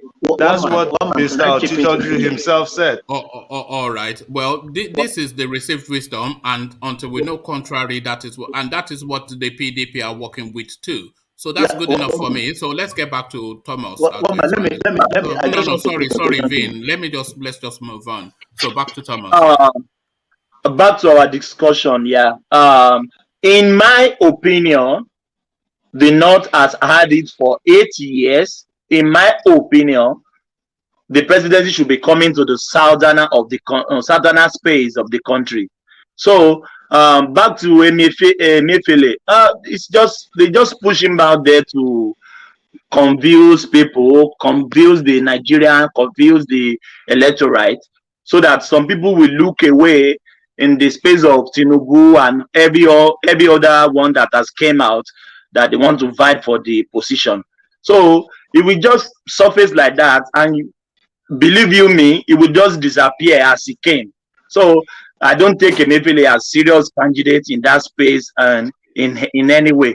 If the owners of Nigeria that owns Nigeria wants to vie for the presidency, they would rather love to come from one space in that space, which I don't want to mention. I don't want to annoy anybody here, but the presidency will come to the south, in my opinion. So since you guys said they haven't sold it to the south, but in my opinion, the presidency will come to the south. So it now depends if the southeast want to grab it, if the southwest want to grab it. Yes, the ball is on their court. They should play it. One man. Okay, right, let me ask you one quick question, a follow-up question real quick. When you say the owners of Nigeria, which people are you referring to? You know them. We know the owners of Nigeria. What are you talking about? I don't believe anybody owns Nigeria. Nigeria is a no man's land. Yes, so I know the owners of Nigeria. I know them. Can you tell me, please? I want to know. Thank you. I don't need to tell you that. I can tell you. Malam Bantuti and his brothers. Those are the owners of Nigeria. You know that Malam Bantuti and his brothers. Are they not? Who owns Nigeria outside of Malam Bantuti? Michael, make I put that simple to you. One man, you're behaving like Tony now. President by selection. One man, sometimes that will make you understand it better. One man. Sometimes we love to deceive ourselves. Let's say the fact. I'm telling you the fact and my opinion. We have owners of Nigeria. Don't let us deceive ourselves. If we come here every time and be playing that are not owners of Nigeria, we are deceiving ourselves. And if you come, let me tell you why I say so. You see that so-called oil. You know, if there's somebody sees that oil, do you know all this your whole scenario now will change? Do you know those so-called people you think they own Nigeria will come to the negotiation table? I don't understand you. Can you come again? I say these people you think they are owners now, Malam Bantuti and brothers. If another group of people sees that oil and hold it strong, you know all these people telling you that Nigeria will come to a negotiation table that they don't really own the country. It's telling you that Nigeria belongs to Asari Dokubo. This is what Lord Michael is telling you. Who know that one? Yeah. Is it not your champion from that side? Is it not your champion? Forbid. Champion from the where, one man? From the creeks. They make much, well, from the creeks now. Is it from not the creeks. I know you would say that from the creeks. You are always quick to say that from the creeks. Yes, now the creek regions. Is it not the? Is that offensive? That from the creeks. So does Gani Adams own you? But is Gani Adams the owner of? Who is Gani Adams? Oh, so you see him now. But the same level they do. But one man, if you think if Nigerian president is coming out today, there are 3 people or 4 people that decide who will be the president in Nigeria. Obasanjo is among them. Take it or leave it. Babangida is among them. Take it or leave it. The present country president Buhari is among them. So don't let us deceive ourselves. These are the owners of Nigeria. They will tilt it. We haven't grabbed these people. We haven't grabbed the power from these people. Don't let us deceive ourselves. This is my opinion. This is what is playing in everywhere. It is your division. It is your division that is giving them the anchorage. It's your division in the South in general. So let's not deceive ourselves. Anybody that wants to be the president of that nation, they will consult these 3 people that are mentioned. There are many than 3, but this is 3 people that they are key in that space. You can't be the president. Thomas, you just mentioned only 3. How about one man? You didn't add him to it. in the list. I don't know about that. If only, if only, if see, only. woman, Nigeria will be better off. Mama, you have been woman, let, exposed. let, let me tell you guys something. Let me tell you something. Hey guys, They don't catch one man. They don't catch him. Let me tell you You know, something. everybody, this is the right through be in our faith. The handwriting is on the wall. Don't let us shy away from it. One man, let's move to the next topic, please. All right, to the okay, this is a topic that's not yet been tackled. This is addressing the Biafra space. What we would do to IPOB when we take over government is the PDP that are speaking about their strategy for the Biafran narrative. And what they are suggesting is that they're going to use the Yadua templates, the way he handled them in the creeks, to soft land them and insulate them and wrap cotton wools around them. So essentially, soft gloves rather than a sledgehammer is the approach that they're saying. To listen to the narrative of marginalization and address what can be done immediately to address that in order that the East can feel a sense of belonging with the rest of the country. So what are you then making of this strategy being fleshed out by the PDP? One man is a good strategy. But I will tell you here, in my opinion, it's just a strategy to grab the power. Is the strategy to campaign against the present government. Why do you say that? They did it in the creeks. They could have been throwing bombs at the creeks as Buhari is doing, but they went in there with a package. But one man, what Jonathan did to the southwest, to the militia in the southwest, it doesn't solve the problem.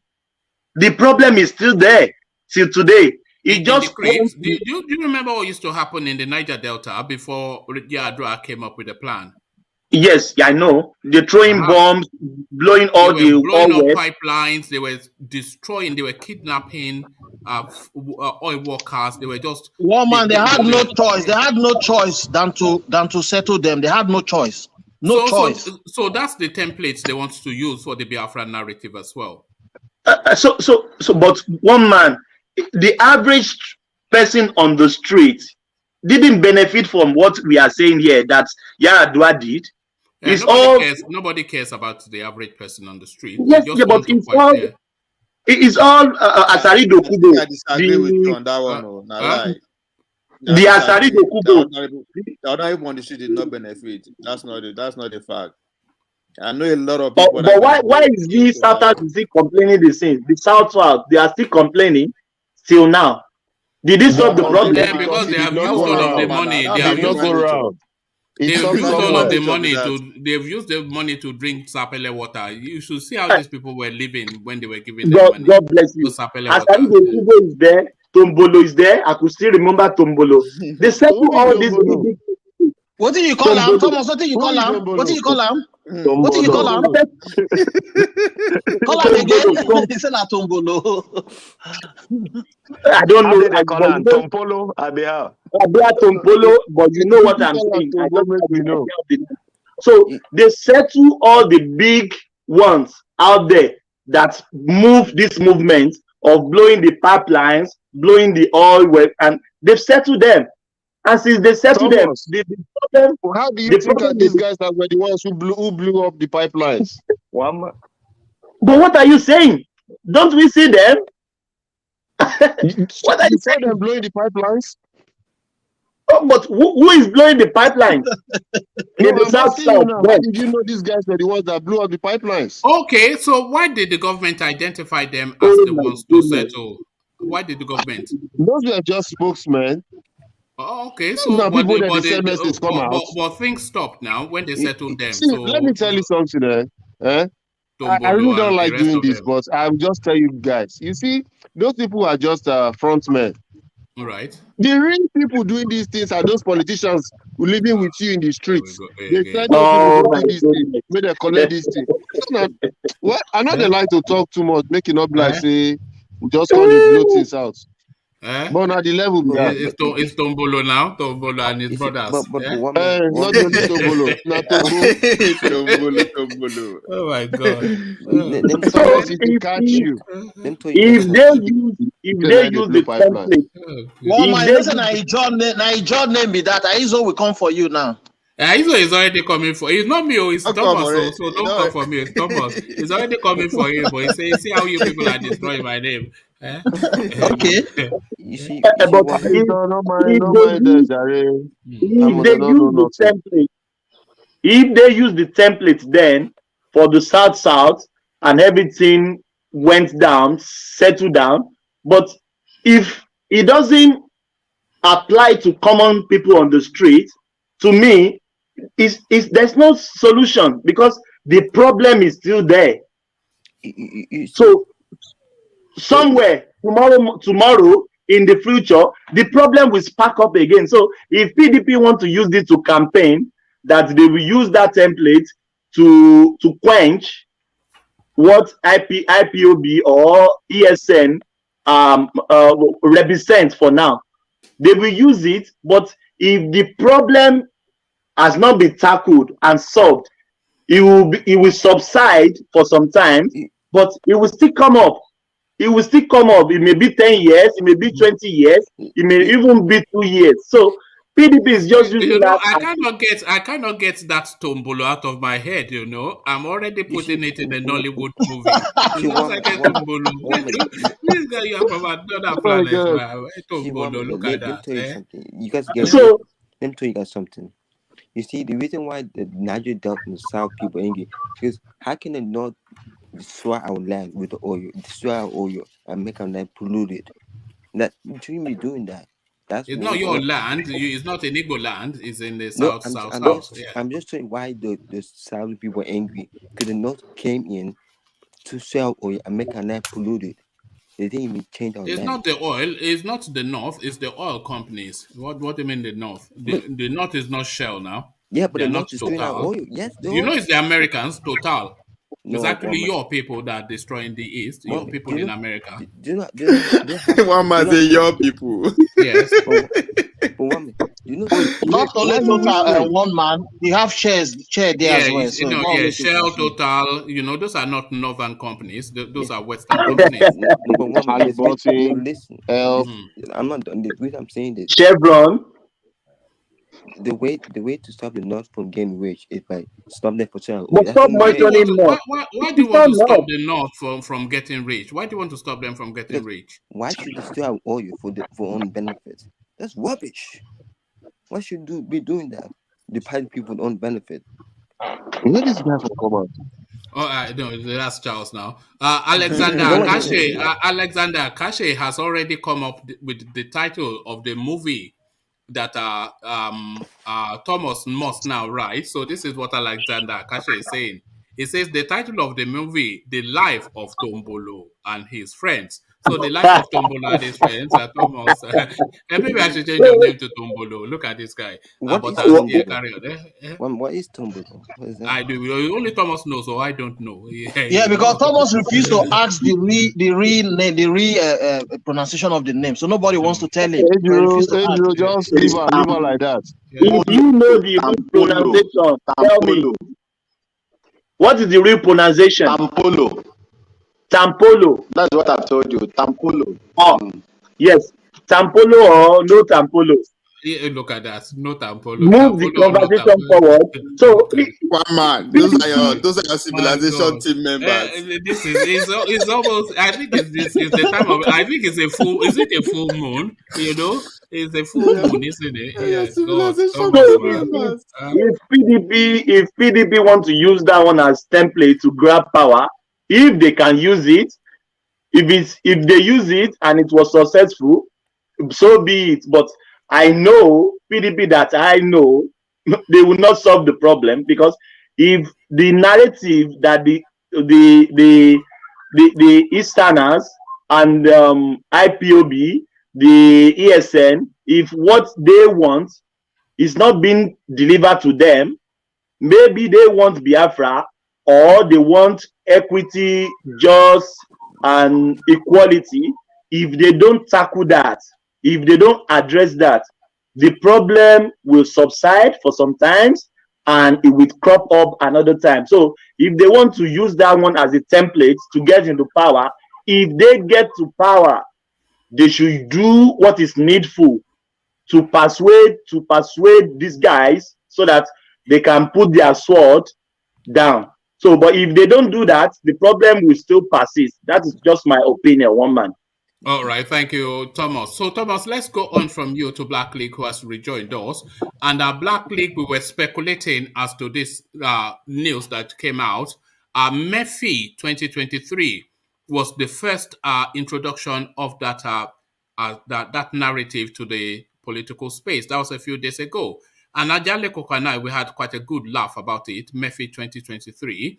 MEFI, of course, Emefiele, but it looks as though we were a bit too quick to laugh because this guy has now gone and procured 3 planes, 3 jets as part of his campaign tools, as he now having now concluded that the power is coming to the south. He now wants to push the Igbo narrative. So Abubakar Malami, one of his backers, to the point that they're encouraging him to resign from his position to thrust fully at that seat. So what are you then making then of this MEFI 2023 narrative that we're now having to conjure with Black League? Well, I think he's qualified to go for it, but I don't think he's popular enough to actually win.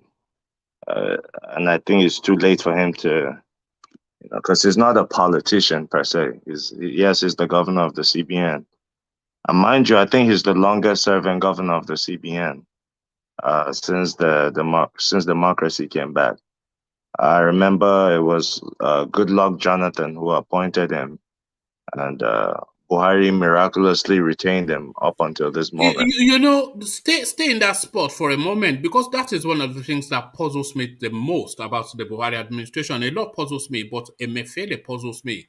Buhari came in to say that he's coming to fight corruption, saying that Goodluck Jonathan the most corrupt in history. So he comes in, and there's no corruption that takes place that is not funneled through the CBN, because that is the government bank. But he retains Emefiele, sacking everybody else, chasing even people abroad. What is that woman that claims she has cancer? So if he came in to fight corruption and Emefiele was the CBN governor under Goodluck Jonathan, which he says was just grossly corrupt, why did they retain him? It's all politics. I'm sure Emefiele is close to some powerful politicians. I know the late Isa Funtua was close to him, and that one was very influential in government, Nassau Rock in particular. So yes, Emefiele is popular amongst them. I mean, if you're doing people's bidding, you would be popular amongst them. So that's why he was retained, I believe, and. Also, there are powerful people pushing him to contest for president. Of course, people who have gotten to positions below his in the CBN are contesting. So why shouldn't he? Blackly, can I tell you something? You know the reason why Emefiele is there? He is smart and he is loyal. That is why he is there. He's a thief, they know, but he's very smart. He can manipulate figures without people knowing. Before you know, it's too late. That is why he is there. They need somebody like that. A figure genius. He's a yes man. Yes, a yes man. Yes man that will carry out any shady deal for them. That's it.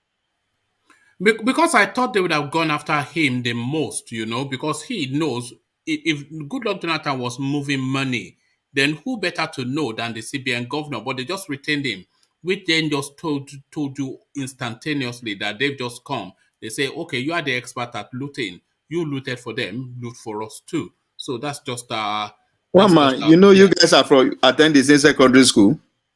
Oh, who? Emefiele. Yes, Maryland. Maryland. Yes. Oh, okay. Then he's a good guy. He's a good guy. Just like that. Just like that. You're I can only. following Ochomole principle. Yeah. Once you come to APC, you're safe. No, I can only go with the mighty Alexander Gomez, who went to Maryland. So if he went to Maryland too, then yeah, let's see. He went to Maryland. Although he's from Agbor. He's a yes, guy. he did really. He was wow. born and pretty much grew up in Lagos. Yeah, he went to Maryland. So he's no more corrupt. Well, no, they don't breed corrupt people in Maryland Comprehensive. You know that. So yes. But this one is corrupt now, one man. No, I think it's his genius in economics that One man, you went from saying how corrupt he was, Buhari retained him, you looted for them, loot for. No, they needed a steady hand at the time because of the state of the economy. One man could breed corrupt people as well. No. Alexander Gomez went to that school, so be careful. He's going to come after you. He doesn't joke with it. But thank you. So this thing, Buhari regime approves 2 billion naira to purchase cows for herders. So it's almost rewarding bad behavior. These people that have traumatized and brutalized and savaged the country for 6-7 years solid, the punishment for that is the gifting of just billions of naira worth of stock. What are you making of this just gross nepotism, just crude, behavior from this regime yet again? Fulanization to the very end, Black League. You're talking about the federal government's investment in the cattle business? No, the Buhari administration gifting it to Fulanis the 2 billion naira worth of malus. Well, I mean, do you think the government should be involved in the cattle industry? No, I don't think they should be. This is what puzzles. Because other industries are not being gifted stock, so why should a private business? This is a multi-billion-dollar industry, by the way, not naira, dollars. Because we were saying yesterday that rascally northern boy that is rolling 10, 12 cattle, 20 cattle down the road, he's actually just strolling with 10, 15 million naira in his pocket. That's 10, 15 million naira now. That is a big business. So these people are not paupers. These are multi-billionaires. And then you are gifting them even more. How can that be? Well, I mean, it's big business all around the world.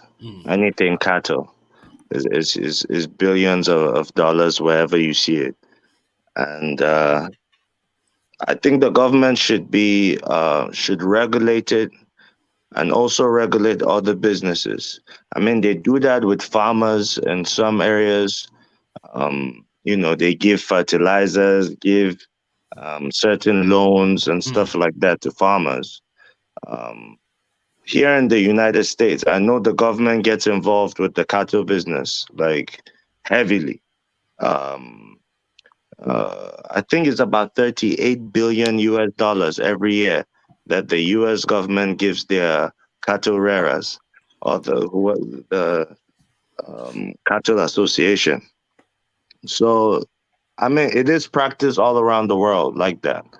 But I think the government should also focus on other businesses and go at it as aggressively as they're going at the cattle business. All right. Black League, I must correct you there before you give a wrong impression. The U.S. government does not just give to only cattle rearers. They give to farmers too. Yeah, no, they subsidize farm, farming. Yeah. Yes, so don't just make it look like it's a cattle deal. Compare the figures. Compare what the U.S. let's government... not get heavily. Black League, don't make that impression. My brother, whenever you hear me say numbers, it's something I know for a fact. It's not something I believe or I'm inclined to be persuaded to. No. The US government gives 38 don't make billion. it exclusive to cows. That's what I'm trying to say. No, it's for and if you heard me, I said the government should expand it and not just focus on cattle. That's how I ended what I said. All right. No, you said in the US they give to herders. So I'm trying And to that's a correct you fact. They that they give give to 38 farmers. billion to subsidize cattle and cattle produce. Is it wrong? Do they not? Do they not? I'm trying to say it's not exclusive to just Yeah, only but is cows it? for No, cows. it's He did not. not say They that No, give now. you know why I'm 38 saying it? billion. They give 17 In million Nigeria, to they do it fruits, only for vegetable herders. growers, and the rest. So I'm trying to make a distinction because he's trying to justify what the federal government have done to the herders, like that is a normal practice everywhere. So I'm trying to let him know that in America, it's not just for only herders, that Yeah, but it's in an Nigeria, agricultural practice. no, it's in Nigeria. It's not just the herders that are subsidized too. Agriculture is subsidized because that's also one of the pillars of Buhari's. He said everybody should go back to farming. That's what he said when he came into governance. So it's not just the Malus, Do even they though we have. subsidize Yeah, agriculture in your state? I don't know. I'm not a farmer in Good. Oyo State. So let's focus on what we're talking about now. Now is the How herders. do you know that he did not? How do you know that he did not? Because they are not doing that in my village. In your See, village? one man, I have 100, I would say I have 90% presence in my ethnicity. Like I Right. told you before, I am trying to change the narrative from there. Is That's your why I keep ethnicity, encouraging people to go back home. Are they applying to the portals that are opened in the CBN? Because My they, dear brother, if you Lord Michael, apply which for village you nothing come from, next Edo year, State? I have Lord even Michael, helped people online to do it. Lord Michael, Nothing will which village you come happen. from, Edo They State? don't even acknowledge them. Lord Michael, which village you come from, all Edo right, State? then go via your rep. No, don't worry. That's I be Delta. No forget, not be Edo. I be Delta. no, Where that's for But no part of Delta? worry, the. leave Where her for like that. Delta? Every I be Oboroke, where? leave her. I come from your village. Ogbeni Koko local government. Where Udu? You come from Udu? No, don't worry. All I come right. from Alaja. All I right. know. I'm not quite sure what you were picking on. What Black League said because he said other industries, other Lord farming Michael things should now, be. no. Yeah, it's just and just to take you back a little bit, Black League, that Emefiele space you were talking about, Issa Fantua. Well, Issa Fantua's son is one of the campaign managers for that Mefi 2023. So the Yeah. Cabals, that is the Cabals candidate, Mefi. So let's move on from Mefi, but we're still staying in the north. So this organization, this company, relatively unknown, some people claim that they do know them. Hours to deadline, Mafab yet to pay for 5G license. NCC chief Dan Batar. So the 5G space has been opened up. A lot of big names bidded for it. They gave out 2 licenses, one to MTN and curiously to some obscure company that's called Mafab. The person that underpins this company is a Kano State businessman, and the company that got that license was registered just a couple of months before they got that registration.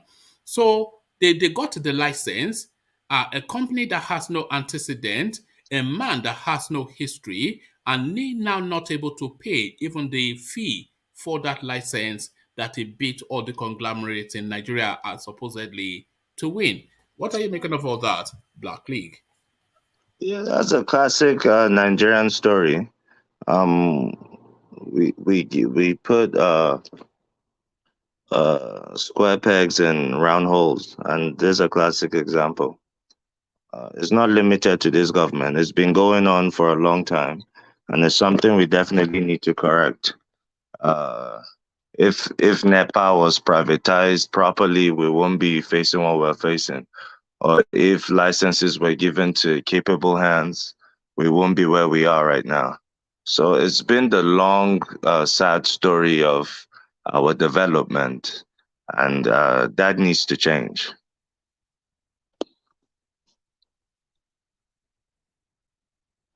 Next topic. All right, thank you, Black League. So it's everybody just like the Black League. He's succinct and to the point, and he doesn't just draw it out to some, wandering fields. So it doesn't go to wandering fields. It goes straight to the point. So straight to the point on this, Black League. So the IPOB narrative is not a topic that anybody will be able to avoid in the upcoming election because that's going to be one of the key spaces that the candidates will be asked to address. And the PDP are now fleshing out their strategy, and they're saying they're going to apply exactly as they did with the Niger Delta, to use soft gloves instead of AK-47, which is the Buhari strategy. So IPOB, the Biafra agitation as a political agenda, how do you think that space should and would be negotiated by the political actors? Black League. Yeah, the IPOB would definitely be a top burner, as you said, in the coming elections. It will be discussed, and political parties will make all forms of promises.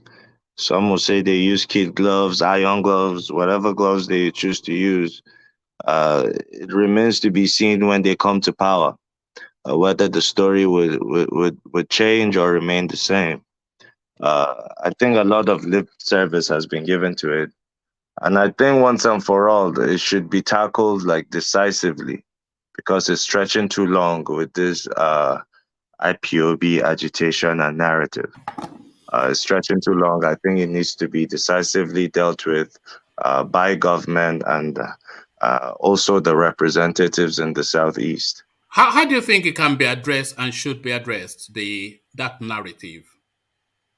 However way the people and the government in the Southeast. Do you think the country has yet had closure? You're an American, so you know what closure is. I'm Nigerian. But you are somewhat American, so you know that's an Americanism, closure, isn't it? You're always saying about closure in America. So do you think the Nigerian space has had closure on that Biafra, the civil war? Do you think we've had closure, and do you think closure, a formal sort of closure, needs to take place just to, assuage and heal wounds? Do you think wounds have been healed? And do you think this is still what underpins all the things that we're still going through? Wounds have not been healed yet. Why? Because you still hear a strong narrative from the Southeast that the civil war is still ongoing. We know the civil war has ended. It was declared ended. The end was during Gawan. Obasanjo participated. Philip F. Young participated. But you have to go with what the people on ground are saying. If there's still agitation and the narrative is there that the war is still ongoing, then I think attention should be put on that and see the reasons why. Because you need dialogue no matter what. Even if you're in a violent war, even if it's two countries, not as it happened in Nigeria, the same country. If we go to war with Ghana, after defeating Ghana, we still have to dialogue with Ghana and give them our own program and try to get them on board with our own program through dialogue, even after winning a decisive war. So, look at that. You knew, you're still here. Yeah, you knew what you're still here. We'll use you, we'll bring you back to our military. You tell us you can't win us. You can't win us. We are a sovereign nation. Yeah, sovereign nation. And our democracy is basking. Our democracy is basking. I've always maintained that Nigeria should really colonize all these satellite little countries. They cannot. They are not able to colonize themselves. You know, they are not able to colonize themselves. Especially Ghana. They're making noise too much. One man, I'm with you on that one. It's hard time with all of them. We join them together. Just saying your cantonment will be enough now to just all the West African countries, you have to put for there. Let me tell you. Ghana, that Dele Momodu is determining elections. He cannot win local government in Edo State. We throw him out. Ovation is determining election in Ghana. We need to humble them. Take them under. Let them be. Listen, just come here. They show Bosu. Look at that. Listen, come here. They use Kindrimu to harass people. Kindrimu himself don't say for Medugri that year. We will make Dele Momodu the administrator of Ghana when No, we you conquer it. see, let me tell you, there is something you people doesn't know. I do not know how many of you have researched about There Ghana. are only Yes, sir. two Yes, sir. cities in the whole Ghana. Only Yes, two sir. places that is developed in Ghana. You Only asked Accra and and Sekondi. Kumasi. Those are the Yeah. only developed And then as a in few developed places places. like in New York. Now, why are you people facing me like this? No, you started it. No, You we should know have Ghana allowed now. me I've been say to let's Ghana. I colonize know Ghana Ghana. well. No, you said when you Ghana. walk, you said, no, luckily, you say Yes, when yes, you yes, I'm walk, listening. Vin, let me make statement. you say when you walk with Vin, Ghana. let me make a statement here. Una no get anything now, so why una go fight for? Wetin una wan fight for? No be people wey get something they fight for am. Wetin una get una wan fight? I give kudos to you Ghanaians for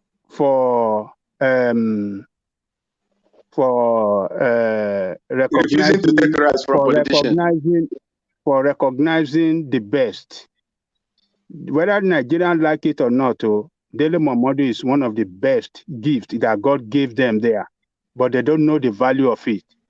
No. But you Ghanaians recognize that, you took it and you They've used changed it. their opinion. And They kicked him out, so stop and it praising worked for him. you. They kicked him out. Nigeria You is know a your country. president is in Nigeria at the moment. We can just detain him there, you know. Nigeria.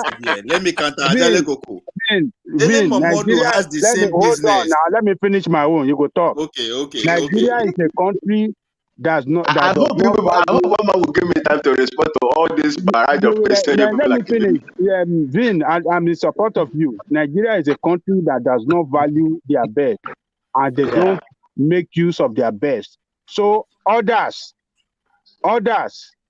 outside Nigeria that recognizes that best, we take it and use it to their advantage. That is what we saw. That is what I can see in Dele Momodu. And that is why you see us outside Nigeria, people that are almost rendered useless in Nigeria. When we get outside Nigeria, we become the champion wherever we are outside Nigeria. So let Nigeria be. Let Nigeria be. Let them continue to destroy their best and let them continue to. That is why they are still lagging behind. Don't worry, Vin. Okay, so one more beg, make I just make this narrative here. Dele Momodu had a better head start than owner of AIT. He had a better head start than Unduka, owner of Arise TV. He has a better start. No, I won't say he has a better start than the Hebrews. But all the major TV in Nigeria, Dele Momodu had a better start with them. Where in day today, no be Instagram he use. You know the shame? It was bought by the great man himself, MKO. This guy, Edek, and it was backed by Babangida too. No, he does lifestyle journalism. I think it's a different type TV of. For where you they stay for America. No, it's still the media space now. It's still the media space. It is still media space. Yes, I agree. We don't have Ovation Television. You know, we don't have it. Compared to this what I just mentioned, you go put them for the same space. No, Dele Momodu, I mean, my brother, all that be that. All that be that. Whether you are doing it on Instagram and people are watching do you know that his magazine is a global magazine? Do you know that? How is magazine they sell in 2022? How is it global? Where is it global to? 2022 My only grounds with Dele is I don't think he doesn't come off as sincere to me. Because the same system, the same. Let me just give me a few seconds. Give me a few seconds. You must give people the right just to one reply. sentence. Yeah. He doesn't strike me as honest. Why? Because the same system he's looking to kick out, the same people that are super corrupt and incompetent as he keeps describing them to be. Dele Momodu made a whole career putting a lens on these people's lifestyles. All the problems we've had in Nigeria, from the Babangidas to the, I don't care who is who in Nigeria, whether you're from Daura, you're from Okpobo, you're from Ogbomosho, Dele Momodu knows you personally and has done business with you before and has built a career of doing business with these people. So how is he now coming to convince us that he's here to unseat these same people he has been entangled with throughout his adult life? Hold on. Let me just add on to what Black League was saying. Dele Momodu, he's essentially a gossip lifestyle party magazine. That is what Ovation is. And it's the most popular in that sector. When he attends these parties, he doesn't just pick a party and go. They actually pay him to come and cover their event so that they can then celebrate it nationally. So when he's going to say, look at Arishe Kola's grant something, Arishe Kola has already given him X million. When he's going to say, Alhaji something in something, and his elegant wife, they did this and the other, they've already paid him. So this is a man on the take. He's a man on the take. So what's Dele Momodu? Forget him, man. Okay. One man. Say something. Okay, Vin, say something. You see, Dele Mahmood, we gave Dele Mahmood life and safety here when he was chased out of Nigeria by Abacha. He never found it easy when he was in Nigeria before Abacha came in. And when Abacha came in, his activism was very, very hard on Abacha, and Abacha tried to eliminate him, and he had to run away. The first place he considered to, settle down and have some style of, relief was in Ghana here. It was from here that he now moved to London, where I think, engaged in some other things. I think based on what I heard from him during one of the interviews here in Ghana, he took loan, came back to Ghana and established this Ovation magazine. And when he established that Ovation, he has other businesses like, restaurant, booming restaurant in a place they call, was one of the popular places in Ghana here in Accra. And he didn't, if at all, he did not venture into politics. He could have been a great man here. But he ventured into politics, tried to play the same politics that they are playing in Nigeria, and he was thrown out of this place in terms of politics. He could have done something here. But when he began to, do that gossiping something here in Ghana people look at him as someone who is not reliable, and they push him out. Even the man he was even supporting also saw the stuff he made up. And how do you mean gossiping? You say that those things they do in Nigeria. How do you mean? Of course, that system of governance and the politicking they do in Nigeria, that is what he wanted to bring in here, and he was thrown out. How? Is it like politics of religion, ethnicity? Like, how do you mean? No. You see, when you begin to, you have two opponents that are campaigning for, for that presidential seat, and you are not indigenous, to this place. So you don't need to, you have to be neutral if you really want to make an impact. But he was trying to force himself on a particular one, using that advantage to tarnish the other one. You don't know that we are Ghanaians. Yeah, you come here, you want to do that thing you do in Nigeria, so we cannot tolerate it. And that is why he was brought to the grass here. And the only option... In his defense, he said he was supporting his friend. I'm sure you're talking about John Mahama. Yes. Yeah, the only option he has is to move to Nigeria and begin to fight, as usual, the politics of Nigeria. But one personal friend, great close friend of his. So even they end up losing too. So Black League, you cannot come and colonize us. We are strong. You are strong. You have bow and arrow at Labi. You have bow and arrow and catapult. Look, if you go to the United Nations peacekeeping in the history of Africa and the United Nations, Ghana is number one there. You go check it and you see it there. So, and I expected Nigeria to do more. When did Ghana become number one? Way they compare Ghana. When did Ghana become number one? Ajale asked me a question. Ajale asked me. I'm not here to portray the good image of Ghana, but I am here to tell you the facts. Up now, Ghana is still attending the United Nations peacekeeping force in Lebanon as we speak. Nigeria Right. stopped So going what? there. Nigeria You said they are Nigeria number stopped one. going there in the 80s. So, and when you look at, no, you just go and Google. We have all these things are there. Vin, stop comparing Nigeria Nigerian to police is Ghana, beg. That's an Nigerian police insult. is How they training them compare in small Somalia? Ghana to Nigeria? No, Kuna no, Saba. You see, Who did they no, serious about the no, comparison? you see, no, Vin, bro, no. Vin, Who they Listen, joke, they listen. take us serious. I am How not you going to saying compare Nigeria and have Ghana? listen, my brother. I have Vin, you taken know that part. Nigeria I have opened that space for Ghana. You know, in the Right. 60s, in the 70s, it was Nigeria that was leading yes, foreign Nigeria. mission. You know that? When if you want to talk of Africanism, the limelight and Nigeria were nowhere.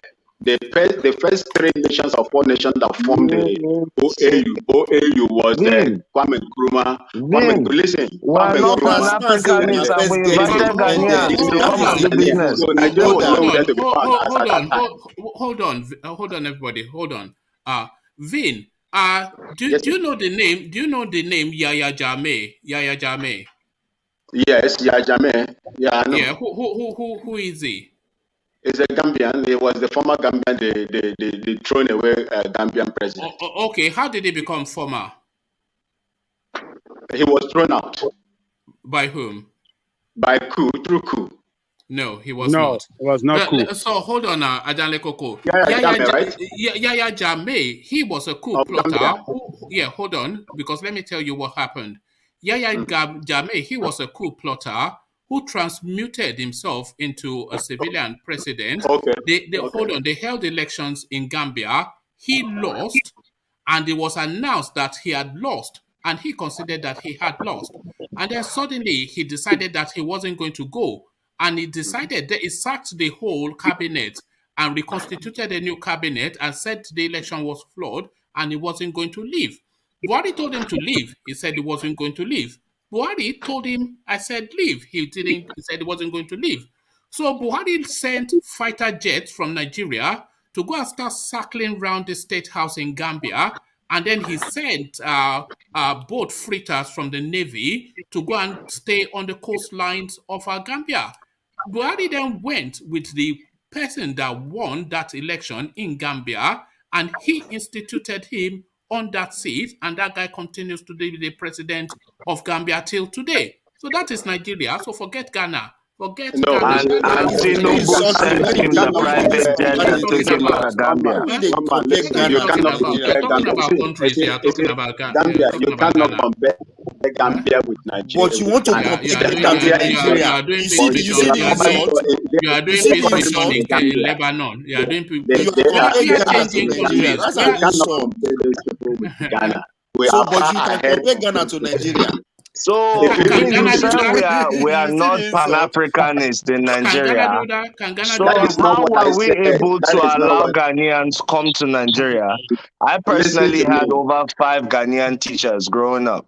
So I Okay, know that okay. Ghanaians relocated and came to Nigeria for some time. When That's Ghana was okay. going through hardship, Blackly. Ghana was Yes. rationing food, Today, Ghana rationing have only vegetable two But oil, Blackley, you and things can't like use that. that point. Fine. So Nigerians are running to Ghana now too.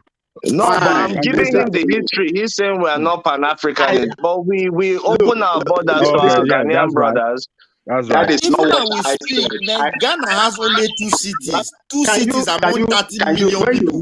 Today, here they when you make compare am to statements, Nigeria. allow I me don't to just respond understand. before, because it will not help you, because I'm talking to so many Nigerians here. So if everybody is talking at one person, then I think it's like a ballistic Don't missile worry. fired at me. No, You see, Black League so handled so it. Handled it the way Black League handled it. Yeah. Lastly, what I would like to tell you is this: if you look at the Pan-Africanism, the first 4 countries that formed OAU, it was Kwame Nkrumah, the Guinea-Conakry president, Julius Nyerere, and one other person. So Nigeria were nowhere there at that time. Now, So when it first was. get independence now, that is a given. And Nobody that is was arguing that. You Kwame people are the first Nkrumah's to have independence. brilliance. That's sole So brilliance of Kwame one Nkrumah, man do you know who the was reason a why? Let me radical tell you. politician and a respected Blackly, Pan-Africanist. yeah, Outside but Kwame Blackly, Nkrumah, there's no one in Ghana who carried the torch. Black Lake. Do you know why Kwame Nkrumah was overthrown here?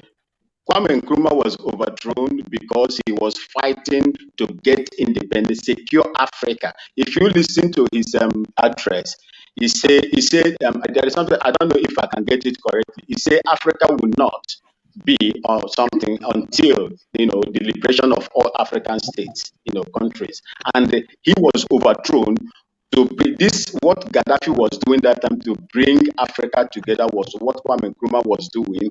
And the same Britain here, the ambassador here, was the first person that recommended to the British in the UK that he should be overthrown. If you look at, there were so many attempts. They even No, did a no, that's actually you not are wrong. talking a whole story that everybody knows. No. We know Actually, that and we accept that. no. I just wanted to tell him the reason why how the man it is they It's removed not the a man. new now. So Who don't he know played the a story vital of role. Kwame He played a vital role in the securing of African unity and Yes, everything, and that was the reason why he was overthrown. Until today, we have never been. That wasn't why Nkrumah was overthrown. Nkrumah was overthrown simply because there was a wave of military incursions into democracy at that time. It started in Togo and swept through You know military coups in especially the West African region. It usually starts with all these francophone countries and then sweeps into the anglophone countries. You know what? It started in Togo and swept through the West African sub-region. So that was one man, really you are it. right. And that is what is repeating again. One man, you are right. You are right. But before Togo, Ghana had failed coup attempt before they wanted to remove him.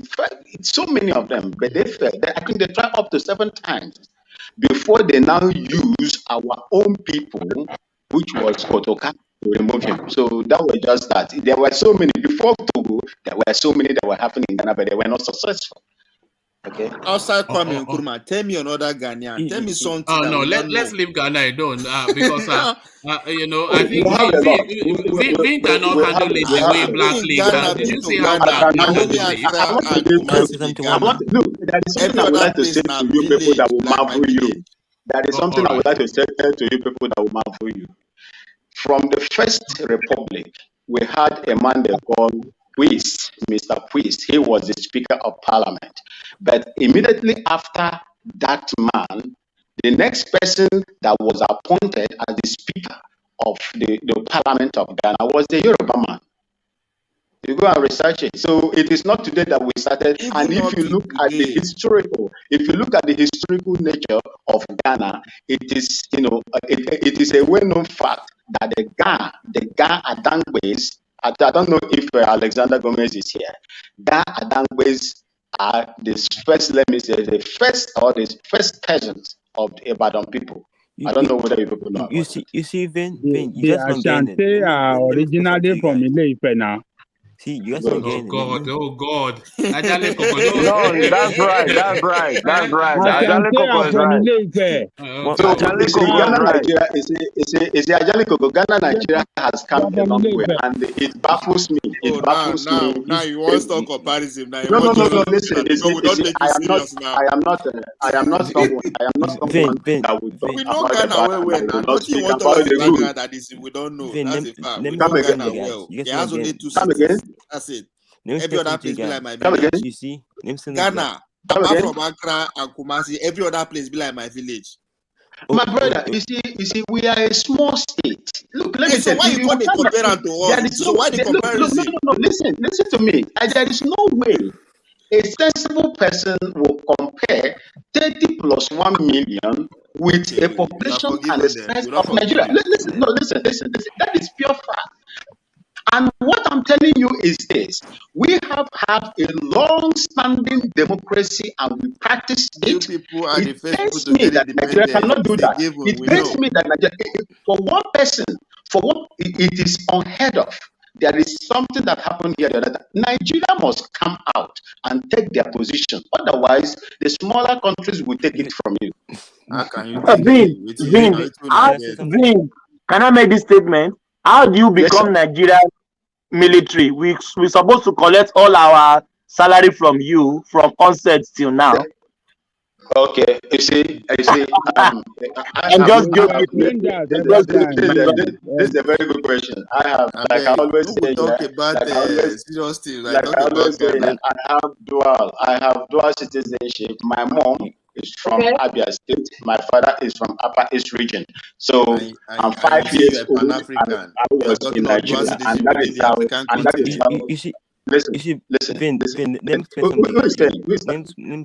again. Let me explain something very attentive. The reason why West Africa is backwards and East Africa is developing, slavery affects West Africa very bad compared to East Africa. That's why East Africa is developing at a faster rate than West Africa. If you look at the infrastructure, if you look at very attentively, you realize why East Africa is developing faster than West Africa. Because West Africa, we have to accept one fact hear you, that Ghana as a country is making progress than Nigeria.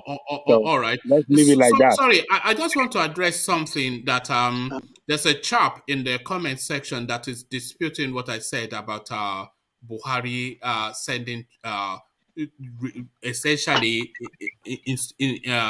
holding democracy firm in Gambia. Charles Annex is the person that is when I said Buhari sent fighter jets. So let me just he's disputing it. So this is for your benefit, Charles Annex. So this is what I'm talking about. The Chief of Air Staff arrived in 117 Air Combatant Training Ground in Candidacy, United States. He is here to address troops been deployed as part of a standby force in a yet-to-be-named operation in the Gambia, following the inability of the ECOWAS negotiation team to convince President Yahya Jammeh to relinquish power. That is not the first time. That's not the first time Muhammadu Buhari sent jet. He sent jet also to Burkina Faso when Gbagbo, is it the one other military guy officer there took power from? Is it Alassane Ouattara also? The early stage of Alassane Ouattara. So I'm not saying that what he arrived did. in 117 Air Combatant Training Ground in Candidacy, United States.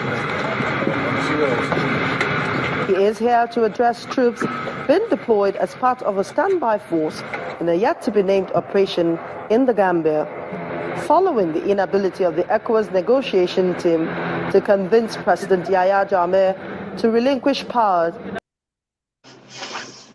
So that was it. That's for your benefit, Charles Annex. So thank you. Yeah. You see, what happened is this. So the only thing I would just say here now is this.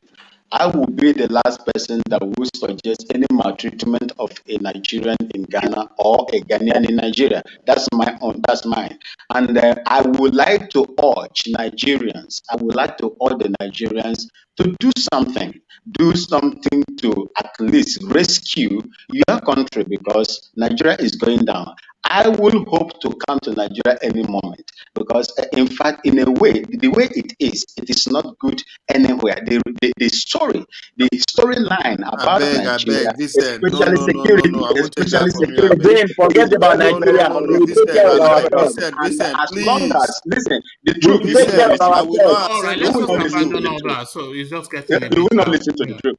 If you keep on dilly-dallying, other African countries. Dean, so Nigeria is now our own country. It's not your country anymore.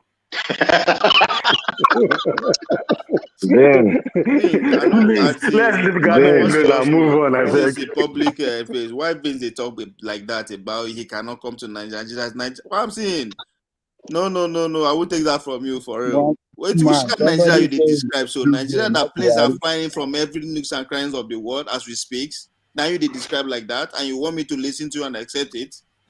Please, Vince. When would they talk from cantons? They get time with they serious. If you condemn Nigeria, we don't understand. You are not don't worry. When we bring Ghana, as you say in a war zone. Come on. Person put down for comments. They compare Ghana with Cameroon, Ivory Coast, because Nigeria is Benin Republic. Them. There are people flying from US, from London, from everywhere to Nigeria. You know they don't need. That's not the best thing to do. You know they People don't are even flying. They are hold on. flights coming from US, from London, from everywhere to Nigeria as we speak. I don't even know what. Now you they talk say you know go go Nigeria because it's too. Ghana is making progress than Nigeria. Just You know, accept the fact. All the industry activity is than Nigeria. They are moving to Ghana. The more, you see, the more you see, the Bible, you see, when you see evil and you condone evil, evil will lay on your doorstep like a sheep. When was the last time you visited Nigeria? When you go Nigeria last? Yeah. Say it as it is, and all right. Thank you, Vin. Thank you, Vin. You know they don't even cook their food in Ghana. You are saying, you know that kenke their food. They don't cook it. They don't even cook food, and you're saying that's our delicacy. That's our delicacy. But you know, it's not cooked food now. You don't even cook food. Who told you not that? even master. They Do you cook it? Now. Is one it man. not raw? Who told you One man. How many times I call you? Huh? One man is talking about soup for dokunu. Is raw pepper, onion, fried fish. They don't even cook food. They don't cook food, and they cook kenke now. You know, the only thing is only jollof rice, which is a knows what I'm talking about. I say progress, release, do things that they are making progress than the rest of the countries will follow. All right, let me get back to black. Injustices are moving out from Nigeria to Ghana. We accept that. Let me get back to Black League. So just we come back on stream. But Black League, let me just bring you to a space that is not at all Nigerian, but it's something that is dominating the headlines at the moment. What is going on in the Ukraines? Do you anticipate that there's going to be war there? And do you even want to see war there just for the spectacle of it? The Ukraines, Russia versus the rest of the world. Are you following that? You should be. Yes, I'm definitely following it. It didn't start today. It started years ago. Russia has been wanting to take Ukraine, and Russia, I think Putin in Russia is really trying to bring back the Soviet Union. Yeah. You know, from the KGB orientation he has, I mean, it's just indoctrinated in him. And I think it would be a dream come true. And the poor Russians would actually look at him as a hero if that comes to pass. Do you know what underpins this latest skirmish? Do you know what underpins the tension that is going on there at the moment? Russia trying to move in troops in Ukraine and no. The Ukraine, they want to become a member of NATO. A member of the NATO, yeah. Sorry, hold on, please, Vin. So they want to become a member of NATO. And that would then mean that, you know what NATO is, and North Atlantic Treaty. Yeah. So that would then mean that NATO will have a base there, which would then essentially mean that the US and all that. They will have Russia in a surrender position.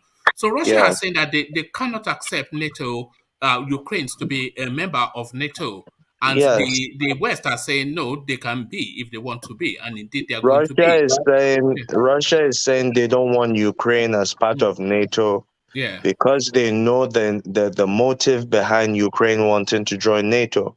They know it's really the West trying to put Ukraine on board. The Russians know that, the Ukrainians know that, so everyone actually knows what's happening here. And the Russian standpoint is that they're just trying to defend themselves.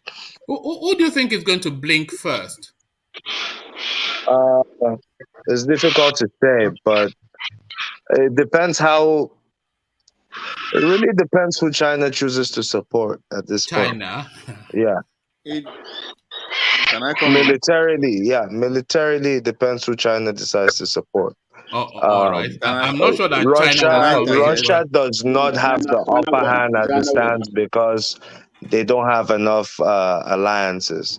While the West is coming as a group, Russia always comes as its own self.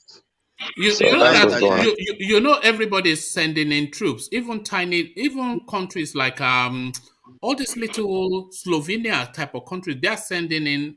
So everybody is donating armories, and the only exception that is not committing is Germany. But Can I Russia, interject? Russia lost. Germany is not committing because of the fuel, Can Abi. I interject? Yeah, no, Then because of the gas, I think because of the gas I think pipeline. Russia, yeah, and I think Russia again is a threat to almost everybody. That's why everybody will support. You guys are a little bit Yes. behind. You guys are behind the story. Then One man, you ask a question: who is going to move Russia, first? Is Ukraine, everybody hearing me? Oh, hold yeah. on, D. Let's hear from over here. Yeah. You can Okay, hear yeah, me. You asked a question that was going to move first. That one, yesterday question. Russia had made move already now. They declared 2 provinces of the Ukraine independent states already, and these are the No. They've already conquered. Are you talking about the Crimea? No, I'm not 10 at 2014 now. Yeah. I'm talking to you as we speak. Right. Now That's they have Donetsk and Mariupol. The 2 territories that they actually supported the militants to move away from Ukraine. They have now went ahead and declared those independent states, but at the same time sending their military for peacekeeping. You understand? So they went ahead. Then the U.S., as at yesterday, the U.S. and he called on his ally to, how they are going to retaliate. Apart from sending troops, they now send sanctions. They block U.S. Russian by one of their top banks. So at the same time, call on the ally to economically issue them. So it's on already. But if you go to let me say this. So after that, Russia has replied. Yeah. Sorry, yeah. Sorry, who wanted to come in? Whatever. Denetsk and Luhansk People Republic. Somebody that actually, put out the words. But yeah. But who's going to fire the? You know what concerns me is that a lot of heavy equipment is being moved to that territory. The Russians are moving in to shore up a defense position. Yeah. The West are moving in to shore up a position for the Ukrainians and their self-interest. So there's a lot of heavy kit in that region at the moment. By mistake or by whatever, somebody might trigger something which would then be retaliated, and then it is on. Let me say something here. Nuclear powerhouse. They're already shooting. They won't go that far. People are already dying. Yeah, who's that? Is that Can Tony I say again? something here? Yeah. Go ahead, Ajale Koko, yeah. Let me tell you, nothing is going to happen there. Yes, I believe so. If Russia move into Ukraine, you see, Ukraine is divided into two parts: the Western Ukraine and Eastern Ukraine. So the Eastern Ukraine are pro-Russia. Those are the ones that Ovie were talking about.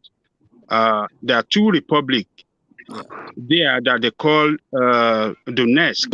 Republic of Donetsk. So Russia has recognized them as an independent state. And the Republic of Lugansk. So those 2 regions already been recognized by Russia, and Russia is moving their territory there. Yes. So if Russia decide today, make a decision today to move into Western Ukraine and occupy Ukraine, nothing is going to happen. The West already said it. United States President already said it. They are not going to get involved in it. The country where U.S. is concentrating their effort or are moving to is Poland. They have NATO military structure in Poland because of the fear that Russia might move beyond Ukraine into Poland and some other Eastern Bloc. So they don't want Russia to move beyond Ukraine. So, but Russia has made this position clear to the West that they are not going to allow Ukraine to be member of NATO, and they are not going to allow Ukraine, any equipment or any military equipment from United States that threaten their security to station in Ukraine. They don't want NATO military structure in Ukraine. So that is what Russia is fighting for. So, and if Russia eventually moves to Ukraine and they start this sanction against Russia, it is going to affect the whole Europe. because the Russia supply Europe 40% of their energy. Yes, of gas. and that percentage is going to increase in Germany because they are building that pipeline. You know, they are building a pipeline from Nigeria all the way through to Morocco to go into the European space. So their energy need, they are piping it all the way globally, and a lot of it coming from Germany because from Russia, because Russia is so rich in gas. This is why Germany is not committed. You know, when everybody is sending all this heavy equipment, do you know what Germany sent? They just sent hospital tents, just hospital, just medical something for casualties. But they didn't send any weaponry because they, more than anybody else, they are dependent on that Russian gas. So that then tells you how that comes into play now in international politics. The position of Russia is clear. Russia is not going to back down. They're not going to allow West to move into Ukraine. And once they move into, they capture the entire Ukraine, nothing is going to happen. The West can only impose sanctions on them, and that is not going to be more than that. It's not going to engage in war with Russia because they know the implication of it. If they want to wage war with Russia, they know that the security of the world will be in jeopardy. Everybody loses. Everybody loses. One man use one word I like, the politics of it. Everybody one man use one word I like, the politics of it. Now, let's talk about the politics of it. They are very strategic. Midterm election is coming in the US. And Jaleko, you agree with me, it's as serious as presidential election. And Mr. Putin know that our Democrats are far behind. It's obvious they are going to lose, gallantly, if I might use that word, come November. And it's the best time for Putin to make this move, knowing that Biden can only react to some certain extent while he's still conscious of the vote that are coming in November. So everything that politics would Putin be as emboldened if Trump was in situation? No, that is not good. They don't do out. Yeah. He will not do it now because he knows Trump is the lunatic, but he knows that Biden is some old boy. A bit senile. Is it senile? Is it senile? Wait. One man you said, I know. Is it the Black League that said if Putin decide to achieve what is going for, the old Russia, not the real Russia will rejoice. The same thing with Trump represent the old Americans. Trump will not, if Trump actually retaliates in a very harsh way, the old Americans will celebrate him. Black League know what I mean. The real Americans, they will let me tell you, Ovie, if Trump had been the president, there's nothing he would have done. He will not. No, this move will not be made. Putin would not have made the move. No, Putin will do it. It will not favor Putin him. will do it. Putin would not. Politically,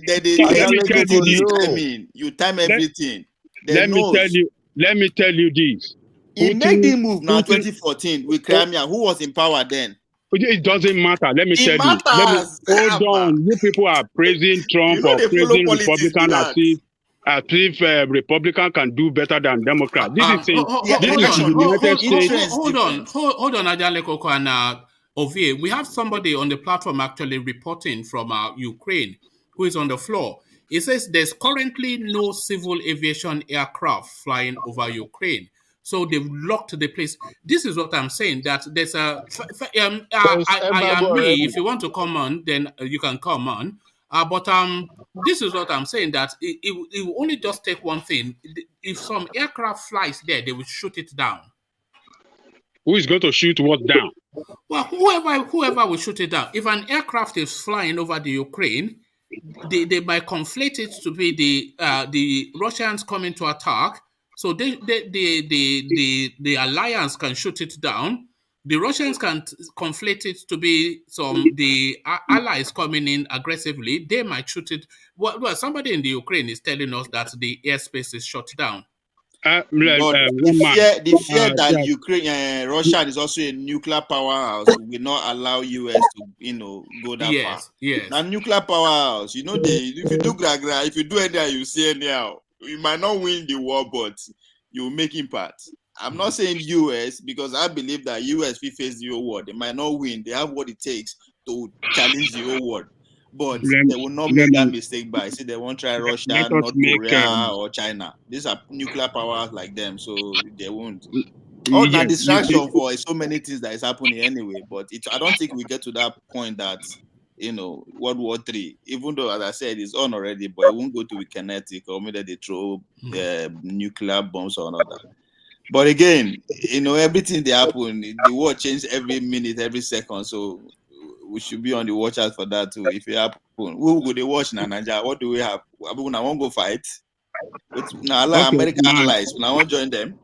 Ovie, my point is this: if Trump had been the president now, yes, the same situation would have happened. We would have been seeing what we are seeing now. Meanwhile, Why sorry, I talking said of so? Trump has launched a social media on Sunday called True Social, and go and listen to his comment regarding what is happening. Forget As at about that. yesterday, Mouth too much, man. Mouth too much. Don't look. Let me tell you he this. don't launch his Russia. social media now. Now, bad now, launch it on Sunday, True Social, and he has been commenting on what is happening already.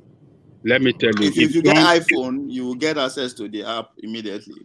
Look, if Trump is still the president, or if Trump had been the president in place now, what we are seeing happen will have been the same thing happening. There's nothing will have done more than what this guy have done. America know their limit. Russia know their limit. America know the game they are playing. They are trying to get closer to Russia so that they can penetrate, and Russia will not allow it to happen. You see? I see what you are saying, but I'm talking about the timing. The timing. There's midterm election. You live in America now. It's as strong as a presidential election. And Biden and his Democrat, they're on the losing side as we speak. So now the timing I'm talking about, if Trump were to be on seat and the way say Republican they get he no go try, he will not make the move now. Everything at timing. They know when to make this move and when not. Oh, you are talking that Trump will not make the move.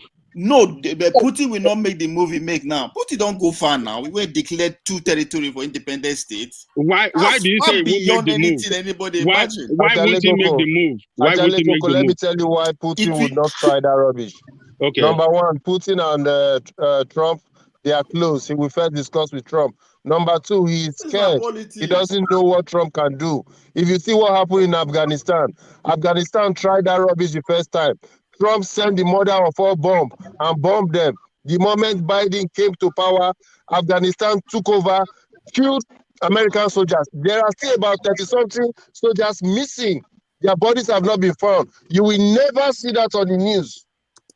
Are you saying that Russia will at any time be afraid? Hold on. That's what I'm saying. The question I'm asking you, you think Russia at any time is afraid to go to war with the United States? Do you not think so? I don't think so. What is it that US Russia have? is not afraid to go out to war with America. What do you think that? Hold on. What do you think that United States have in terms of weaponry that Russia does not have? Okay, let me tell you something you need to know today now. The power of, if you are talking of hypersonic missile, come from the Russia. Hypersonic missile now that they are the one that first declare it. America maybe America have it, maybe they are hiding it. Do you know that America can destroy Russia militarily? I don't think so, because they have the weapon. They have but Putin himself said so now. Putin himself, I can bring you the clip. He said he's the underdog. Hold on. He said he's the underdog in this narrative, but there will be no winners. He never said so. He didn't say the underdog.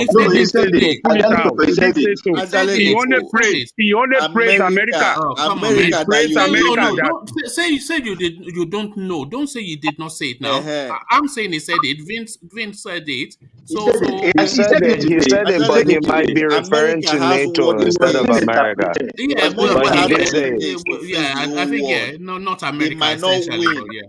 America might not win, but they have because in terms of nuclear weapons, I know that I think Russia has more in terms of nuclear weapons. Am I You mean wrong? warheads? Do you mean warheads? No, just nuclear weapons in general. Yeah, nuclear warheads. They call it nuclear warheads. They are warheads. All right. No, I'm not sure. Yeah, I think Russia has more. No, I'm not sure that you can say that because I don't think these things Black are. League, I disagree with you. Yeah. You see, the thing is, America has Black a lot League of is telling secret you the truth. features. No, Black League is not telling you. It's not saying the truth. You people don't want you. Black Okay. League.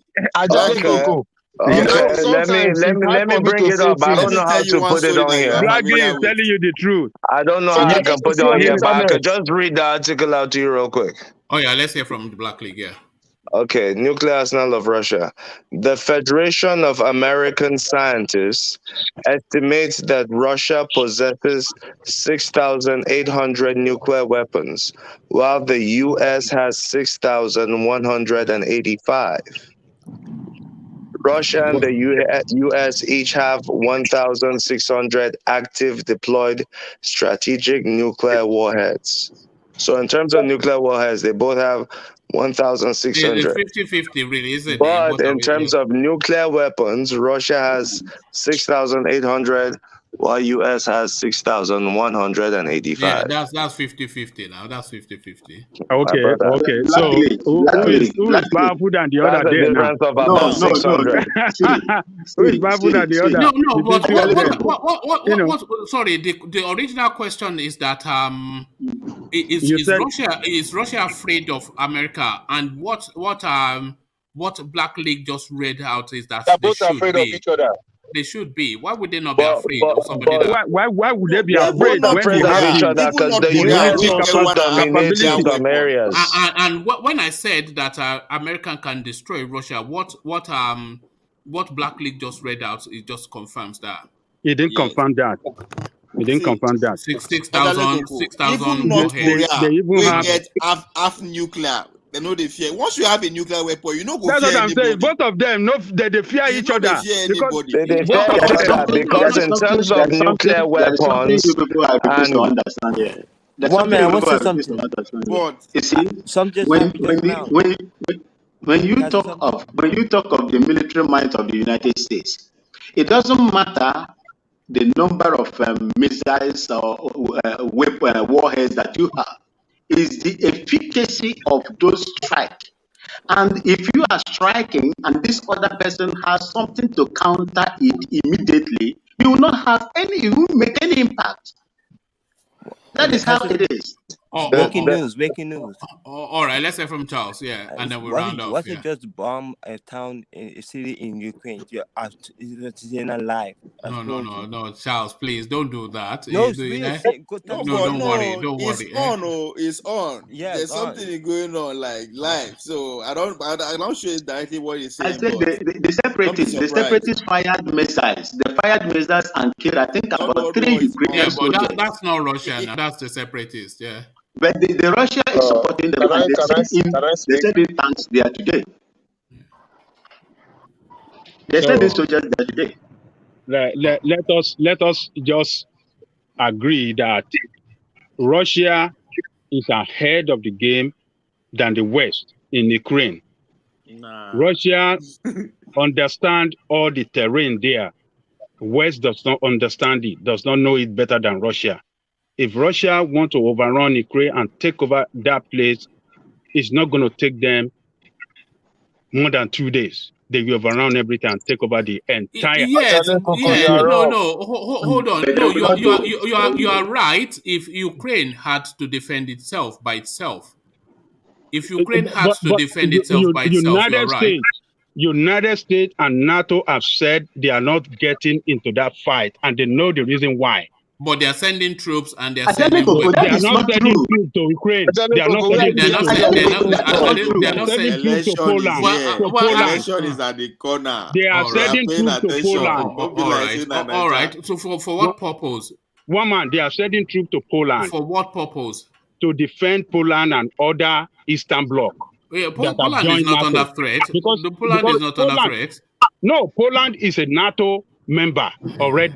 All right. So they have considered. Look, the West are just playing this game that a lot of people don't understand. They have considered Ukraine. but they are just trying to, threaten Russia's security. And Russia understood the game better, that you are threatening our security and we are not going to let that happen. So they positioned their troops and their military infrastructure in Poland to defend Poland in case Russia want to move beyond Ukraine. And Russia is not going to move beyond Ukraine as well. If they capture the entire Ukraine, they're not going to move beyond it. But Russia want to use Ukraine as a battleground if there's going to be conflict at all between them. Nobody is disagreeing with that. I agree with that. They are using Ukraine as a buffer between their security and the Western threat. Yes. So that is what Russia is trying to do. So the West will not come. President Biden said it. He said we are not going to get into it. He said it publicly. You remember what the Secretary of State, the black woman, said today? What did he say? No, I will not say it. Then I have to send it to you. It was very, very hot there when they were having. It's a black woman. That was about to know. What did he say? Say it now. We are in a public place. She said it openly. So what don't you want to say? He said when they look. The woman said that Russians are sending troops there, and Russia said that they are sending the troops that are peacemakers.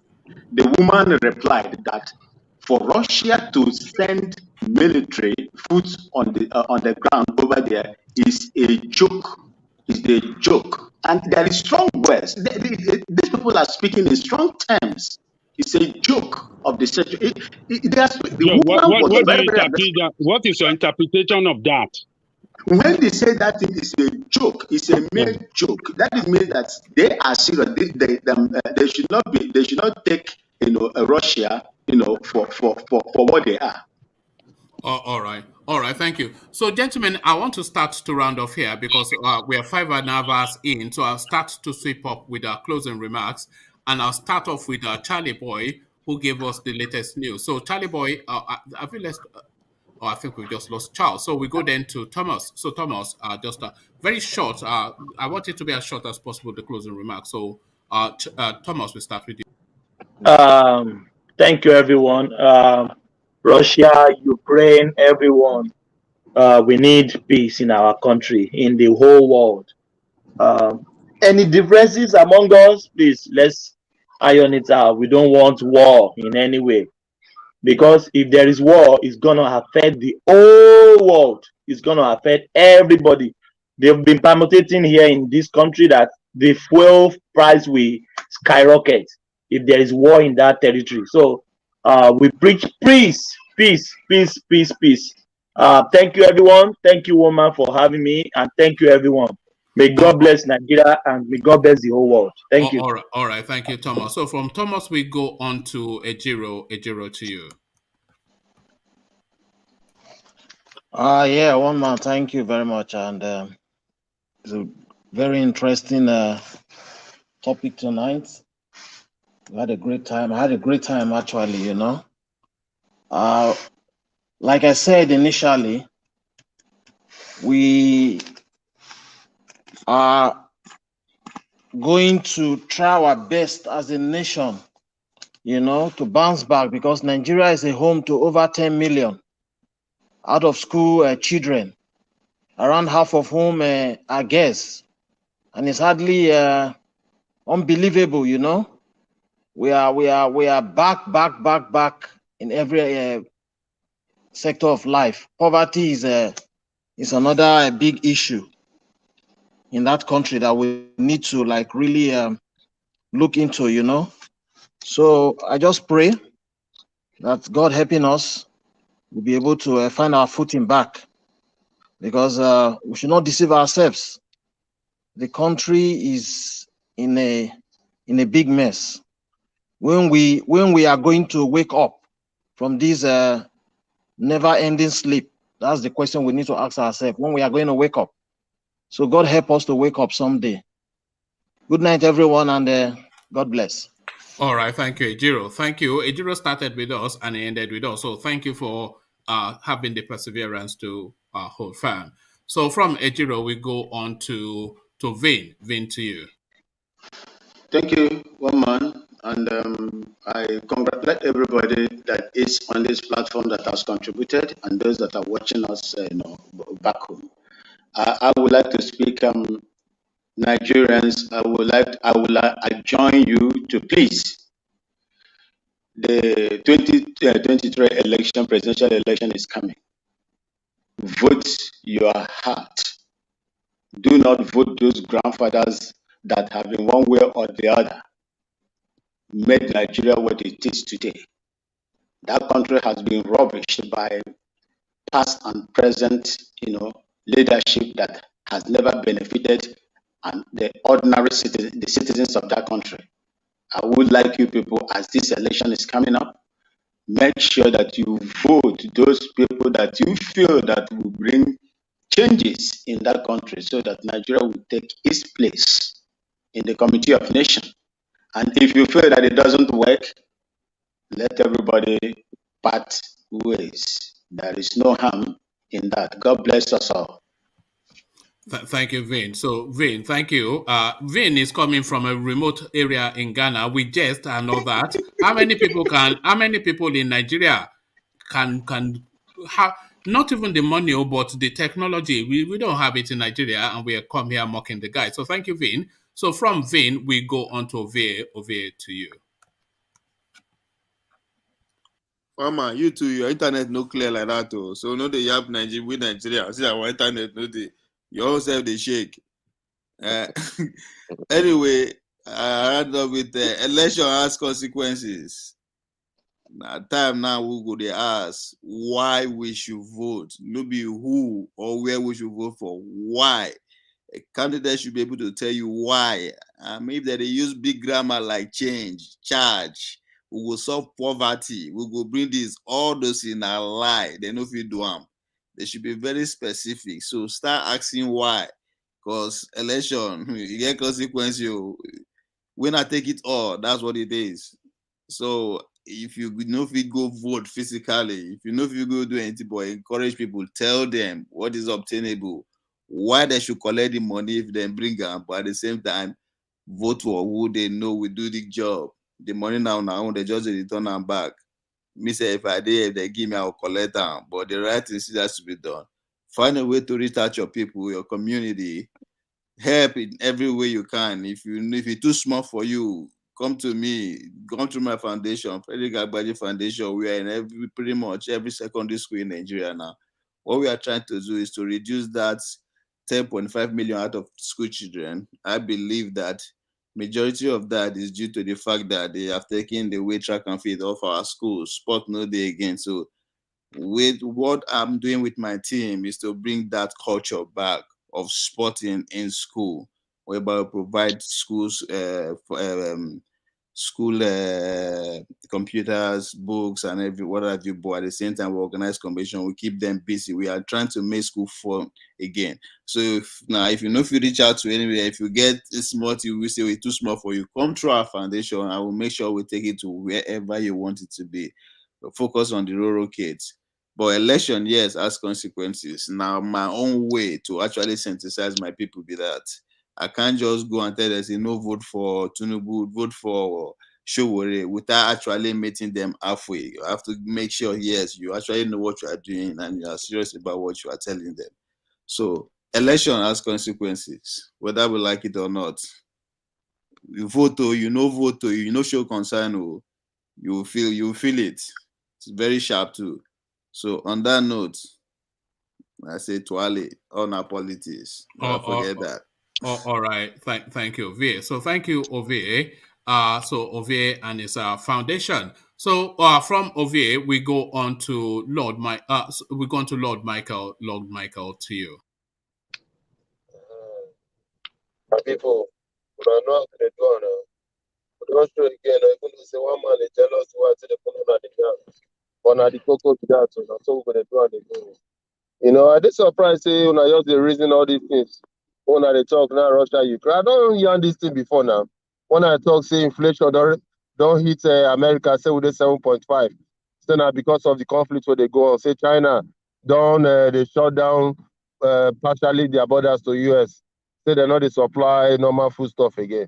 So none of them they even go to do all those kind of research. Now wow, okay, make I subscribe man. Tell now one station when I go to check this thing. When I go to see all this information full time. That they call them full spectrum survivor. This guy they talk about all these things, but make I correct Ajale Coco for one thing when he don't know. You know, even though say yes, we like Democrat because say that they do slow, but like I said, Trump, all these things not good there. See, for example, now North Korea they don't start to test nuclear weapon again. When Trump did, they fear let that guy touch nuclear weapon. When Trump don't go shake hands, you know, he turned him friend by force. See the time where Afghanistan, the way Trump did, the way they're young. Trump just knocked them one small bomb. Everybody stay cool. As by the enter, the guy, you know, say that guy, they just take them easy with everybody. Those ones that don't come, they don't take over. You can imagine what they go tell you, say, match just call them touts. Because they just call them, say they be Taliban or there be some group of people. It's just be like when you go say some people, they riot, they get small gun, just go overpower US, take all their weapons, take all their plane, take all their equipment. The president, they even kill some of their people safe. Nothing happened. But when Trump did, who born you, may you try all these things. But make we leave that matter first. Make we come back to our own things, you know. So as I always talk, make una sit up, make una they watch out now. As he say, all these una social media influencers, they don't come again. Bless they don't pay them small money. I don't they see that they don't they come out for social media now. They tell everybody say, make una go carry una PVC, una go register. Make una not mind them. Any of them will come meet now, make una beat and well. Now then they sell us. You know, now then go collect money for politicians and call they sell us. Now then we go take starts now. Anyone who na cash, more mend that make you know say we don't come off for play. Make una they help una self they go, make una more open una eye. All these politicians they be thief. If they not change constitution, they not divide the country. Make una not vote because now vote not go count. Very soon they go soon begin carry una now. Now una go be talk. Their children they abroad for here. They chop fried rice and fried egg. But now una they go take. Mona take go do campaign. This time, make una not agree. If they give una the money, take them. If they come meet you, say, why you not come? Beat them. Nothing go happen. You don't tell that they kill us. So we not they fear again, say, they go kill us. So that we like them or not, they go kill us. So make we not fear. If they not say we not they fear again, that killing go stop. Then they go one call, know what we go feed you. So make we not continue to help each other. Make God the bless una they go. You know, tomorrow and another day, we go try and make we see the reason together. God bless una. One love, everybody. Oh, all right, thank you, Lord Michael, the man of the people. So from Lord Michael to a man of the elite, Black League. So from everyday language to language that we need a dictionary, Black League. Pan-Africanism. Man of the elite care. One man, it's been a great discussion. NATO versus the West, West versus NATO, NATO versus Russia, I mean, Russia versus West. At least we can argue and say, okay, this group might have the upper hand or Russia might have the upper hand. Now, if you flip that scenario and come to a country like Nigeria, imagine if NATO decides to challenge Nigeria the way it's happening now with Russia. There won't be no debate. We'll be gone within minutes. So we need to build our capacity. We need to come one, Ajan Lekoko was right. One Africa. One Africa is the way to go. That's the only way we can have respect in the international community. And that's the only way we can have something to leverage. Right now, as individual countries, we can make fun of Ghana, but of course, don't ever compare Nigeria with Ghana. Nigeria is far ahead. But as far as it goes, Nigeria and Ghana will both be stronger under one country of Africa.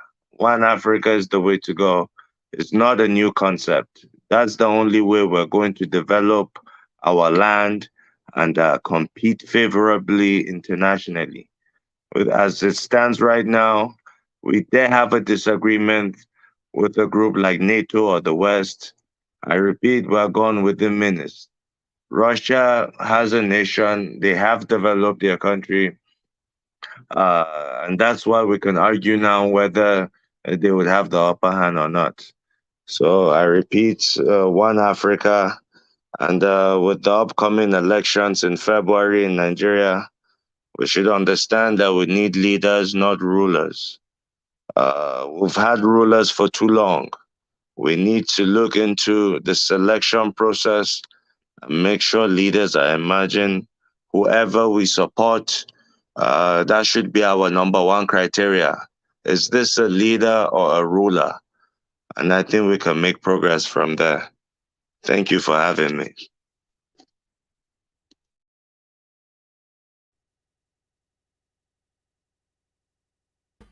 Oh, all right. Thank you, Black League. I did say to you from everyday language to big grammar. So let me put my dictionary away, or should I hold on to it for the mighty Ajanle Koko? Ajanle Koko, the final word, just condense it into a short summary, and then we can all go to bed. Ajanle Koko, ladies and gentlemen. Thank you, one man. I want to thank everybody that came on the platform this evening. Your contribution has been very meaningful, and I believe that our listener around the world, benefited one way or the other. I believe they are more informed than before. They are more enlightened than before on political issue in Nigeria. And I hope that our people will stand up and vote wisely in the next 2023 election that is coming. If we fail this time around to vote right, the nation will fail completely. It is time for us to take the bull by the horn and vote rightly. I hope that those people, or we, the Southerner, being referred to as by one man as civilized people, we show this time around that yes, we are really civilized and vote the right party and the right person, and not these two political party we have in place that have destroyed the nation and destroyed the future of the nation. So it's time for us to come together and rescue the nation. So vote right, civilize people, and let's take the country out of slumber. On the issue of Russia and NATO, I believe that they will have to come to a negotiation table at the end of the day. There's not going to be war. They know the implication already. War have not started, but the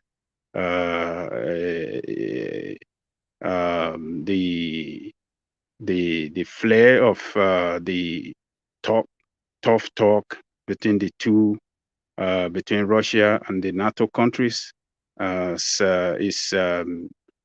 affecting the world trade. All the stock market around the world are losing value every day since last week. Gas prices are moving up. The European countries, we can see that, gas prices is moving up there, so they have to come to the table and, come to an agreement that will be good for the safety of the war. Of the world. We don't want war. We don't want world war. If Russia and NATO get into war, that is going to be doom for this world. All of them have nuclear weapons. They have atomic weapons. They have all the weapons that are dangerous, that can sink the world in a matter of minutes. So we don't want war. We hope that they will come to a negotiation table and then agree on something meaningful for the world peace. So other than that, I would like to thank all the listeners around the world, those of you that are behind the scene, that are chatting and doing it the best way, doing your own contribution in the chatting room. I thank you all. Chant Alexander Akashi, chant other guys. I'm sorry if I couldn't mention your name, but you are all doing great. You are the strength of the platform. Continue doing what you know to do best. Listeners, please like, share, subscribe, hit the notification button so that anytime One Man Went to Mo is going on live, you shall get notified. One Man, I thank you once more. Tomorrow, going to be another day, and we continue the struggle. Thank you, One Man. Oh, all right, thank you. So the mighty Ajan Lekoko, as ever, with the final word. As I often say, not much more to add on to the words of Ajan Lekoko. So I'll leave it there. Carry the conversation on within the comment section, but here I say peace.